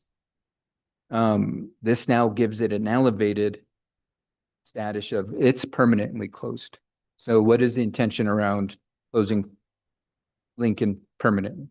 Mayor, the Lincoln has been closed since 2020, to my understanding, full-time. And I've heard most people have enjoyed that, as well as the vendors. And so the intention is to keep it the way that it has been for the past 6 years. Okay. And additionally, I would say that we have had some concern around equity for vendors and space, in particular seating space. So I think that we do, as part of this conversation, need to look at how we want to use our downtown space and how we're going to make it more equitable. I would also say that there was some concern about Lincoln not having emergency access, and I did walk down there today. There is quite a bit of access on that street. Okay. So thank you both counselors for that clarity. And so to give some context, Lincoln was closed because we had a thing called the pandemic. And the pandemic allowed for outdoor dining. And the outdoor dining establishment process established some spaces. And for clarity, the previous administration did not enforce the law. Now, the way the rules have should have been enforced since 2020, since outdoor dining, since that permanent or, closure since 2020, should have opened. It didn't. And, I'll say this, the main reason probably was because of the Plaza Cafe and their outdoor dining space. One of the part of the conversation I had with the Plaza Cafe owners was that they needed to prepare for that road to be open because the previous administration made the decision to not enforce, but I'm not the previous administration. I'm somebody who is going to follow the process and the will of the governing bodies of the past. And so they're well aware, the Plaza Cafe is well aware that, and this was a conversation prior to this resolution, that road was going to be opened up in November. Now, there's also been neighboring businesses that have expressed concerns. I mean, we have a person in the audience right now who has expressed concern about that space. Now, when it comes to the equity, my concern is that we are now closing down a street because of a business. And we typically do not do that because it would violate the state's anti-donation clause. And so because of that, and this is why I had the conversation with the Plaza Cafe restaurant, and this is why we actually allowed them to continue with the footprint that they did, is that we went through the process with fire to ensure that when this road would be scheduled to be open in November, that the lease agreement we signed with them would be in full compliance with any vehicular traffic or emergency access that would be required for that outdoor dining space to continue operation post street opening. And so it's my position that that business has been well informed. That's the only business that is out in the street. I think it worked perfectly in the past where those roads opened and closed. And I would like for us to get back to a process where if we're going to close roads, we're going to close them seasonally and not permanently. And I think that's my concern with this proposal right here is that it closes it not continuously, such as the Palace of the Governors, it closes it permanently. And it puts us in a very slippery slope where if we now allow businesses to take over spaces, then there is precedent that the city is going to close roads. So with that, I will move forward with Amendment E. Second. Sure, Counselor Yeah, Castle. Thank you, Mayor. I do agree with this amendment, and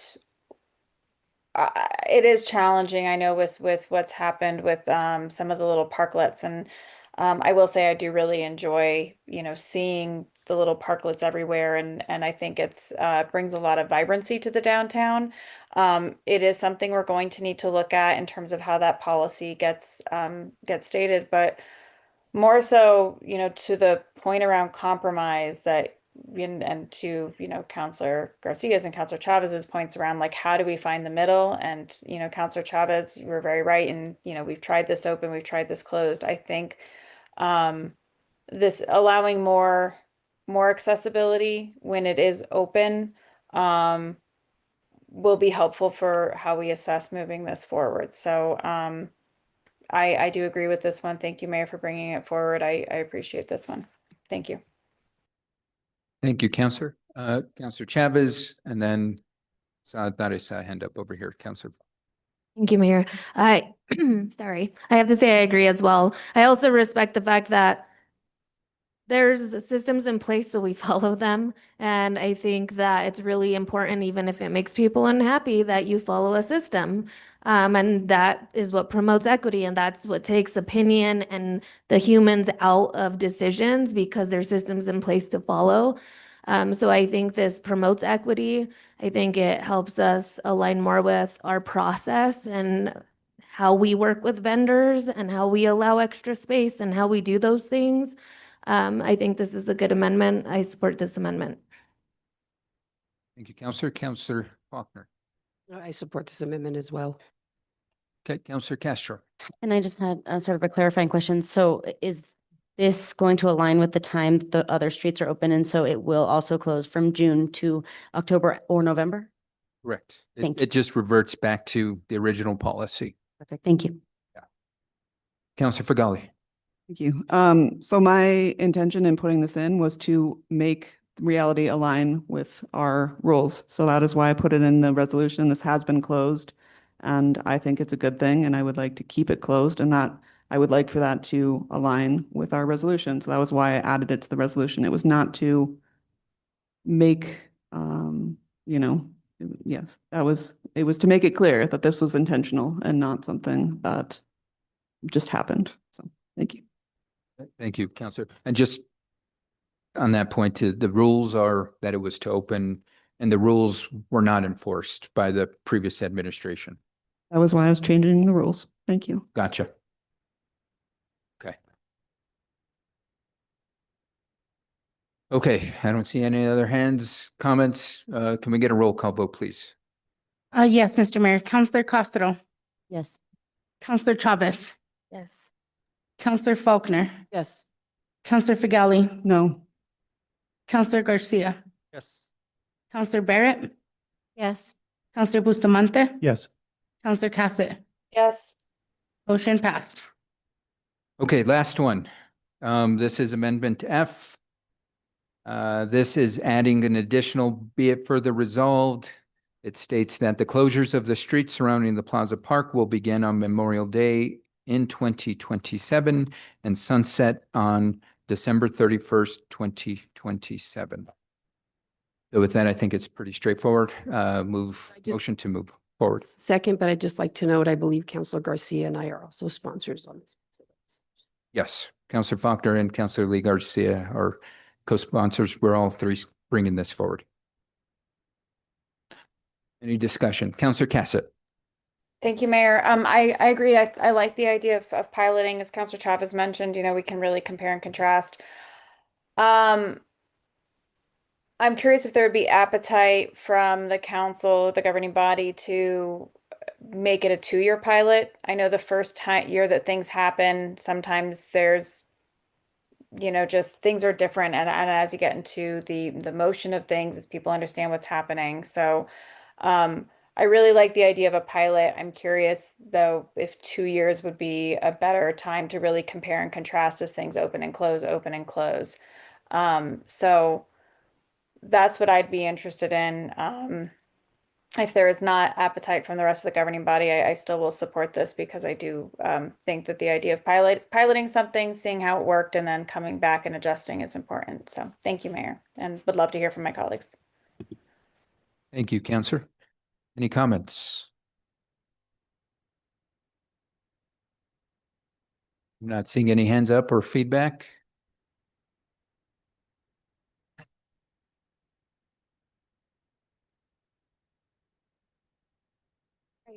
May I? Yes, absolutely. I'm so sorry. May I, just because I'm trying to track, I understand that we kept Amendment A in place, and we've kept Amendment C in place, and we adopted Amendment E, which seasonally opens Lincoln, right? And closes it, actually. But does A and E, I think A and E conflict in this way? Do they? I think we voted that E would supersede for Lincoln. Okay. Okay. That was my understanding. So we're amending Amendment A with Amendment E. Is that what we're doing? Yes. Okay. Thank you. Got it. You have to figure. Okay, any other comments? Being none, can we get a roll call vote, please, Madam Chair? Yes, Mayor. Counselor Chavez, Yes. Counselor Faulkner, Yes. Counselor Figali, No. Counselor Garcia, Yes. Counselor Barrett, Yes. Counselor Bustamante, Yes. Counselor Cassett, Yes. Counselor Castro. No. Motion passed. Okay, so we now have a very amended proposal. Move to approve. It's, yeah.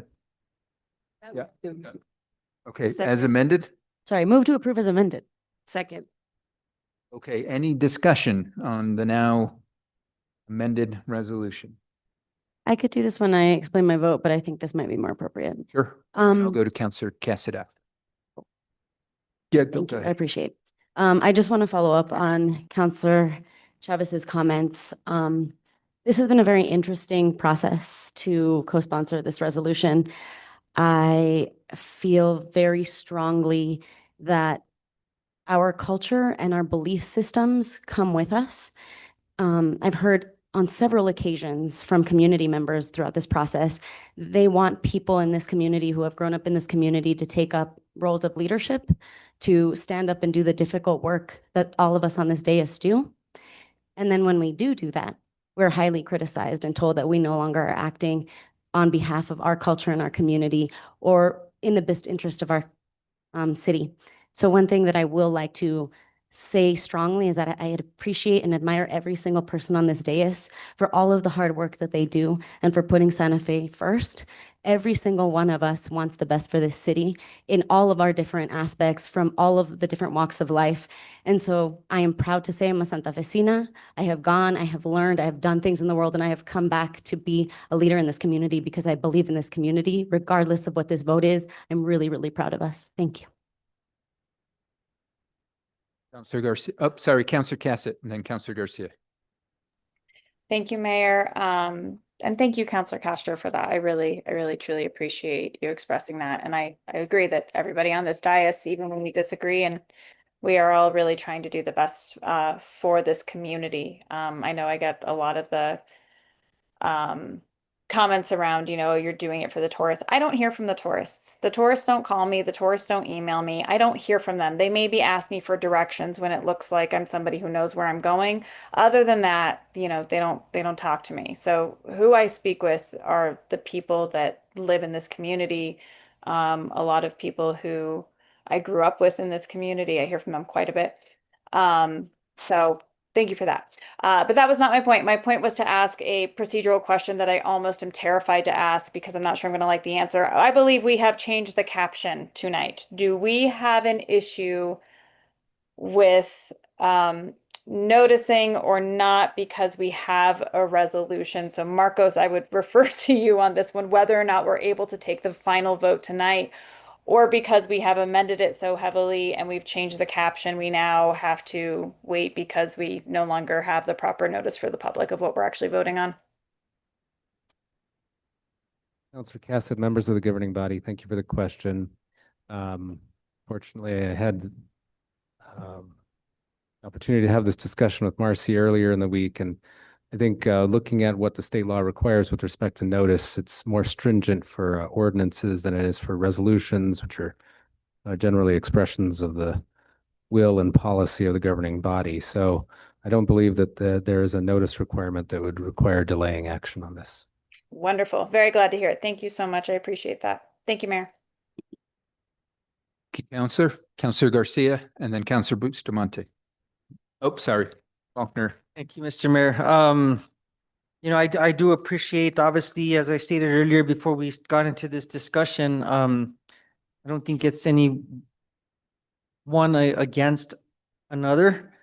I think it's more of a different perspective. And like I said earlier, I mean, it's difficult for to see your city change in ways that you don't recognize it.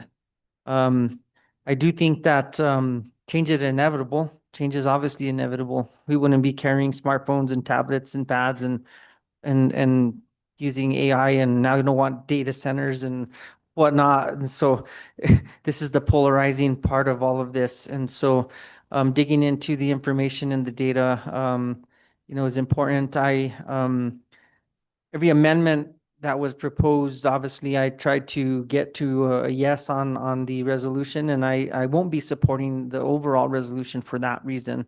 That I don't, again, I feel like there was a there's the intent for closing the plaza to vehicular traffic is more for events because we have so many events. But there's not as many events overall during the rest of the time that's not at events that it should be closed, and that's my perspective.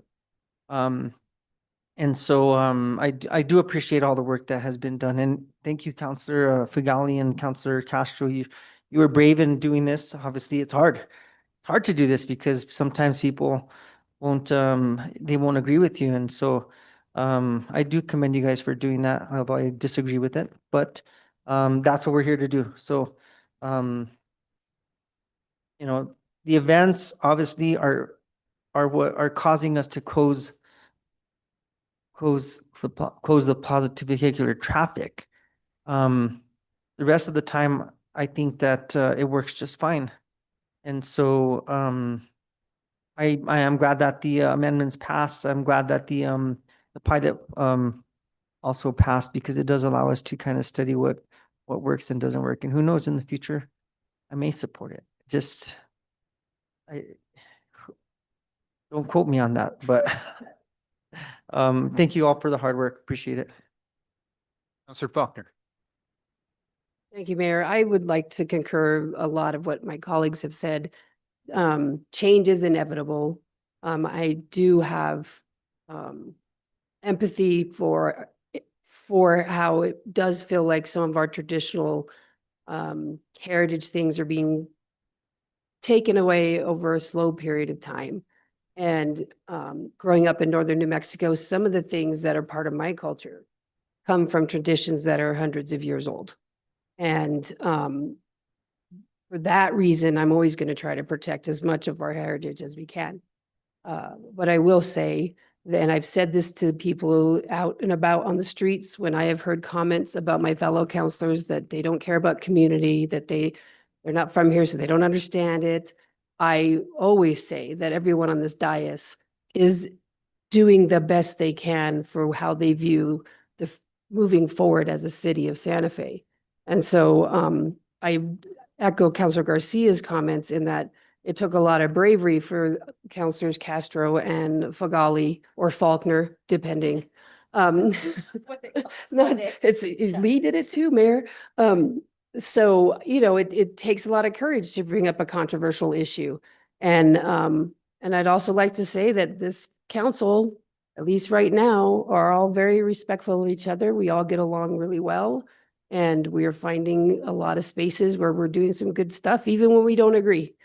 And so I'm proud of us for that. And so I want to say good work tonight. It was confusing for all of us, not just here, but in finance. I'll be having nightmares about amendments for like forever. And I would like to say, if we can please address the amendment situation so it's not confusing. But anyway, I'm going to not support this also for the reasons I mentioned. Counselor Bustamante. Thank you, Mayor. I just, again, concur also with my colleagues up here.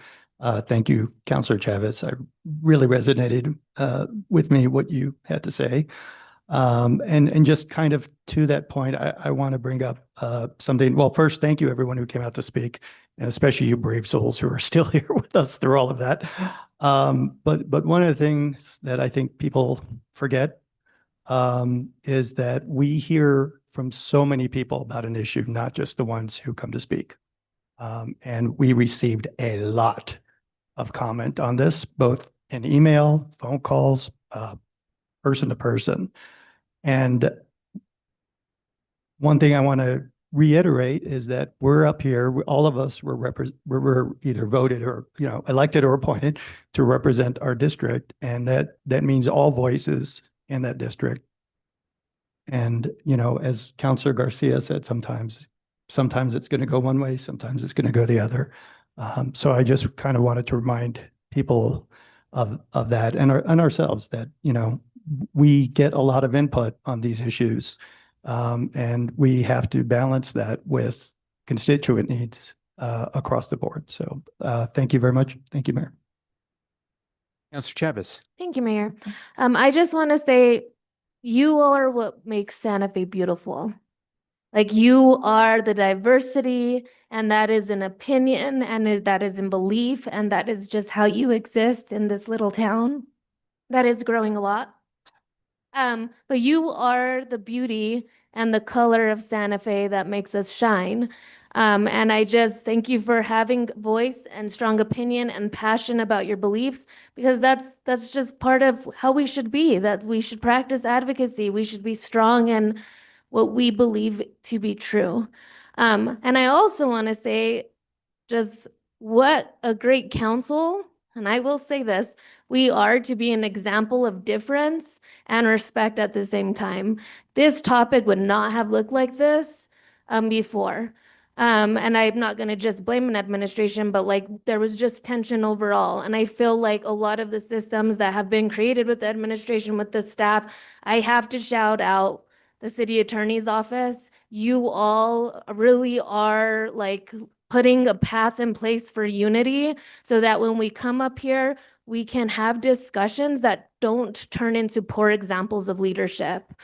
So you are really setting the stage for us to do that. But every single one of us have very different beliefs. I came into this today knowing how most of my colleagues would vote. And that understanding came with zero ill opinion of any of these individuals up here. Because I know how much they care about human beings. I know how much time they invest in the city. And I know some of them do that while having kids and jobs and partners and really huge responsibilities to carry, but which means they leave themselves completely behind that list. And that says a lot about a person. So I'm just honored to be here with you. I'm honored that we made a really tough decision while being an example, because that's what I asked for in my invocation. I said, we have little humans looking at us. Let's try to be examples of what leadership is and how we should treat one another.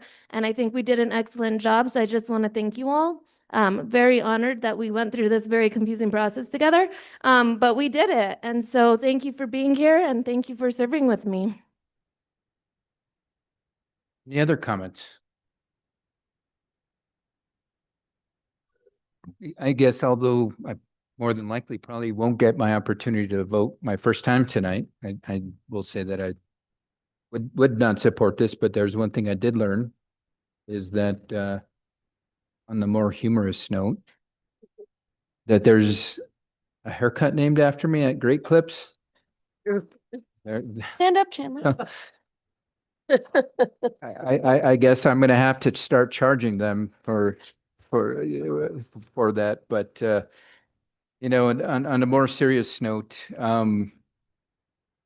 I definitely understand the sentiment where, you know, a lot of our community feels like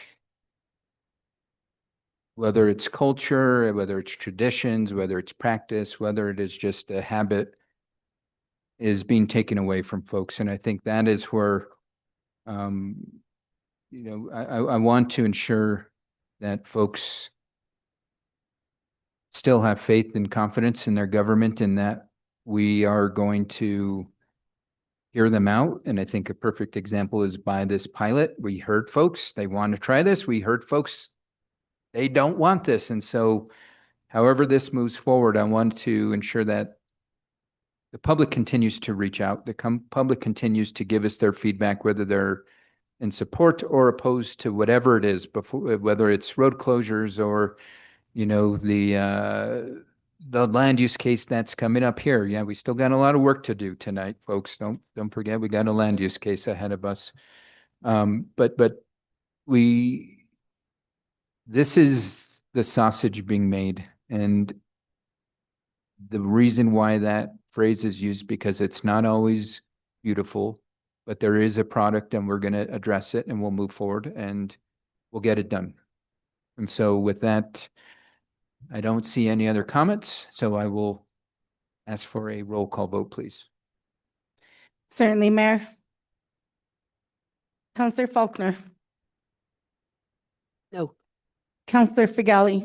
Yes. Counselor Garcia. No. Counselor Barrett. Yes. Counselor Bustamante. Yes. Counselor Cassett. Yes. Counselor Castro. Yes. Counselor Chavez. Yes. Motion passed.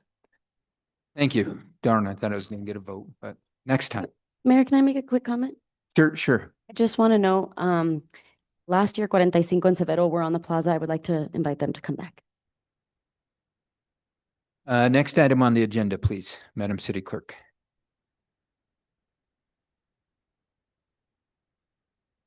We're moving to item 18. This is public comment on bills. This is first public comment, no action.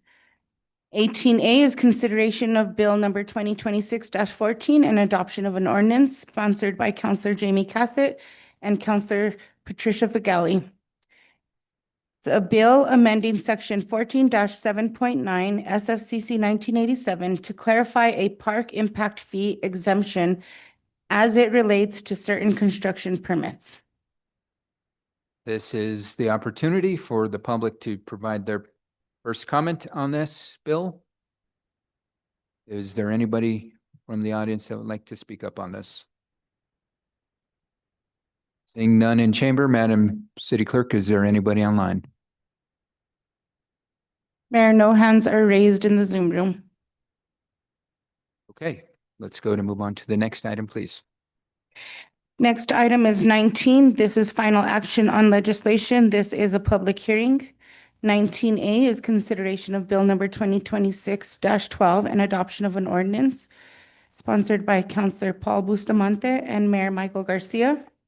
It's a bill specifying that specific and limited fishing events on city-owned property in the Santa Fe Municipal Watershed may be approved by the governing body. And here to present is Water Resources Coordinator Alan Hook. Okay, Mr. Hook.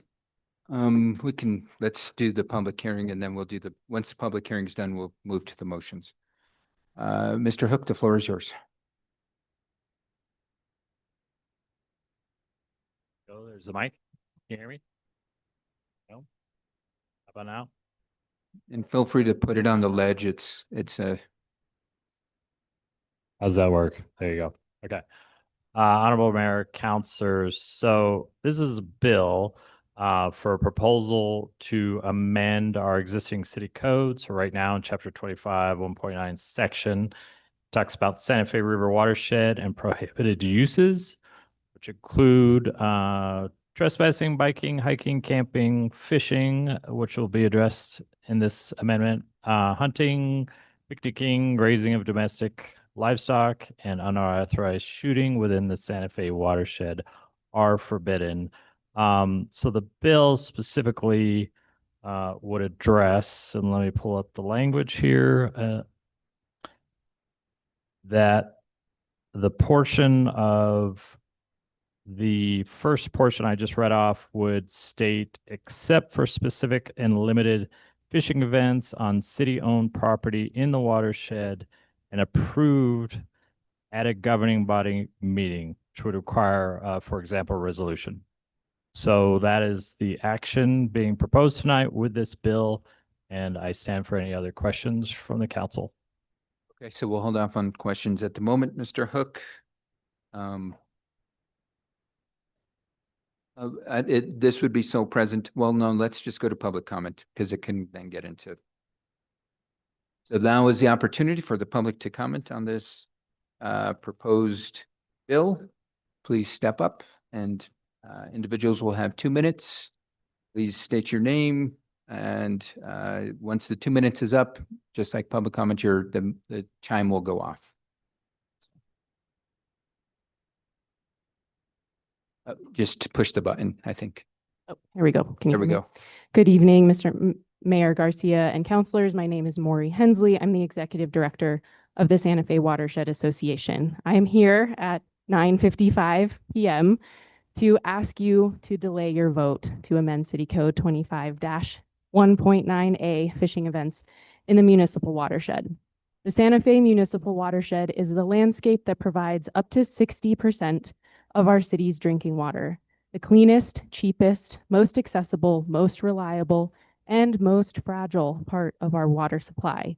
It is the city's utmost responsibility to safeguard and wisely manage this vital resource.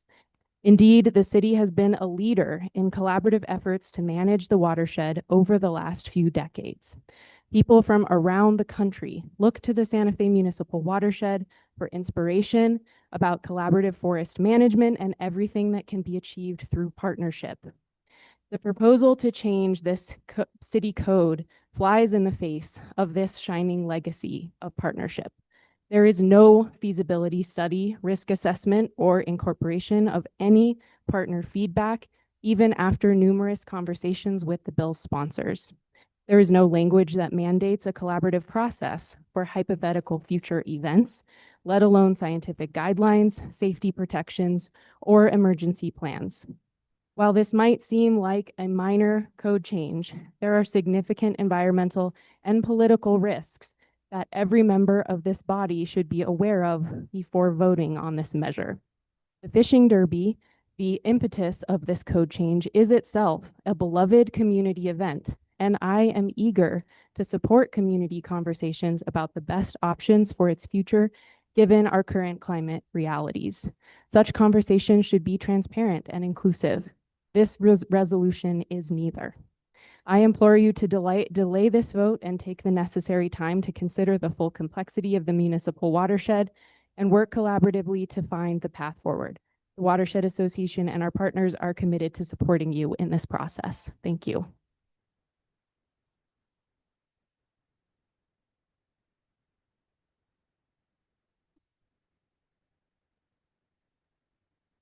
Mr. Mayor, councilors, my name is Eitan Kresolowski. I also live in District 1, and I'm a Chief Program Officer for the Forest Stewards Guild, where for the past 20 years I've supported sustainable and progressive management of the watershed. I've burned in the watershed. I've raised, several $1 million to try to protect the watershed, so I'm heavily invested in it. I also am a firm believer in equitable access to outdoor recreation, and so I'm a proponent of the fishing derby as well.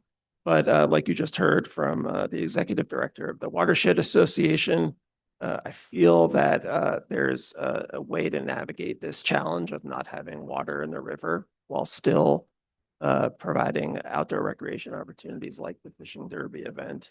And so I urge you to delay this amendment to allow for adequate evaluation, planning, and dialogue and consultation with subject matter experts so that this process can unfold in a reasonable way with enough time for evaluation. Thank you.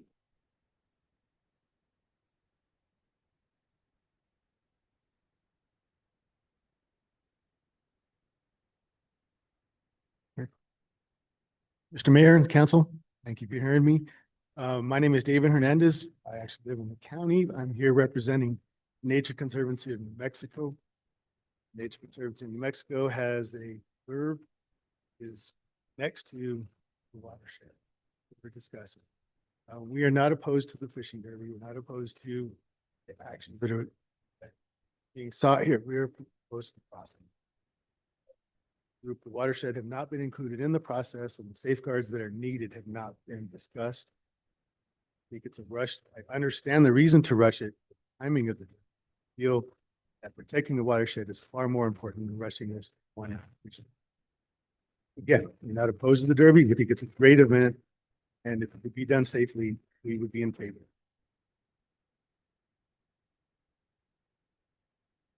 Are there any other members of the public in the chamber that would like to speak to this proposal?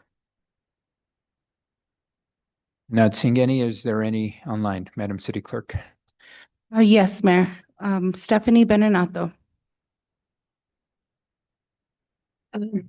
Stephanie Benenato. I too appreciate having the fishing derby, but in terms of how it operated, it was always in the river, in the actual town, and the space was very defined. And I appreciate that these representatives from different the watershed, the conservation group, have come forward to raise issues about process and sustainability and protection of the watershed that may not really be addressed in this ordinance, so that I too would ask that you postpone and look at the process and how the location of the derby and how it unfolds is more specific. Thank you. Are there any other comments, Madam City Clerk? No, Mayor, no other hands are raised in the Zoom room. Okay, with that being said, I'll turn it over to governing body. Councilor Bustamante. Thank you, Mayor. I just want to point out again that the change to this ordinance does not actually allow for the it allows for the Derby. This isn't to have the Derby. We still need a separate resolution for any event that we want to have up there. And that, I feel like we're getting ahead of ourselves because that would be the time to talk to our partners to see how we can arrange these sort of events safely and to their satisfaction. And, you know, the mayor and I, for example, spoke to Tesuque Pueblo. They gave us a list of items that they would like to see before approving something like this. And those have been passed on to the city manager, and we're working on addressing those items. So I just want to point out again, though, that this change to this ordinance only allows for the possibility of the event. It does not allow for the event itself. Thank you, Mayor. Councilor Castro. Thank you so much, Mayor. And thank you to the sponsors for doing the due diligence of reaching out to stakeholders and community members, because I know that you have done that. I do agree that the slippery slope is a concern here, and in particular, because we have a watershed association that we have not reached out to or gotten approval from, I do feel that this is a little bit hasty. What are some of the other uses? I know the fishing derby has been discussed, but this is not just for the fishing derby. What are some of the other uses that might be considered? Councilor Castro, Mayor Garcia, there are none. This is only allows, the change in this ordinance only allows for limited fishing derbies to be had out there on city-owned property.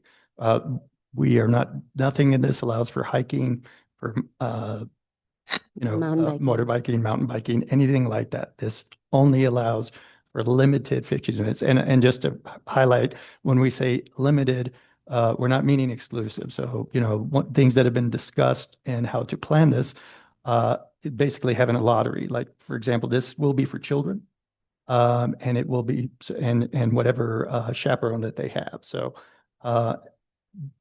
there is nothing else in this language that allows for any other type of event. And who might be managing that program? If we have permits, would that be our internal staff that would be providing those and regulating the space? Yes, that would be internal staff in discussion. For example, what the utilities department or water department, they have volunteered, for example, their staff to be on hand to make sure, you know, that it's a very limited area that people have access to, and that staff would be on hand to make sure that people stay within that area. Thank you. Do we have the opinion of the Forest Service or any other user groups up there? Excuse me.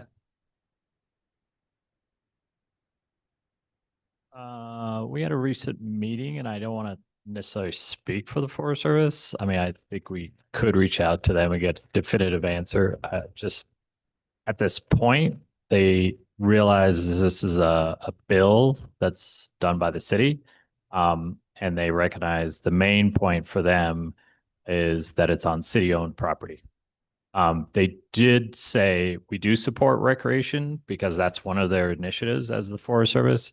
But again, they were neutral on our legislation per se. Because it was on our land. Yeah. And the only reason I say that is that I know that there's been a lot of layoffs in the Forest Service. Unfortunately, a couple of my friends got laid off recently. The staffing shortages with the Forest Service to me is a huge concern. And the main concern that I've heard from partners is if we allow more user groups up there, there's more possibility of fire. And if there is any type of contamination in our watershed, that could be disastrous. Yes. Councilor Castro, Mayor Garcia, I just want to highlight too, though, that there are events, as was brought up in the meeting with the mayor and I, from our partner organizations already, that there are educational events that occur up in that area, you know, within portions of the watershed. So this is just another type of event that would be held. That the city currently is running events up there? No, that our partner organizations that have educational events that happen. 100%. And so that's my only real concern is that as a city, we are already sort of at capacity. Can we potentially administer a new permitting process and program? That's my only concern. No further questions. Thank you. Just a quick question. What do you mean by permitting? Well, it sounds like you would need to verify that you're with a child for this event, some sort of verification that staff would have to do for this program, for this event. So It's the administration of the whole thing. So I think that's where the next step, as Councilor Bustamante mentioned, this just would allow for a potential And the next step is to actually begin to plan and prepare. We don't want to put the cart before the horse, so to speak, but there, as Councilor Bustamante mentioned, this would be very limited, very coordinated, and we would work collectively with our partners, and hopefully our partners would want to participate. I mean, correct me if I'm wrong, Mr. Hook, like the Forest Service said, if we do this, they would like to table at the event. Yes, so the local district ranger's office is fully staffed for their seasonal recreational workers, which is great. I mean, that's good news. They did offer that they would potentially be able to provide staff to say, you know, hey, we are supportive of recreation. But that's about as far as they would go, as long as it's on city-owned property and that nobody is going on to Forest Service administered lands. No, and fully understood, Mayor. I guess my concern is because this is so specific to this derby and not other uses. It's just that if we think we're going to add one more event to our roster, that we should add capacity. Thank you. No further questions. Understandable. Councilor Cassett. Thank you so much, Mayor. So I will admit that I did not realize the complexities behind this until I received emails from our partners. You know, I did let it sail through committee, not understanding some of this. So I really do want to thank our community partners for reaching out, because I'm now going to learn things, which is always a wonderful side effect of being a member of this governing body.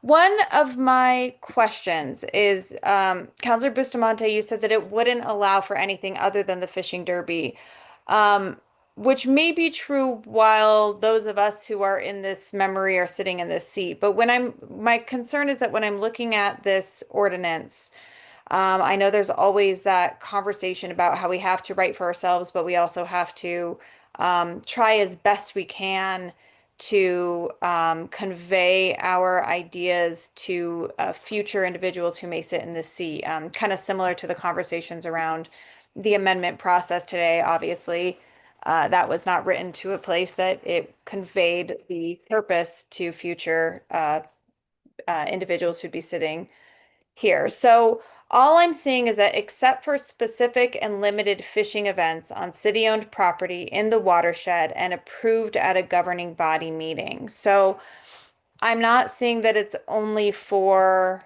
the fishing derby and that there aren't other specific and limited fishing events that others could add on to, or that it encapsulates the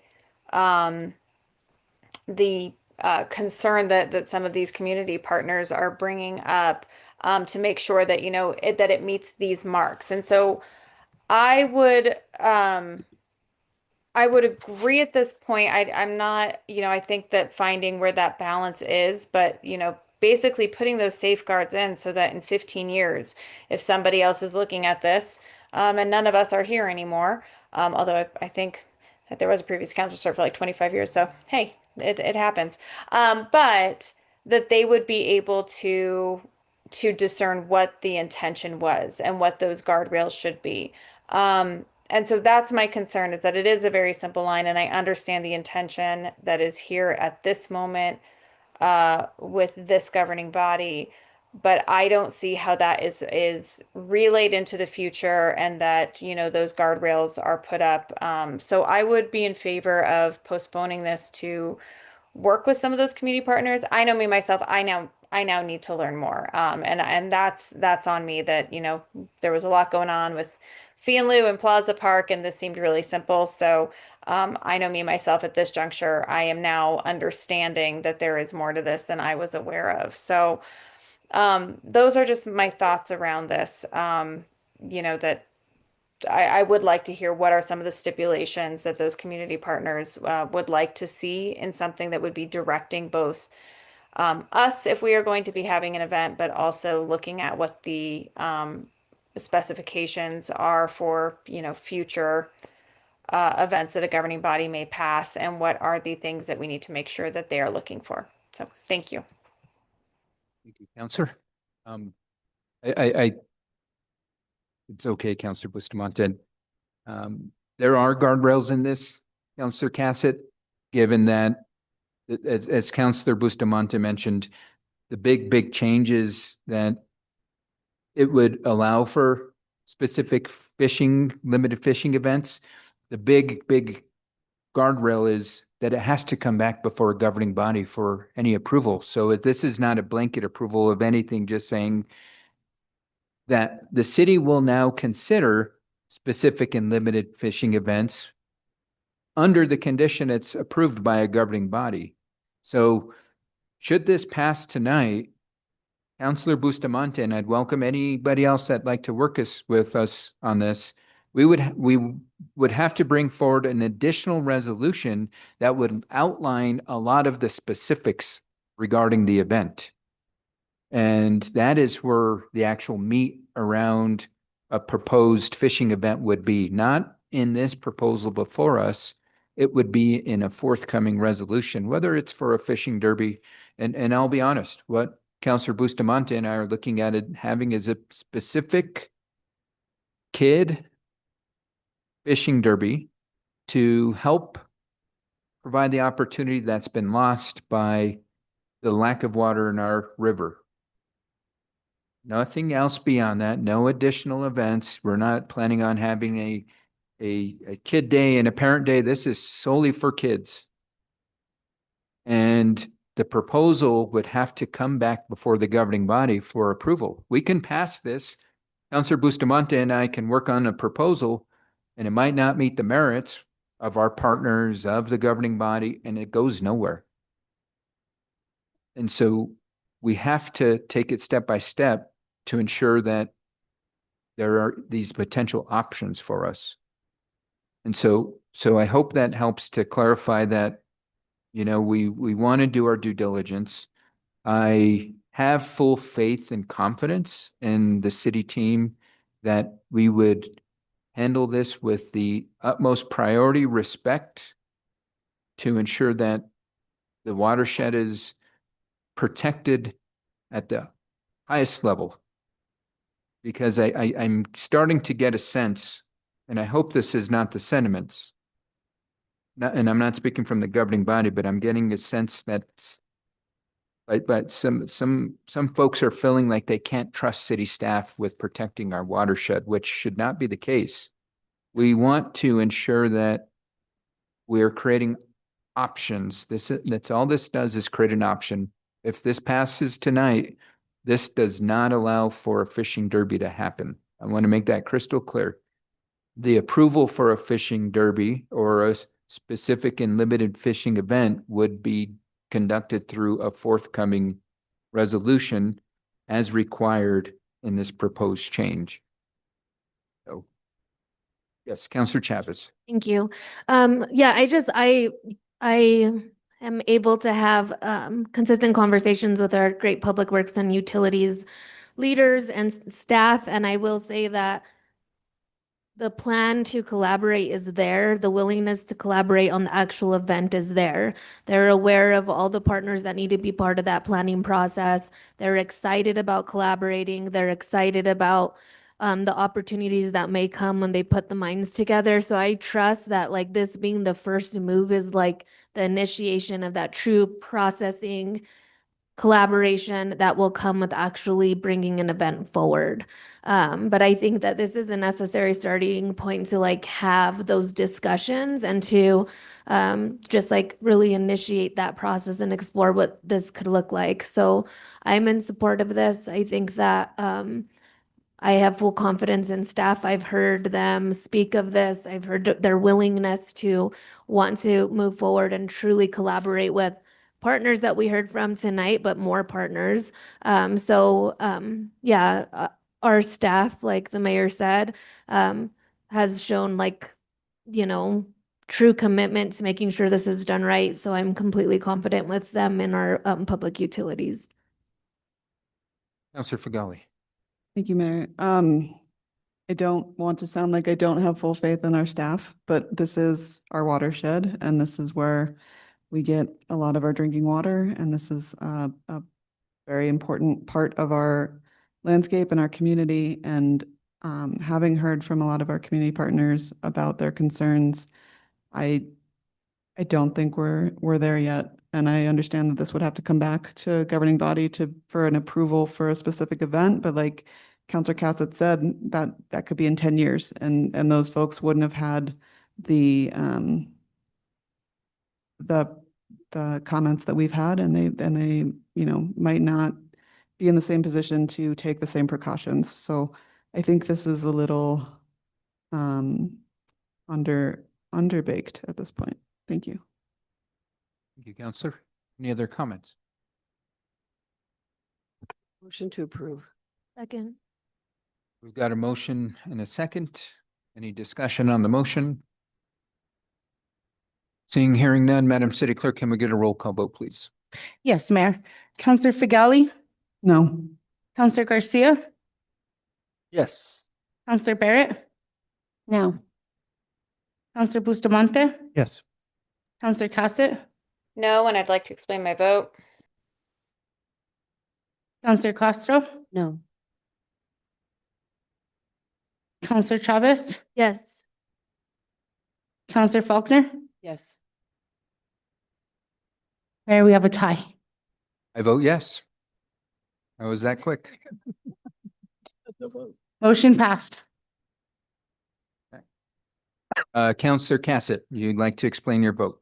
Yeah, thank you, Mayor. I think I agree with exactly what Councilor Figali said, that I feel this is underbaked in the sense that I don't want to give the impression, I actually, very much our water staff is some of our very impressive staff, but we don't know when they're going to be here. So what I would have loved to see, and maybe we can work on this and bring this back at another time, is just some more specifications within that ordinance of what we would want to make sure was, what, T's were crossed and I's were dotted before an event moved forward. So, I'm happy for the team that'll be working on it at this juncture. My concern really is for the future, and, wanting to make sure when that resolution does come forward that those community partners are at the table to make sure that those concerns are at least discussed and that we can understand them. So thank you. Counselor? Madam City Clerk, final item on the agenda. Final item on the agenda is a public hearing. This is for land use cases, appeals, and other items required to have a public hearing. 20A is appeal number 2026-12102-APPL of case number 2026-11903-HDRB. Property owner Claudia L. Kwan, DDS, appeals the Historic Districts Review Board's March 10th, 2026 decision denying a request for an exception to build a mixed-use structure to a height of 24 feet where the maximum allowable height is 14 foot 1 inch at 911 Roybal Street in the West Side Guadalupe Historic District. And here to present is Assistant City Attorney Frank Rubelid.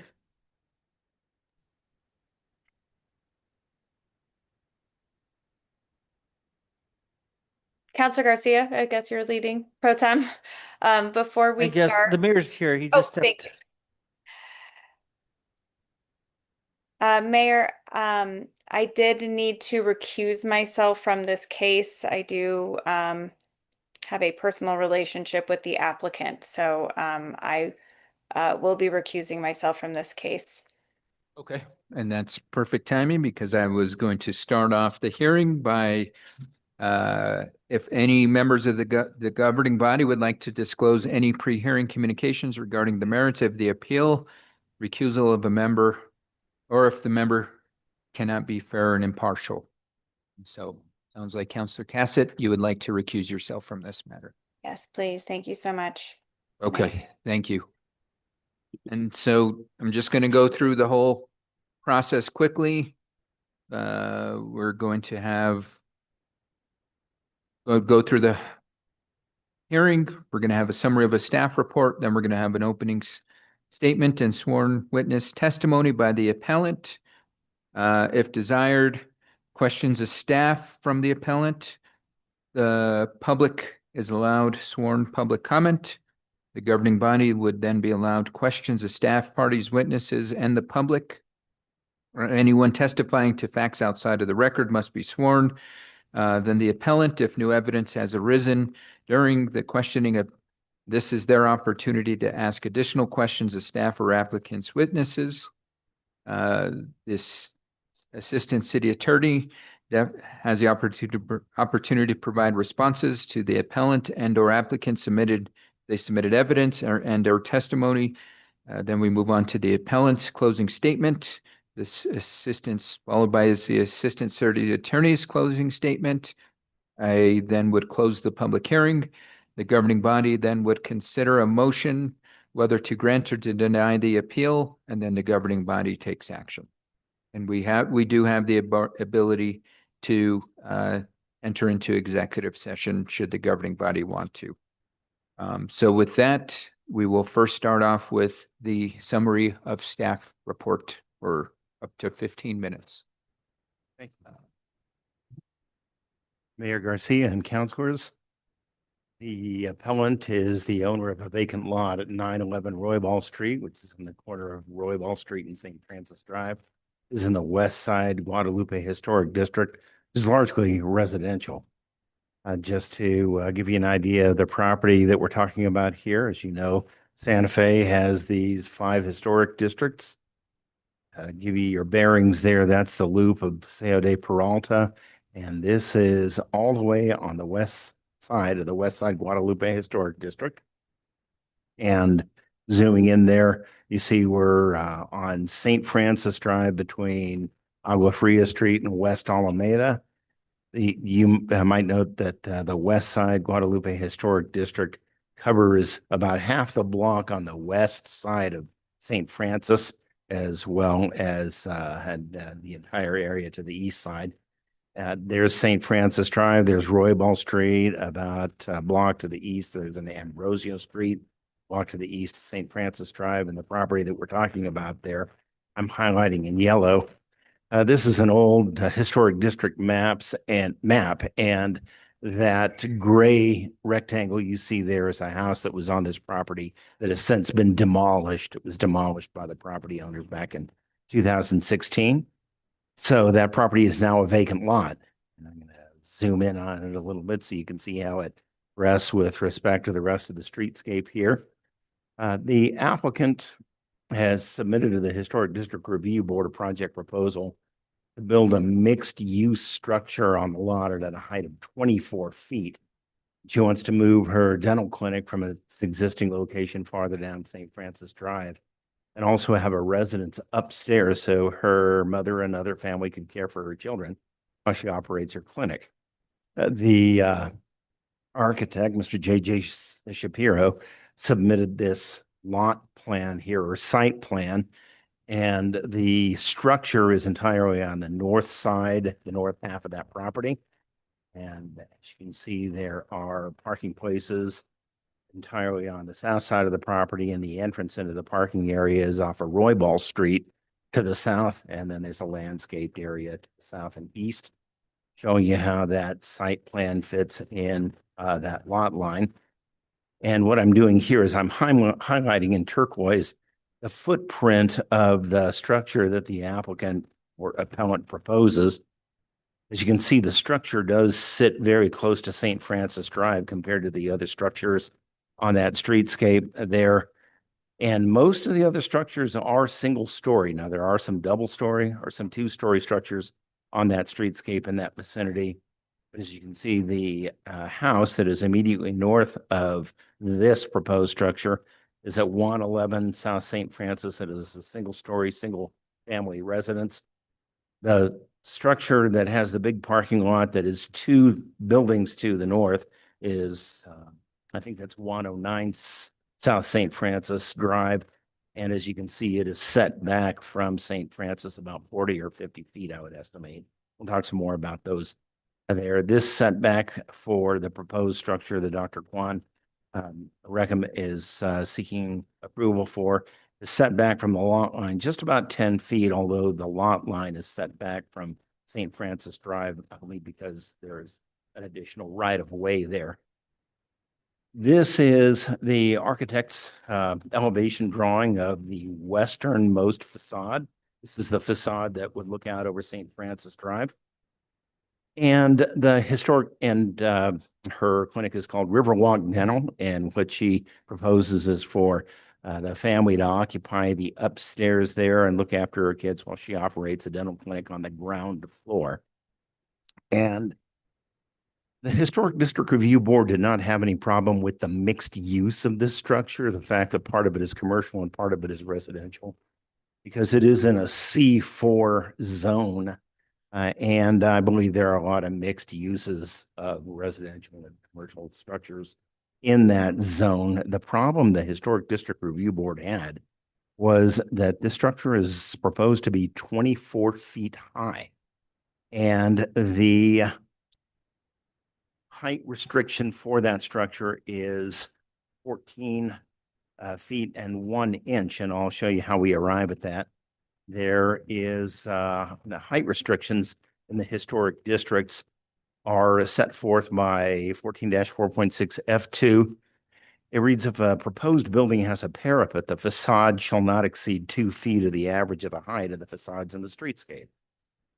So there is nothing in the historic district code that reads somebody can build a structure that is just as high as the next building on the streetscape. It doesn't work that way. The land use staff has to calculate the average of the height of the facades and add 2 feet. And I'm going to show you how the land use staff did that. Here's a streetscape height calculation. There's a map where the heights of various buildings on the streetscape are listed. And that streetscape includes frontage on both St. Francis Drive as well as Roybal Street. And so the land use staff took these 14 structures there that are circled in blue. And then, as you can see at the bottom there, they've added up the heights of all those structures, and they have arrived at 168.5 feet and divided that by 14. The result of that is 12 feet 1 inch, but adding the 2 feet that is allowed under code section 14-4.6 F2, they've arrived at a height restriction of 14 feet and 1 inch. So that's how technical that calculation is. And this is a building that has a parapet. It's a flat roofed structure, and the parapet is a firewall that is linear with the walls that goes up past the flat roof, and that shields HVAC equipment and skylights and that sort of thing that behind the parapet. So that is a height restriction that doesn't apply to structures with pitched roofs or shed roofs or different kinds of roofs. This is a flat roofed parapeted structure. And when the land use department is calculating the streetscape, there are some buildings that are included in that calculation and some buildings that are excluded under the code. 14-4.6 F1 reads that when determining the streetscape, there are certain buildings that are omitted from the streetscape, and among them are multi-unit residential structures, buildings with non-historic multiple stories, and there are a number of those in this vicinity here. We're going to look back at the neighborhood. The appellant draws your attention to 109 South St. Francis Street and mentioned that to the historic board and showed photos.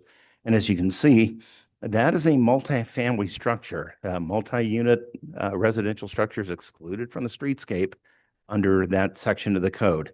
And then down here, which is immediately to the east of 911 Roybal, 901 Roybal has a second story, but that is a non-historic second story. According to land use records, that building was constructed in 1948. That second story was added sometime in the 70s, and the entire structure had a complete remodel and redesign, changed out the windows, changed the roofs. So that is non-historic and not part of the streetscape. The appellants also pointed out 208 Ambrosio Street, which is on that block, one block east of St. Francis Drive.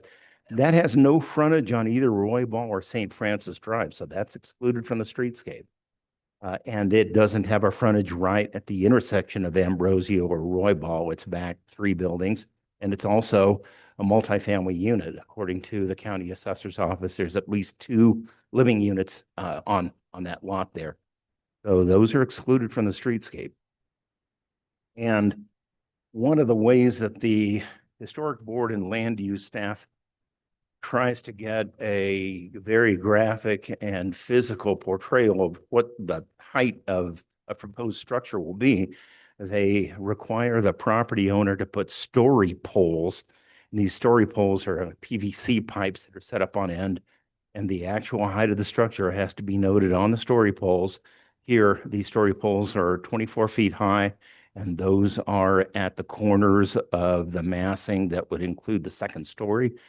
And Board Chair Cecilia Rios expressed in the H Board hearing in March that that structure would tower over the building that is immediately to the north, which is a low 1-story single-family residence. There was a previous application that was approved by the H Board, and that was submitted in 2017. But it was never built because of maybe labor shortages and supply chain shortages. And the applicant also lost her father in that period. And then there were shutdowns due to COVID. The structure never got going. And this had the same architect, J.J. Shapiro. He submitted this lot or this floor plan for this is for the first floor. And his design criteria, which was part of his site plan, indicated that the ground floor would be 1,661 square feet and the second floor would be 441 square feet. But although the Historic District Review Board approved the height exception for this, it did insist, well, the turquoise area is the footprint of the second story and how it would rest on the ground floor. The H Board insisted that the site plan or the floor plan be reversed so that the second story massing was set back from St. Francis Drive. And Mr. Shapiro at that hearing agreed, according to the minutes, that he would reverse the floor plan so that the second story massing is on the east part of the lot, the easternmost side of the lot. Now, in this current application that was denied by the H Board March 10th, 2026, Mr. Shapiro submitted this floor plan. As you can see, well, he submitted a summary of design features. The ground floor is 1,904 square feet. So he added about 240 square feet to the ground floor. Most of that is attributable to a garage, which I'll show you in a minute, that was not part of the original 2017 project application. The second floor nearly doubled or more than doubled in size to 892 square feet from 440. So he added about 450 square feet to the second floor. The new garage, you can see if you look on the lower right-hand corner, you see the stairs. The garage is immediately to the right of the stairs, and that what adds up to most of the additional floor plan. And there highlighted in turquoise is the floor plan of the second floor and where it would rest on the ground floor. As you can see, all the way to the west of the structure, contrary to the H Board's determination back in 2017 that would be approved only if the floor plan was reversed so that the second story was set back from St. Francis. And to compare the elevations, the 2017 proposal, there is the south elevation. That's from Mr. Shapiro's elevation plans. The second floor massing is highlighted in turquoise there. Compare that to the 2026 proposal, again from Mr. Shapiro's elevation drawings. That's the second story massing as it has been submitted in this new proposal, more than doubling the size of the original second floor massing that was presented in 2017. Under the historic district codes, the historic district code, a project applicant can ask for an exception for height, but height is very strictly regulated throughout Santa Fe. In the historic district's code, A design exception requires only 3 criteria, but a height exception has 6 criteria, and the project applicant must prove them all. And as you can see, according to this section of the code, exceptions are project specific and do not apply to the subject property in perpetuity. Meaning the fact that it was granted once 9 years ago doesn't mean that it is going to be granted again. And in order to approve an exception, the H board must make findings of fact that the applicant conclusively demonstrated that the requested exceptions comply with all 6 of the criteria listed, meaning that it is the applicant's burden of proof to prove all 6 of those exceptions, and those exceptions are under Santa Fe City Code 14-4.6D3. The height excess must not damage the character of the streetscape, prevents a hardship to the applicant or an injury to the public welfare, strengthens the unique heterogeneous character of the city by providing a full range of design options to ensure that residents can continue to reside in the historic districts. The departure from the code must be due to conditions peculiar to the land or structure involved, not applicable to other lands or structures on the streetscape. Special conditions are not caused by the applicant, and also it provides the least negative impact of the general purposes of the historic districts code. And the general purposes of the historic districts code are the continued existence and preservation of historic areas and buildings, the continued construction of buildings in Santa Fe's historic styles, and general harmony as to architectural style, form, color, height, proportion, texture, and material between buildings of historic design and those of more modern design. Those are found at Santa Fe City Code 14-4.6A1. And the H board then drew up these findings of fact and conclusions of law that actually the staff and the city attorney's office proposes those based on the record made at the H board hearing in March 2026. The H board then later approves them. The H board did find that the exception would damage the character of the streetscape because the height proposed exceeds what's allowed by more than 70%. It would damage the character of this historic residential district. I'm just going through 4 of the 6 reasons that the H board decided not to grant this exception.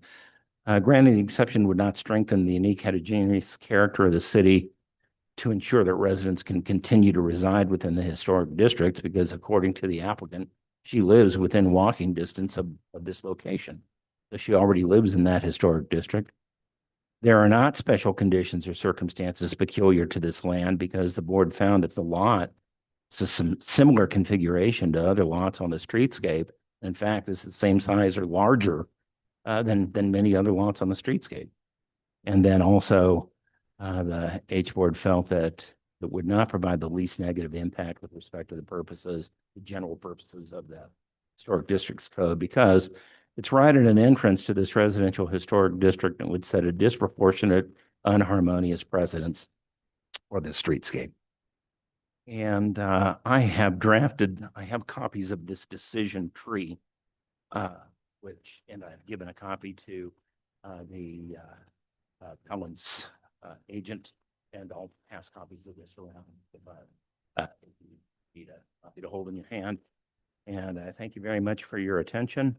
It's been brought to my attention that Mr. Jasper, who I listed on your process chart, will not be making the presentation. That will be made by Mr. Iturrate. And sir, I'm sorry if I mispronounced your name, and you'll probably have to spell that for the record. Also present tonight is Amanda Romero, who was the planner that originally submitted the memo to the H board, as well as land use director, Heather Lamboy. Thank you very much for your attention.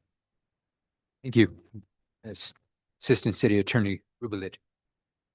We will now move on to the appellant, Dr. Claudia Kwan, or Agent Tom Jasper, for an opening statement and sworn witness testimony, and you are provided for up to 20 minutes.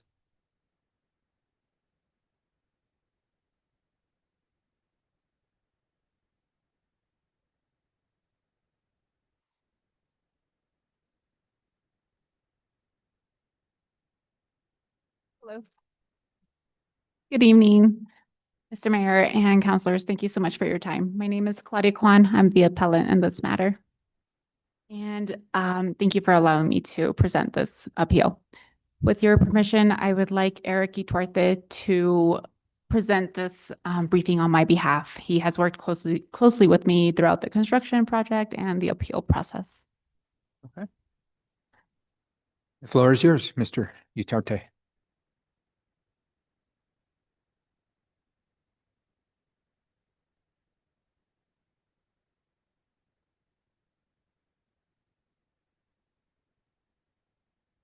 Good evening, Mr. Mayor and members of the governing body.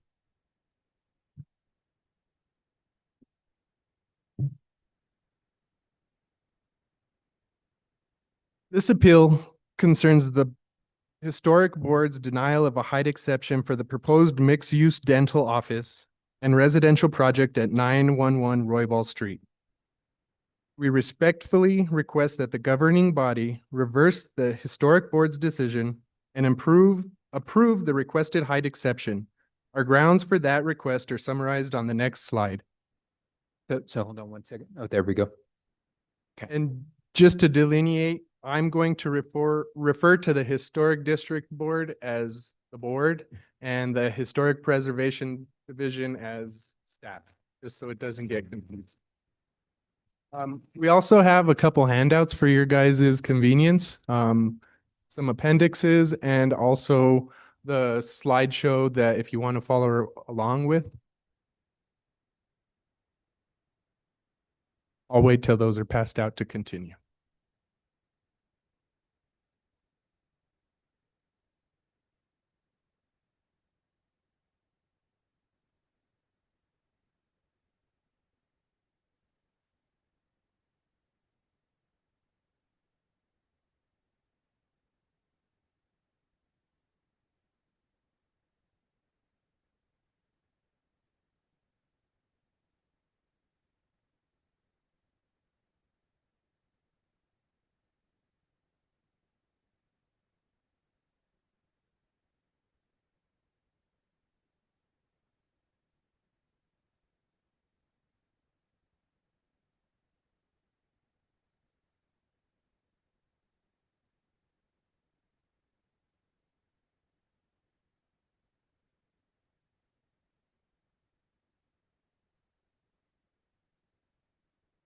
Okay, I'll continue now. This appeal is heard de novo, and our presentation addresses 3 issues. First, whether the board properly applied Chapter 14. Each height exception criterion contains specific components that must be considered in determining whether the criterion has been satisfied. The board's findings do not fully address those components. Second, whether the board's findings are supported by substantial evidence in the record. And third, whether the evidence demonstrates that all 6 height exception criteria are satisfied. If you want, you can take a look at Appendix A at your convenience. That provides a detailed component by component analysis, identifying the evidence in the record that demonstrates how each of the 6 height exception criteria have been satisfied. Today, we'll focus on the board's 5 stated findings and the evidence in the record that directly addresses those findings. There are 6 criteria. However, the board stayed silent on number 5. They didn't accept it. They didn't deny it. They made no comment on it. So quickly, I'll give you a quick background. Dr. Kwan owns this C4 zone property at 911 Roybal Street. Her parents gifted it to her back in 2014 with the vision of developing a practice and a mixed-use dental office and a residence. This project also has an important history because in 2017, the board did approve a height exception for a 2-story mixed-use project in this same property. After delays caused by the passing of Dr. Kwan's father and then the COVID pandemic, and we had another child, we weren't able to get the project done. So we revised it and we resubmitted it. In 2026, Historic Preservation Division staff reviewed the revised design and recommended approval of the height exception, but the board denied it. That difference is important to this appeal.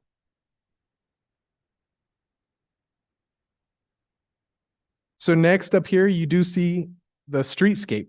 Before discussing the height exception criteria, it's important to understand the setting of this project. This project, it's located along St. Francis Drive, which is one of Santa Fe's main principal transportation corridors, and it's zoned for C4 commercial. As this aerial view shows, the surrounding area is not exclusively residential. It's not. It includes commercial properties, an apartment building, and both 1- and 2-story residences. Importantly, there are 3 existing 2-story buildings in close proximity to the project site. These buildings establish that 2-story development is already part of the surrounding neighborhood context.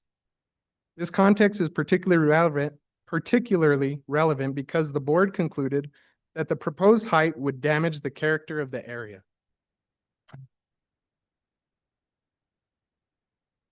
So next, this slide compares the historic board's review of this project in 2017 with its current review in 2026. Both applications involved the same property, the same mixed-use concept, and were evaluated under the same 6 height exception criteria in Chapter 14. There was one important design change. The second floor increased from 449 square feet to 994 square feet and was relocated from the east side back to the west side. However, the overall building height increased by only 2 inches from 2310 to 24 feet now. In 2026, after reviewing the revised design, the Historic Preservation Division staff found that all 6 height exception criteria were satisfied and recommended approval. Nevertheless, the board reached the opposite conclusion. That raises an important question. What substantial evidence in the 2026 record supports a different result under the same ordinance?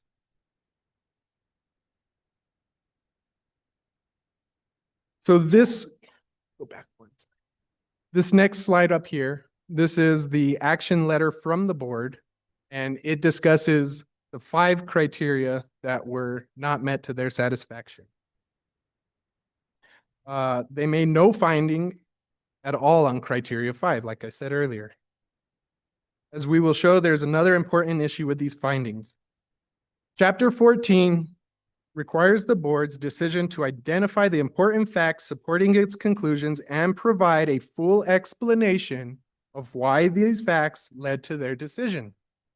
Instead, these findings largely state the board's conclusions without identifying the specific facts supporting them. We will address the requirement on the next slide.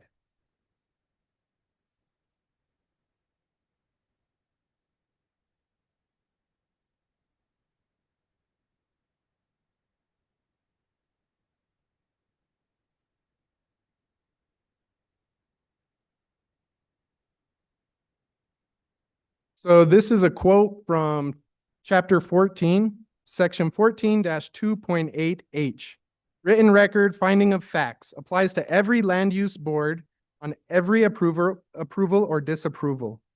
Approval or disapproval of an application, request, or other item shall be accompanied by a written statement of the important facts on which the decision is based, including the pertinent provisions of Chapter 14 and a full explanation of why those specific facts led to the decision made. We've received no facts outside of the action letter, which basically it uses the same language except in the negative. So the same language that's written on Chapter 14, it uses that same verbiage. It just says, did not meet this, did not meet that. It gave no full explanation or details on why they reached that decision. So this summary chart is taken from Appendix A, which you guys have. It provides a more detailed analysis of each of the 6 height exception criteria and the supporting evidence in the record.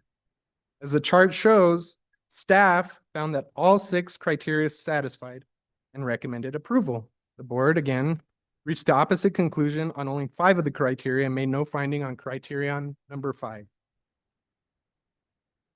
Appendix A then examines each criterion component by component and identifies the evidence in the record demonstrating that all 6 height exception criteria are satisfied. Now we'll focus on the board's 5 stated findings and compare each one with the evidence in the record. The board's first finding was that the proposed height would damage the character of the district, but the record contains substantial evidence to the contrary. The board approved a 23-foot, 10-inch, 2-story building on the same property in 2017, and staff again recommended approval for the revised 24-foot design in 2026. The surrounding context is also important. There are 3 nearby 2-story buildings, and the proposed design was developed collaboratively, closely with staff to ensure historic compatibility. There are lots of concessions made. There are lots of changes made to make sure that we fit staff's recommendation. Finally, the board emphasized that the proposed height exceeds the normal height limit by more than 70%, but that's the baseline from which the exception is requested. Chapter 14 expressly provides a height exception process when the required criteria are satisfied. For these reasons, we respectfully submit that the record does not support the board's finding that the proposed height would damage the character of the district. The next 2 slides that we have here are going to show physical neighborhood context supporting that conclusion. So this photograph here is, we're on the west side of St. Francis facing the property. It provides physical context for the board's character finding. The project site is shown here along with 3 existing 2-story buildings immediately surrounding the site. These are not distant examples. They are part of the immediate streetscape and neighborhood context in which the proposed building will be viewed. The next slide provides a closer comparison of these buildings with the proposed design. So here we can directly compare the proposed buildings with the 3 nearby 2-story buildings. The proposed 911 Roybal building is shown at the bottom lower right corner. When viewed side by side, the proposed building is consistent with the existing 2-story scale and massing already present in the immediate neighborhood. This physical context is important when evaluating the board's conclusion that the proposed height would damage the character of the district. We respectfully submit that these photographs, together with staff's recommendation, provide strong evidence that it would not. The board's second finding was that denying the height exception would not create a hardship to the applicant or an injury to the public welfare. But Chapter 14 uses the word or. Therefore, either hardship to the applicant or injury to the public welfare is sufficient to satisfy this criterion. Here, the record demonstrates hardship. The property is constrained by required setbacks and its configuration, limiting the ground floor area available for permitted mixed-use project. The second floor allows the dental office and residents to be accommodated while maintaining the required setbacks and providing adequate parking. 2-story configuration also has a public welfare benefit. It concentrates the building footprint rather than spreading the proposed mixed-use program across more of the site, thereby preserving setbacks, parking, and open area. Most importantly, staff considered this criterion and expressly found it satisfied. We therefore submit that the record demonstrates that criterion 2 has been met. The board's third finding was that the height exception would not strengthen the unique heterogeneous character of Santa Fe. Criterion 3 specifically speaks to providing a full range of design options so that residents can continue to live within historic districts. This project does exactly that. It combines a permitted dental office with a residence on the same property, allowing Dr. Kwan to both work and reside within the historic district. The design also reflects the mixed character of this particular location. Commercially zoned property along St. Francis Drive, immediately adjoining a residential neighborhood. And again, staff reviewed the specific design and found that criterion 3 was satisfied. We respectfully submit that the mixed-use design is consistent with the very heterogeneous character and range of design options contemplated by Chapter 14. And actually, I'd like to switch your attention over to Appendix A. It's page 6. And this is the verbiage taken from Chapter 14 on Criterion 3, which states strengthens the heterogeneous character of the city. I believe this one is really important, so I want to go step by step through the 3 different criterion, and I want to prove to you how we have satisfied these and how we are maintaining the heterogeneous character of Santa Fe. So first criterion component strengthens the city's heterogeneous character.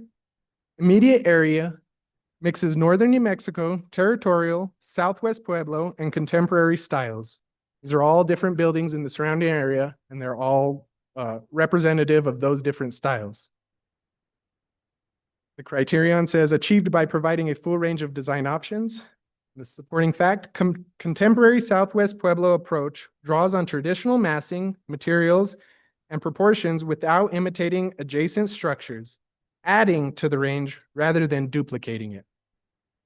The last criterion component, so residents can continue to reside within historic districts. The limited second floor component supports a mixed use live-work configuration, which is consistent with Santa Fe's historic pattern of residential and professional uses coexisting in one structure. So now I'd like to go back to the PowerPoint.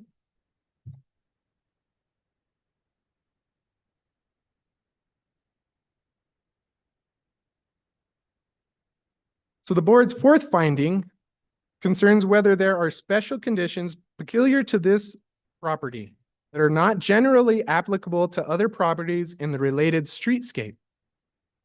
There are 2 components to this criterion, and the record addresses both. First, this property has an unusual combination of conditions. It is a C4 commercial property with dual frontage on St. Francis Drive and Roybal Street, located at the interface between a major commercial corridor and a residential neighborhood. Second, that combination of conditions is not generally shared by other properties in the related streetscape. I don't think there's another property on that entire neighborhood that has 2 dual frontage roads. This is important because we are not claiming that any one characteristic, such as being a corner lot, is unique by itself. It's a combination of these conditions on this particular property that makes it very distinctive than any other property in this area. Staff evaluated these conditions, and they found that all 4 of them were satisfied. We respectfully submit that the record demonstrates that both components of criterion 4 have been met.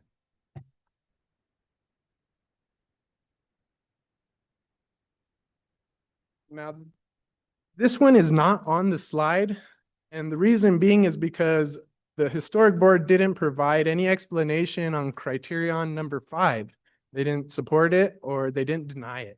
So I want to just cover it, and I want to prove to you how, even though they didn't cover it, we still made sure to make sure all the criterion had been satisfied. So there's 2 linked elements to criterion 5. The title for this is Special Conditions Not Resulting from the Applicant's Own Actions. The criterion component says special conditions or circumstances exist at the site, and the supporting facts to that: site size, lot configuration, zoning designation, and applicable development standards, the same physical conditions cited under criterion 4, predate this application and were already the basis for the 2017 height exception. And the second part of this criterion component, and those conditions are not the result of the applicant's own action. The applicant here has not increased the intensity of use beyond what zoning permits. Second floor component is a measured response to pre-existing site constraints, not a condition of the not a condition that the applicant created. Nothing about the project's design manufactures the need for relief. Okay, and now the board's 5th finding which is criterion number 6, was that the proposed height exception would not provide the least negative impact. The record demonstrates otherwise.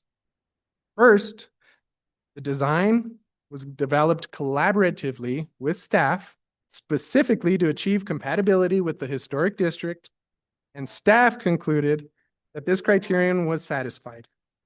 Second, the two-story configuration concentrates the proposed mixed-use program within a smaller building footprint, preserving setbacks, parkings, and open area rather than spreading more development across the site. Talavera, that chime meant that the 20 minutes is up. So if Iturte, sorry. Almost done with this last slide. Is one more minute or Yes. 30 seconds? One minute, but please wrap it up. Third, the second floor is located towards St. Francis Drive and away from the neighboring residents, reducing the height and massing impact on the adjoining residential properties. So this is the reason the second floor is on the west side, is so that it's not closer to the resident's property. And the surrounding context includes existing two-story buildings, including one approximately the same height as the proposed 24-foot building. Taken together, the record demonstrates that the proposed design minimizes the negative impacts of the height exception while accommodating the proposed mixed-use project. Staff also found the same 6 criterion satisfied. And I don't really have to speak, but I just want to visually put up these next 2 slides. That way you can see that this is our proposition. We have proposed to build this. And currently, for the last 10 years, this is what we are dealing with and have been dealing with. So I know that doesn't weigh into the height criterion, but I wanted you to be able to see that. And on this last slide, I just wanted to show that all the green names, we've talked to neighbors in the neighborhood who are very close to this lot. And all the ones in green are all the neighbors we've talked to who have expressed that they want this building to be built, that they approve this. There's been one neighbor that we found who does not want this to be built, and that's in the red. But anyway, I just wanted to thank you for your time and your consideration. If you have any questions, I'd be happy to answer them. Thank you, Mr. Iturte, but there will be plenty of opportunity. So the next step in the process is, should you have any questions of staff, now is the time, and allowed, I would say up to 10 minutes if you have questions of staff. You could cross-examine city staff. Cross-examine city staff. It's I don't think you don't there's a have need to for if- that, because we worked with staff and staff was in favor of our project. They were the ones who approved it to be, they recommended approval, that the board approve this. So no, I have no questions. Okay. Thank you. So then the next step is sworn public comment. So thank you, Mr. Iturte. So Thank you. right now, if there aren't any members of the public that would like to speak to this item, please step up. And okay, hold on one second, ma'am. What we'll do is we'll have to have you step up. We'll have to have you sworn in, and then you'll be able to provide, you'll be given 2 minutes to present your case, and then I have to go to the next person. If you'll please raise your right hand and state your name. Thanks, Alicia Searle. Do you solemnly declare and affirm that the testimony you have in reference to this item shall be the truth and nothing but the truth, and do this under the penalties of perjury? Thank you. Thank you so much for staying up for this. I am the resident of 111 South St. Francis. I am the only, what they still consider, You might want to speak a little built in more. 1930, original house. It's 900 square feet. It is everything that the city wants this place to look like. The reason we're having issues is this property is my wall. You'll see it in a couple of those pictures. There's a wall there. That's my wall that they are going to be 10 feet from. And now I have pictures of a building 24 feet high against my one wall and all my windows, which means I have no view. I have no light. And the city basically said, and why they told them they couldn't do it, is that you have to have a step down height control. Buildings must step closer to property lines. It's 10 feet to my property line. You have to be 14 feet. That is why they came up with that. That is why the historic district came up with that. That whole side of that building that they're putting up is against my property. Take a look. And it's not right. I mean, no one came to me. No one here came and talked to me. Now, the historic board listened to me. All I'm asking is if they want to do this, go back to what the board said, redo the property near mine at 14 feet. Add it anywhere else, but don't do it right against my property line. I am what you guys all want to have, is this great little house that is still authentic. There's pictures of it. But do this, I won't have that anymore. I won't have anything. I have no light. I have no view. The other people that are going to speak or want to speak, they have properties behind. Yes, there could be 2-story. They're all multi-purpose, multi-use. They're Airbnbs. They're not retail. None of them. And they're my neighbors. I think they're great people. I think the people that want to do this are great people, but not the way they're going about it.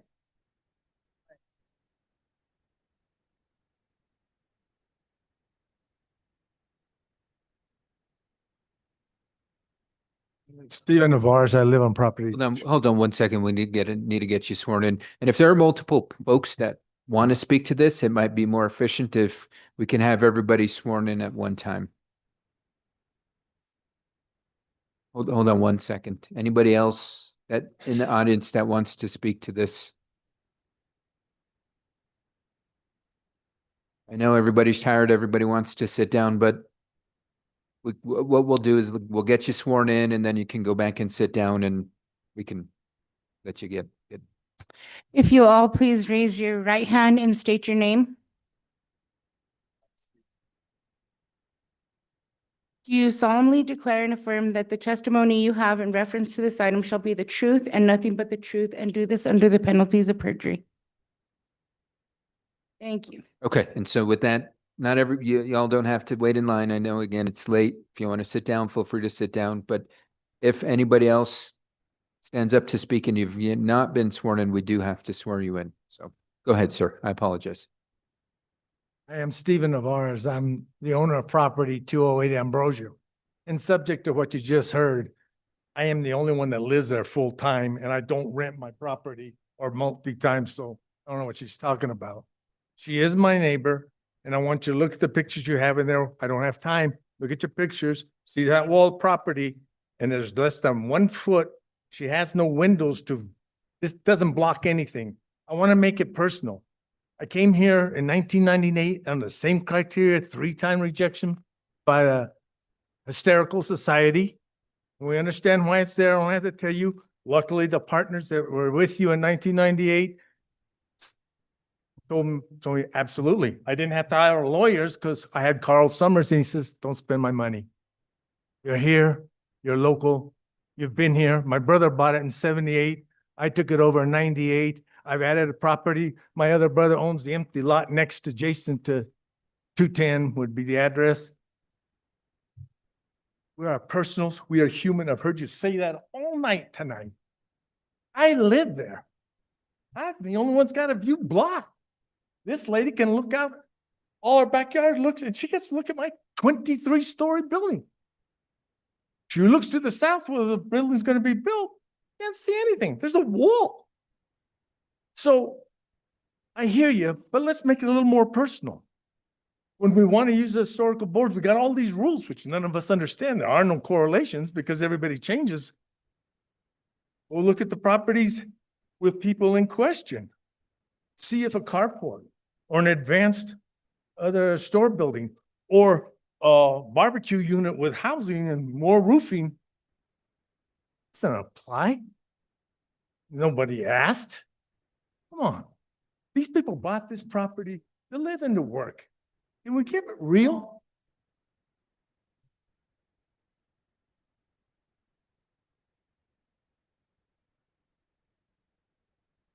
Hi, my name is Jennifer Navarez. That was my husband. I live at 208 Ambrosio Street. I am a teacher and I run a nonprofit called Community Learning Network. And we were founded on the wisdom of elders who said, well-being is nourished by being accountable to a people and a place. And our community, Guadalupe District, is fantastic. I just wanted to add a couple notes that you talked about the streetscape and being out of harmony with the buildings nearby. As they showed in the photos, the design is very harmonious. But if you turn on Roybal Street, right there on that corner, moving in towards the neighborhood, and instead of looking left to the building that would be built there, you look to the right. That is a dilapidated, beat up old house that has never been occupied since I lived there, except on occasion by vagrants, drug dealers, rats, and a lot of weeds. There are literally boards that are falling down, stuck up against the wall. So for us in the neighborhood to make that turn and to see this building come into being there is not out of harmony. It's actually beautifying an area that desperately needs it.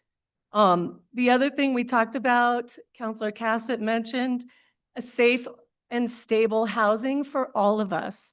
I love the live work.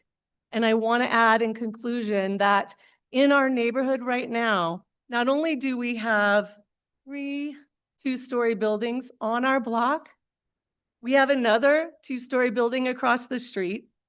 We have now 5 Airbnbs on our block. So for my husband and I, we don't Airbnb.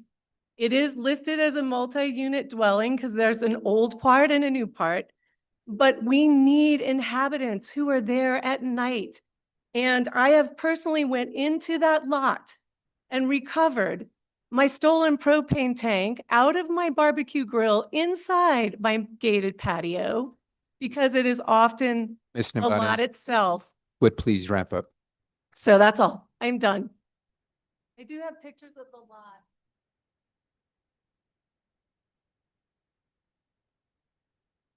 Next speaker, please.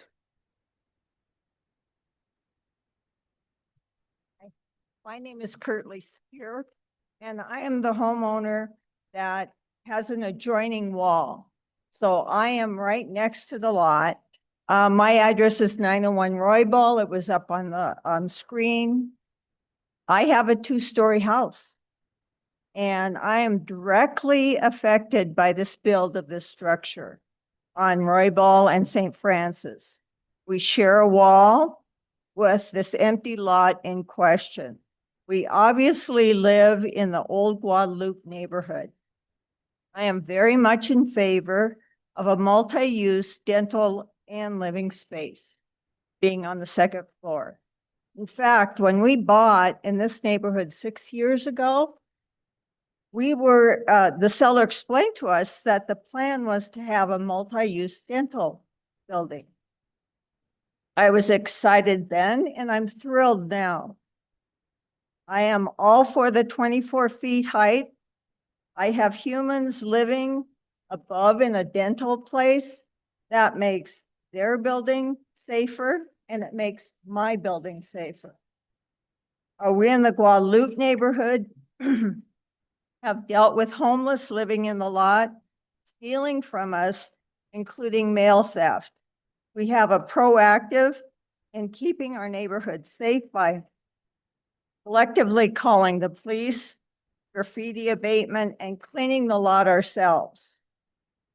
We give our blessings to Dr. Claudia Wong and her team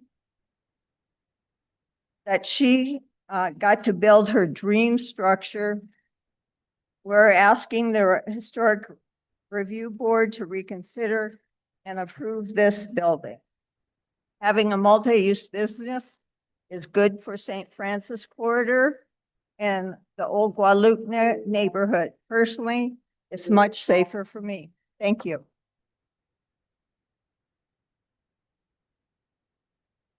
Jasper. I wanted to comment on the size of the 2nd floor. The original design was, I believe, 450 square feet. That included a spiral staircase, which was about 55 square feet. So the living area of that original design was less than 400 square feet. Imagine living there long-term, 2 adults, with a spiral staircase. My wife and I, Etta Lucia, who will be living there if the project is approved and it's built, live currently in a 900 square foot arrangement. We watch Mateo, the young child of Claudia, and also Lily comes there, and we provide a safe place for them to be while Claudia works. So the 900 square feet that we're living in now would be a little bit less than 900 square feet after you subtract the stairwell, which is more conventional, easier to go up and down. There's a dumbwaiter so you can have groceries taken up and down. Can you imagine going up the spiral staircase with a carton of 24 bottles of water? It's just a safer environment, and I wanted to explain why it's larger today in the design than what it was.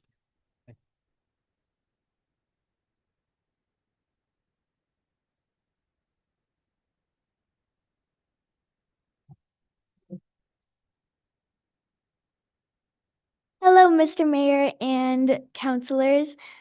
I am the daughter of Dr. Kwan, and I think the office should be built because I want a safe place to go after school where my mom and baby brother will be. Next, I would also like to see a beautiful building instead of trash and homeless. Last, I want my mom to have an amazing dental office to work at. Thank you. Oh, Lily Duarte.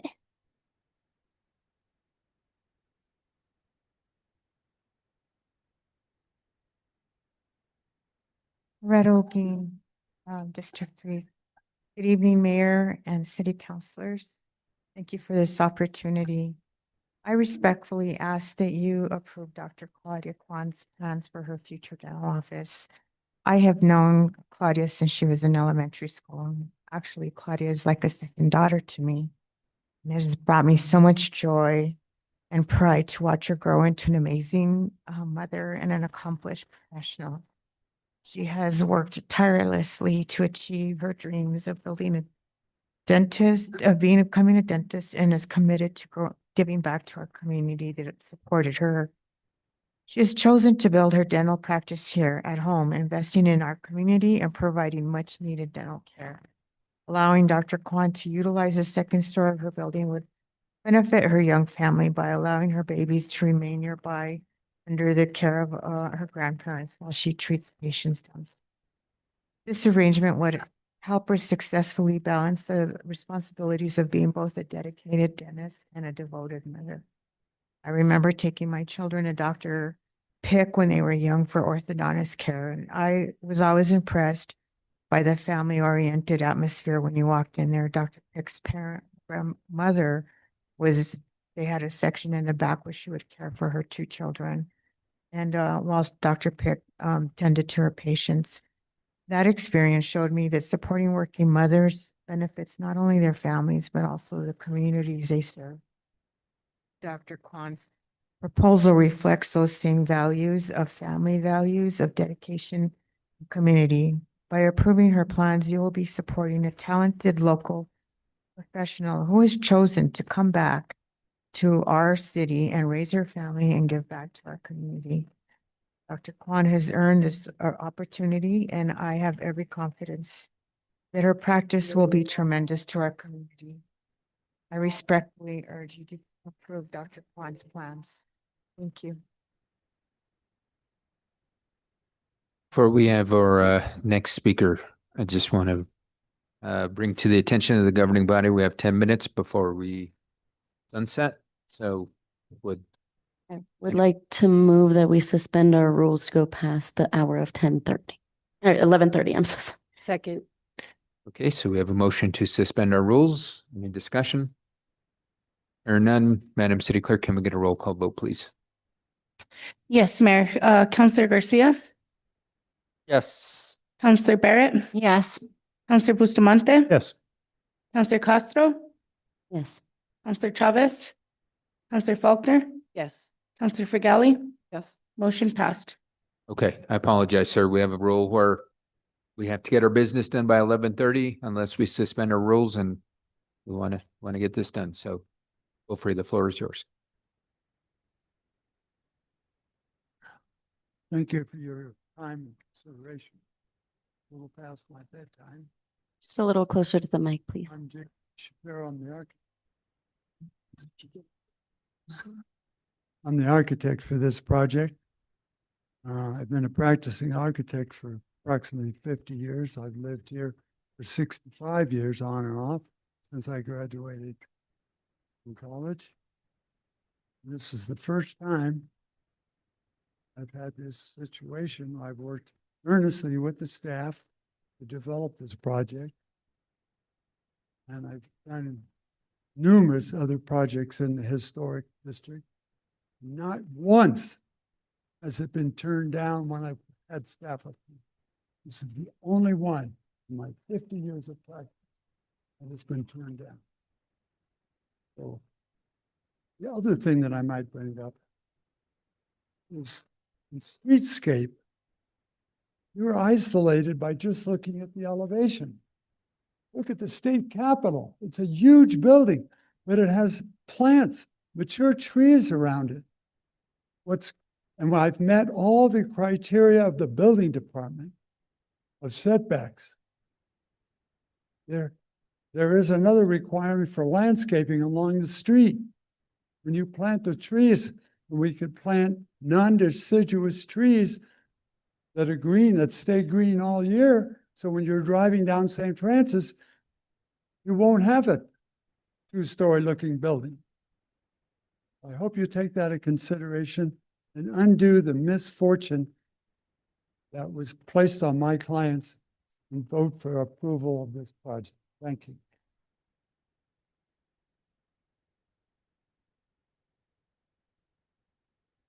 Good evening, Mr. Mayor and councilors.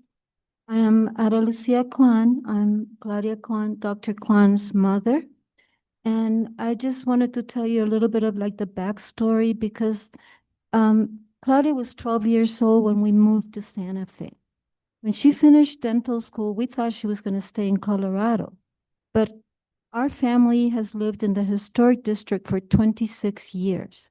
Claudia loves Santa Fe. We love Santa Fe. And we would never do anything to harm the beauty of the historic district. So when Claudia told us that she was going to come back and be in, have her practice here, my late husband, Dr. Raul Kwan, and I, we spent our savings, our retirement savings to buy this lot. So this lot, buying this lot or purchasing this lot was an act of love, of effort, but mostly of hope, because we had so much faith in Claudia that we didn't care about putting all this money into this lot that, you know, had this shack and we had to go through the board and to demolish it. I mean, we've been dealing with this since 2014. It's been more than 10 years since, you know, we bought the lot for Claudia. And she has turned out to be even more wonderful and an amazing dentist. She'll see patients on Christmas Eve. She'll see patients on New Year's Day. I mean, she's just so dedicated. During the pandemic, she would go to patients' houses, like this little girl needed treatment and she couldn't have her at the offices were closed. She went and did like a dentist house call. And then she would take, like, somebody needed let's say a night guard, and I was there with her when she would go to a house and deliver that. So she's very dedicated, and I'm just so sorry that she has to go through all this when all we wanted was for her to fulfill her dream and have her office, and for us to be able to help care for the children, my grandchildren that you all already met. And thank you so much for this opportunity, and I hope you approve this. And I know it's late. Thank you. Are there any other members of the audience that would like to provide testimony? And if not, Madam City Clerk, can we go to any participants online, please? Yes, Mayor, Jordan Young. Mr. Young, are you there? I need to swear you in. Yes. Oh, I'm sorry, Ms. Young. Please raise your right hand and state your name. Jordan Young. Do you solemnly declare and affirm that the testimony you have in reference to this item shall be the truth and nothing but the truth, and do this under the penalties of perjury? Yes. Thank Thank you. you. On a point of process, it feels like this case is a perfect example of how urgent land use reform is for our city. HDRB appeals should not be governing body issues. We should be creating incentives for local businesses and services like Dr. Kwan's to be in neighborhoods close to the people that they serve. Counselors should not be evaluating design floor plans of female-owned businesses providing vital medical services, and HDRB should not be in a position to block a project that city staff approved on the very edge of the historic district. HDRB has operated under no real national standards, and their policies cause us to alienate and lose families and businesses such as Claudia Kwan's medical practice. I am so tired of land use decisions being completely blind to issues of culture, families, neighborhoods, livability, and sustainability, let alone our own city staff's decisions. The future is here, and our land use policies cutting off height, coupled with our 1 house per acre zoning, almost guarantees unsustainable sprawl, car dependency, traffic, and less livable, less affordable neighborhoods. Vacancy is bad and neglect is bad, as we recently saw with the fires over at St. Catharines. There are multiple multi-unit residential structures throughout the historic district. A lack of consideration for the actual people involved, the benefits to the community, and the future of our city fully highlight the ridiculousness of these semi-judicial, semi-governing entities like HDRB, which weaponize words like historic preservation to make sure that our community doesn't change. HDRB appeals do not belong at governing body. HDRB and its stifling of the communities that it supposedly protects needs to be seriously evaluated. What goals do we have? What are we preserving? Who is it for? What Ms. are Young, our your values time is here? expired. People or height?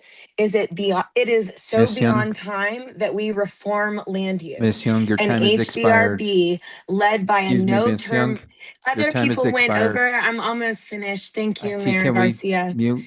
No, I'm trying to get you to wrap up. Is there a next speaker?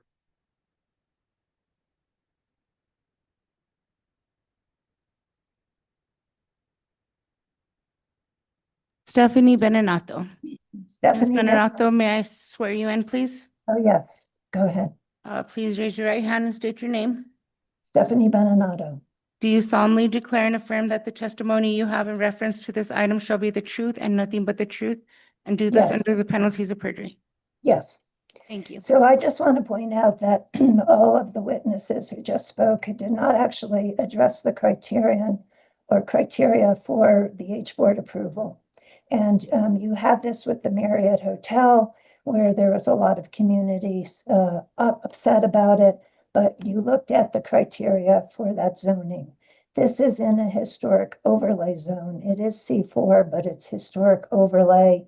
The three buildings that are 2 stories, there's probably 100 buildings that are 1 story.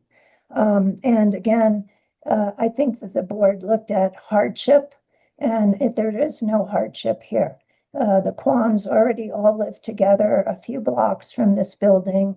The grandparents of the girl who spoke is already taking care of them. There's no hardship that you have to be able to run upstairs to see your daughter after school. That doesn't constitute a hardship. It doesn't constitute having a dental office. Does not mean that somehow you should also necessarily have a place to live. It's not the dentist living there. it's one of her relatives. And I do believe the board went through this pretty thoroughly about why they were not approving it. And let's see, I think also the placement on the lot with the second story so close to the street is part of the problem. This is about setbacks. This is a normal zoning requirements. This is not actually unique to this lot. I don't believe that this whole thing of collaborating with the staff seems really improper. The staff is supposed to look at your application and review it to see if it complies with the criterion. They are not supposed to be collaborating and designing it with you. And the board are the professionals that you appointed. They're volunteers. Yes, they're not being paid, but they are the professionals that you're supposed to be relying on their judgment about whether the criterion were met or not. And whether something was approved in 2017 does not mean that another design will be approved later, 7 years later or 6 years later.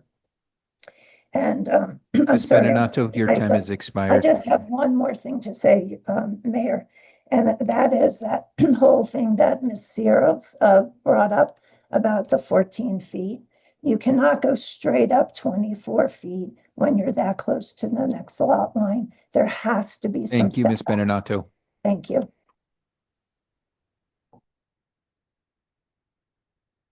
Mayor, no other hands are raised in the Zoom room. Thank you. With that, next step in the process is we go to the governing body for any questions of staff, parties, witnesses, and the public, or anybody that's testified to this matter. So are there any questions from governing body members to staff, parties, witnesses, or anybody that testified from the public? Not seeing any.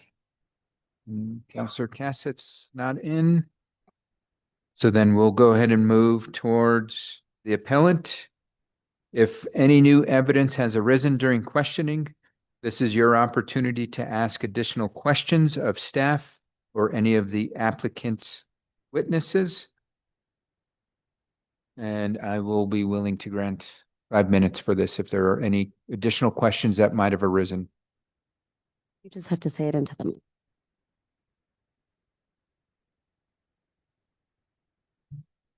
I don't have any additional. I don't have any additional question. Okay. We then go to the assistant city attorney and or staff.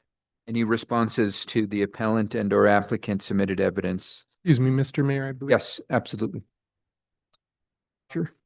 My wife tells me that somebody on the phone said that my wife lives with her daughter. I didn't hear that. I mean, if And that's not true. I just wanted to correct that for the record. We live together. She does not live with her daughter. okay. Any other questions or anything? No? Okay, so then we move to the assistant city attorney and or staff. Responses to the appellant and or applicant submitted evidence and or testimony. And all same 5 minutes. May I inquire of Mr. Shapiro? Sure. Mr. Shapiro? Shapiro. Can I ask you, you were the architect on this a similar project in 2017. Is that correct?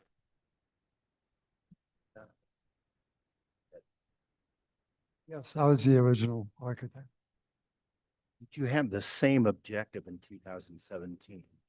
To provide a live-work structure where Dr. Kwan's parents could look after her children upstairs. Practice. Absolutely. What you presented to the Historic District Review Board then, the upstairs had a 441-foot configuration, is that correct? Right. And the basement the ground floor had 1,661 square feet? Right, okay, is that right? You agree that the site configuration constrains the buildable footprint? Do you understand, Mr. Iquarte said that?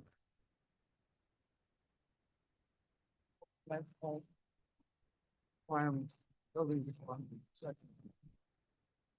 Okay, but a dental clinic has to have treatment rooms, it has to have a sterilization yeah. area, it has to have an equipment room, it has to have a reception area, right? Does it have to have a garage? The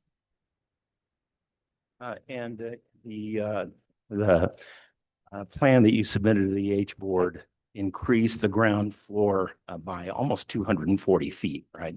Isn't that correct? Over the 2017 project, right? And what money is. Right. Mm. Resident. Okay. Can't build a residence without a garage. And was Dr. Kwan, was she okay with the project that you submitted to the H board in 2017? She support that then? Yes. So the 441 square feet on the upper floor, that you submitted in 2017. At that time, Dr. Kwan had one child. Is that right? Okay. So now that second floor, you've increased by about 450 square feet. Is that correct? And are you saying that each additional child requires an additional 450 square feet?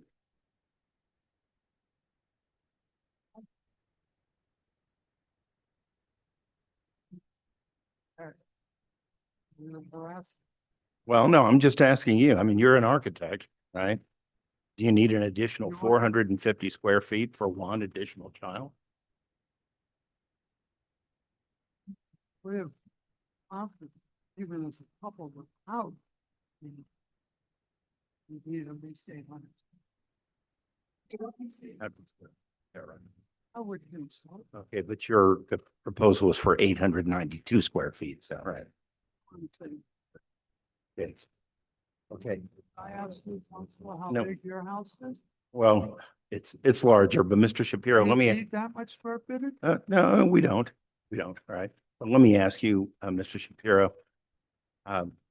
When the H board back in 2017 asked you to flip the floor plan so that the second story mounts east, you agreed to that, didn't you? Did you tell the H board, yes, you can move them? Okay, I understand. It's 9 years. Okay, all right, thank you. Those are all the questions. Thank you very much.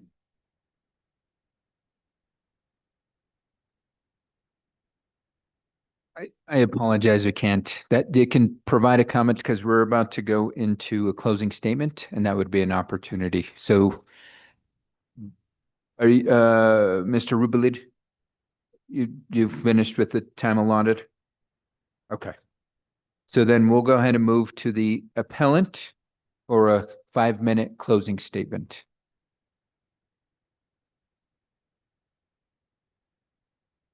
So I'd like to address some of those questions the attorney brought up.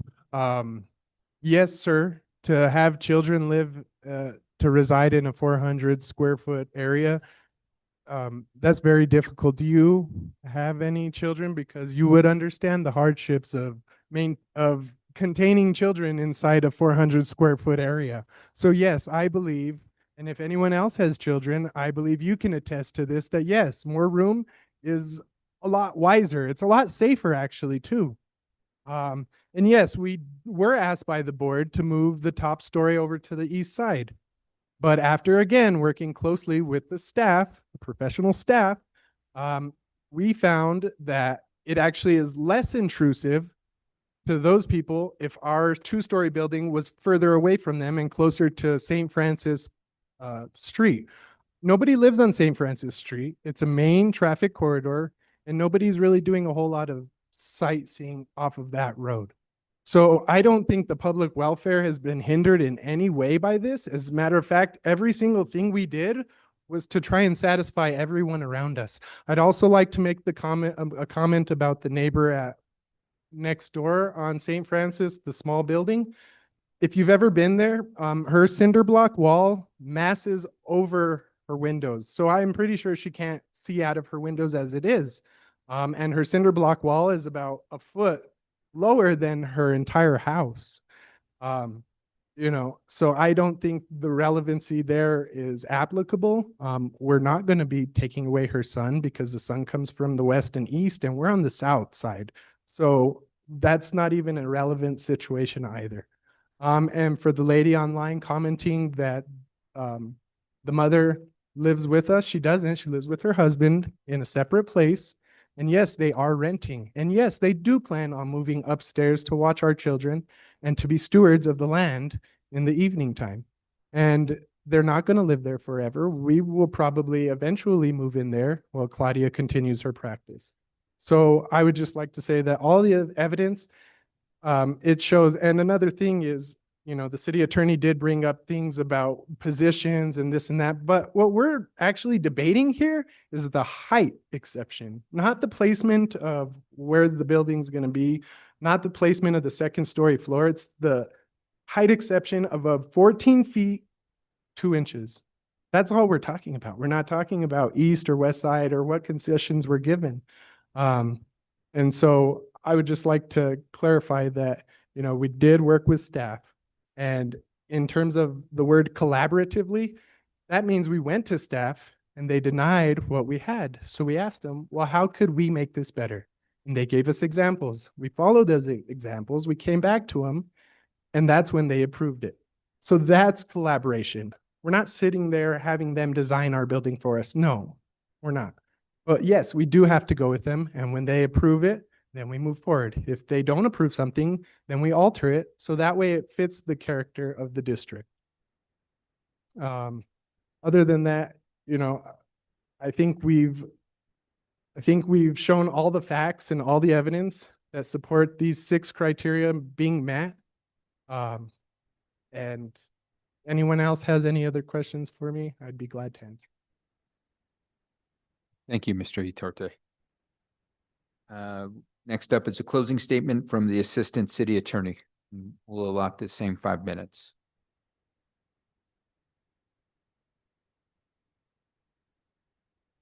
Mayor and councilors, thank you very much for your attention here tonight. I wanted to just reassure everybody that we have great respect for Dr. Kwan and her dental practice. And I have great respect for Mr. Shapiro. I've seen a number of his designs for the H board. In fact, the board chair, Cecilia Rios, specifically told Mr. Shapiro, you're an experienced architect.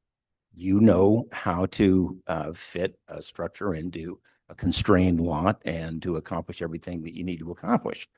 And he did that in 2017.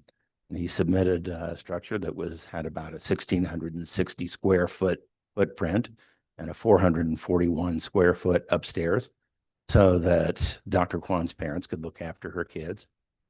And perhaps he had drawn the conclusion that because it was approved in 2017, he could expand this structure and give it back to the H board, and it would be an automatic rubber stamp approval. And what is critical is that if you look at the minutes of the 2017 project, the H board specifically asked Mr. Shapiro, who was present at that hearing, and you reverse the floor plan so that the 2-story massing is on the east side of the lot rather than being right on St. Francis. And he had no objection to it. He said, sure. He seemed very, prepared to do that. In fact, the board action letter that went out specifically said that he would submit, and that's in your packet, that he could submit that redrawn design to the staff for approval. And apparently he did not do that. Now, project proposal lapses after 3 years, and if no work is done on a project. And I question, as did the H board question, why he is now insistent on putting the second, the 2-story massing right on St. Francis. And as you can see, it abuts St. Francis in a way that no other structure on that streetscape does. It is just 10 feet back from the lot line. and it's 70% higher than the height restriction. And a number of the other considerations that were brought up ignores the fact that we don't necessarily need this to allow the Kwan family to continue living in the historic district because she already lives on West San Francisco Street. She doesn't necessarily need to start a new dental practice because she already has one. She's located at, I believe it's at 1533 South St. Francis. I appreciate the work she does. I appreciate Dennis. You know, my parents were absolutely insistent that I see a dentist regularly, and I still do. But I don't know that the problems that the neighbors cited, like the homeless and the trash accumulating on that lot, has to be resolved by a structure that is 24 feet high, that exceeds the height restrictions by 70%, and that it can't be resolved by something smaller, by something that has a second story massing set back from St. Francis, or just a simple residence or a dental clinic without a second story. So I ask you to consider that the H board, that there is evidence specifically to support the H board. And I think probably the most persuasive evidence is those story poles that show you just how high the structure will be compared to the other mostly one-story buildings on that streetscape. Again, I thank you for your attention, Mr. Mayor and councilors. And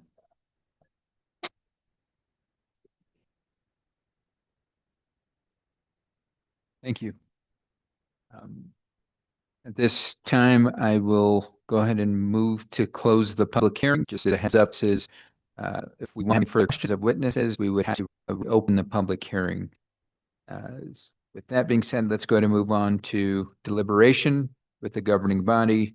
This is the opportunity for governing body member to make a motion and or second, whether to grant or deny the requested appeal. I'd like to make a motion that we grant appeal 2026-12102. Second.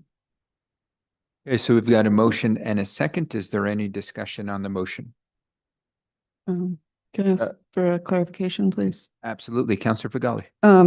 Councillor Faulkner, would that include the facts supporting the exception criteria as stated in the staff report? Indeed. Thank you. Any other questions from governing body members? Seeing and hearing none, Madam City Clerk, can we get a roll call vote, please? Certainly, Mayor, Councillor Barrett, Yes. Councillor Bustamante, Yes. Councillor Castro, Yes, and I'd like to explain my vote. Councillor Chavez, Yes. Councillor Faulkner, And I'd like to explain my vote. Councillor Figali, Yes. Councillor Garcia. Yes. Motion passed. Okay, and so we've got two governing body members to explain their votes. First, Councillor Castro, then Councillor Faulkner. Thank you very much. I just want to know, I did get a little emotional today. This meeting was very intense and in particular around trying to bring local Santa Fecinos back to our space. So thank you so much to everyone who has done the due diligence and hard work of trying to stay in this community. Thank you. Councillor Faulkner. I would just like to note that it is no secret that the HDRB board, I am not a fan. And there is legislation being drafted to to address some of the issues we face again and again and again with arbitrary and capricious decision-making. So that's why I voted for this appeal. Okay, with that, we stand adjourned.